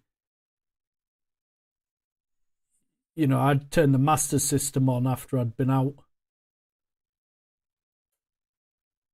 in the wild all day or doing whatever. So seeing trees, rocks, the earth, being part of it, climbing, outdoors, terrain is just so cool to do, and you can do it very simply, and half the time it's a happy fail. Right, here we go. What am I doing here? Back to the small bits, and make sure you got enough paint on your brush, and that it's wet enough as well. If it's too dry, you're gonna struggle.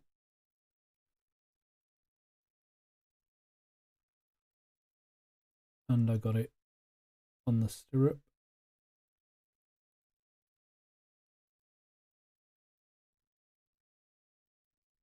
But because I was taking my time in that first step, making sure that everything was covered, when you do go over with the red, you can hide everything. Digital terrain. Yeah. You can overlays.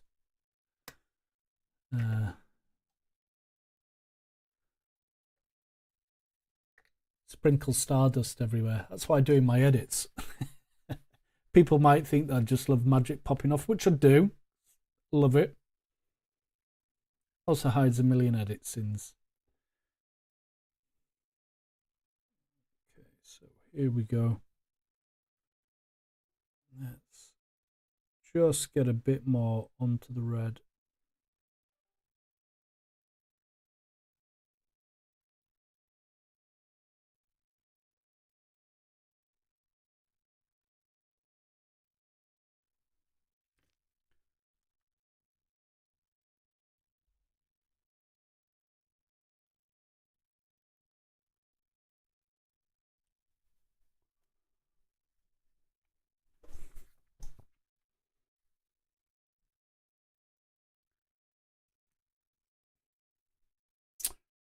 Well, there we are. Looks like I may need a new phone.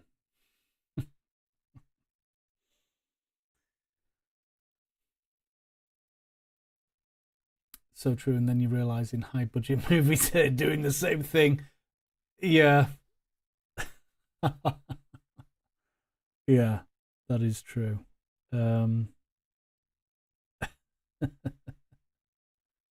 Well, I have lost cameras to the stream. I use my phone camera because it's the only thing that can pick up this properly.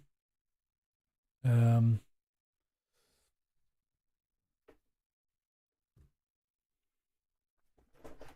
don't think there is any other way that I can do it. Yeah, camera died. I've been pushing it. I need to get a new one. Looked like this one's good. This one's good, but it looks like I've got a max stream time of I don't know how long. I don't know how long I've been going. I don't know what the time is. What's that? 8, 4. So I think 4 hours. I think 4 hours is max on this camera before I can get a new one. Not camera, phone. Camera phone I use. It's the best camera that I have. I use my phone to record all of the painting stuff. All of the painting stuff. Because my other cameras, as cool as they are, just not as good. Just not as good. So apologies to everyone. I am gonna hang around and do the last couple of horses in red regardless. I'm gonna stay on and do the red, so maybe what, 10-15 minutes. So, and then I'll probably call. I'm gonna take that as a sign.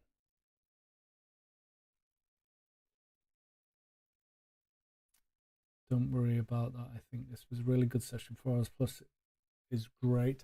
Okay, cool. Thank you. It's not quite your epic hours online. But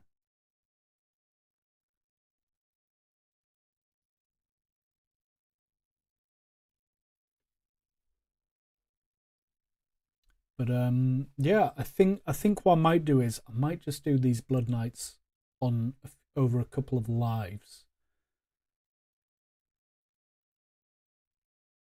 instead, just so it's more real. You see everything. Like, I don't hide or put too much stuff in my videos, but I get the difference in watching it live. Yeah, I watch stuff live. I get it.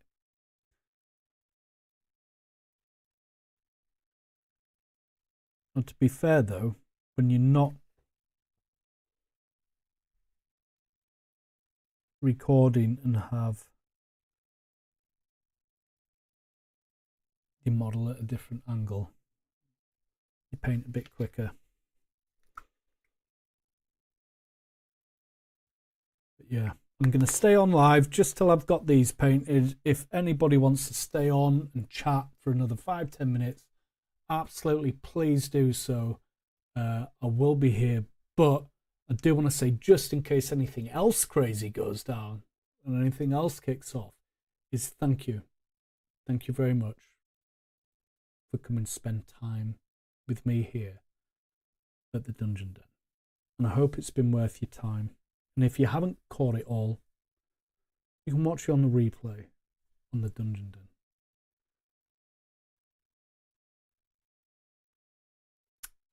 I would last 1 hour of stream.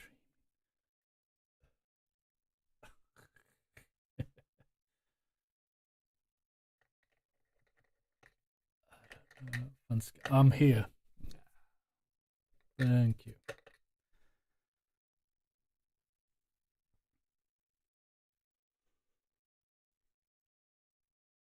Well, to be fair, it was 50%. You were part of the 50% vote. 50%, 25%. I can't remember now. To get this going. So thank you, because it's been a while since I've done a live as well, and they are fun, and it is fun. As long as everybody's enjoying themselves, then that's even better.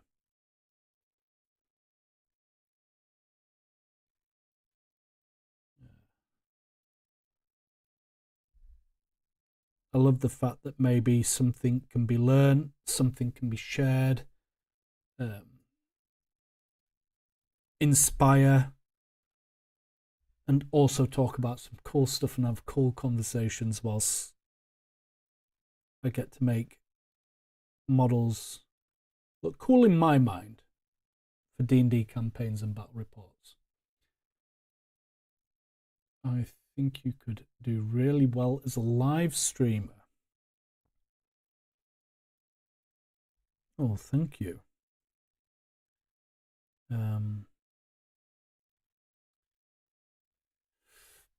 Do you know, it's cameras and stuff don't bother me. In the Games Expo in, I think that about 4 years ago, the Games Expo for computer games and stuff, and I went down to Birmingham, down to Birmingham. Which way around am I? Down. It was the first time they did D&D there. There were 2 tables. I was one of them, the DM for the day. And it was really cool. I think the only thing with live streaming is, for me here, I'd love to do live stream that way because of the ease of stuff, but the technology I just don't have. I don't have the computer that would cope with 5 different cameras and stuff like that. But that would be pretty cool. That would be pretty cool to be able to get there at some point. That would be cool. That'd be really cool. And thank you for saying so.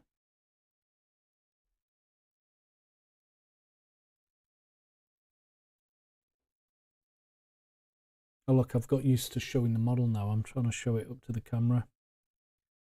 I will do in a second when I've got it painted.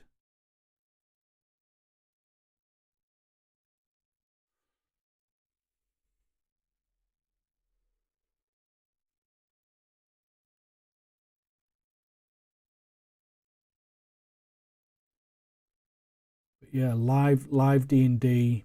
Like I said, I did it at Birmingham for 6 hours. It was meant to be like session slots, but I remember the cameras going around the Games Expo, and I hadn't realised, but there was a crowd around the table. Clearly, people were just taking interest. I didn't even notice till the camera nearly hit me in the back of the shoulder. Those of you who were there, if you are from the UK or you go to those expos, 4 years ago there were 2 D&D tables. I was the guy in the one in the main hall, and ended up sat down for like 6 hours with the same people. They wouldn't leave. They kept going, coming back. They were amazing people. Half of them had never played before. That was pretty cool. That was pretty cool.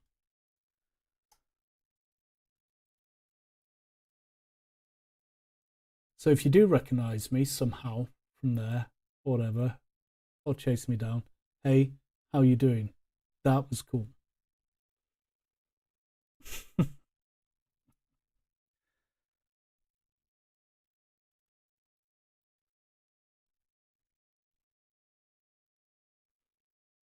I've nearly done this red.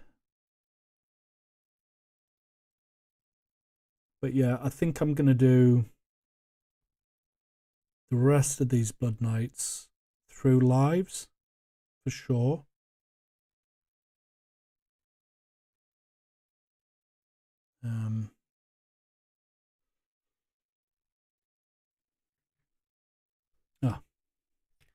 You think you've painted them all, and you realise you haven't. But look, you can soon tell the difference. I ain't got a camera.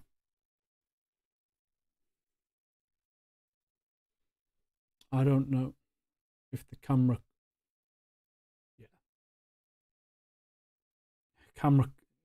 doesn't pick up the same quality. One's been 2 coated, one's been 1 coated. You can tell under the other camera, but that'll probably take me 5 minutes to do. But I'll go on then. What is it? 10-2, 1/4-2, 10-2. That is so cool. Manuel still going. Impressive stamina. Rolled high on the Constitution. The force is strong with this one. Yeah, thank you. it's cool that you got back on, Monomer. It's good to see you, but my camera, it died. It gave up the ghost. I think 4 hours of streaming. It's overheated. There was a little noise. Camera's down.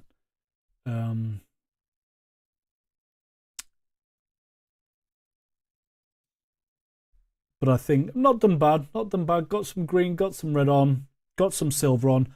I am going to do these Blood Knights on the rest of the lives and finish them. I can do the VAR guys through a video and do that. I'm more than happy. But I fully agree though. Always to the ra. I don't think I'm bright enough to be a Sith. I wouldn't want to be a Sith. If I had a choice, I'd be a Guardian. I'd have a beautiful blue lightsaber. And I'd be a Guardian. That would be my choice anyway. The feeling. More stabber than the camera. That's funny. Better get it sorted out. They're different cameras. Different cameras, Monomer. Need the phone camera to get the view of the painting. Our streaming cameras or the recording ones, they're different. They're okay. But guys, I am gonna call it. Everybody, thank you. It's been awesome. It's been awesome having you here. Massive shout out to everybody that's tipped up, especially Fancy Craft Forge, Isabel, Monomer, you've come back on. Massive, thank you. Tiny Box, dropping some comments in there. That's been awesome. And to everybody who's been watching, I hope you've had fun. I hope you've been entertained. And until next time, have fun. Be cool.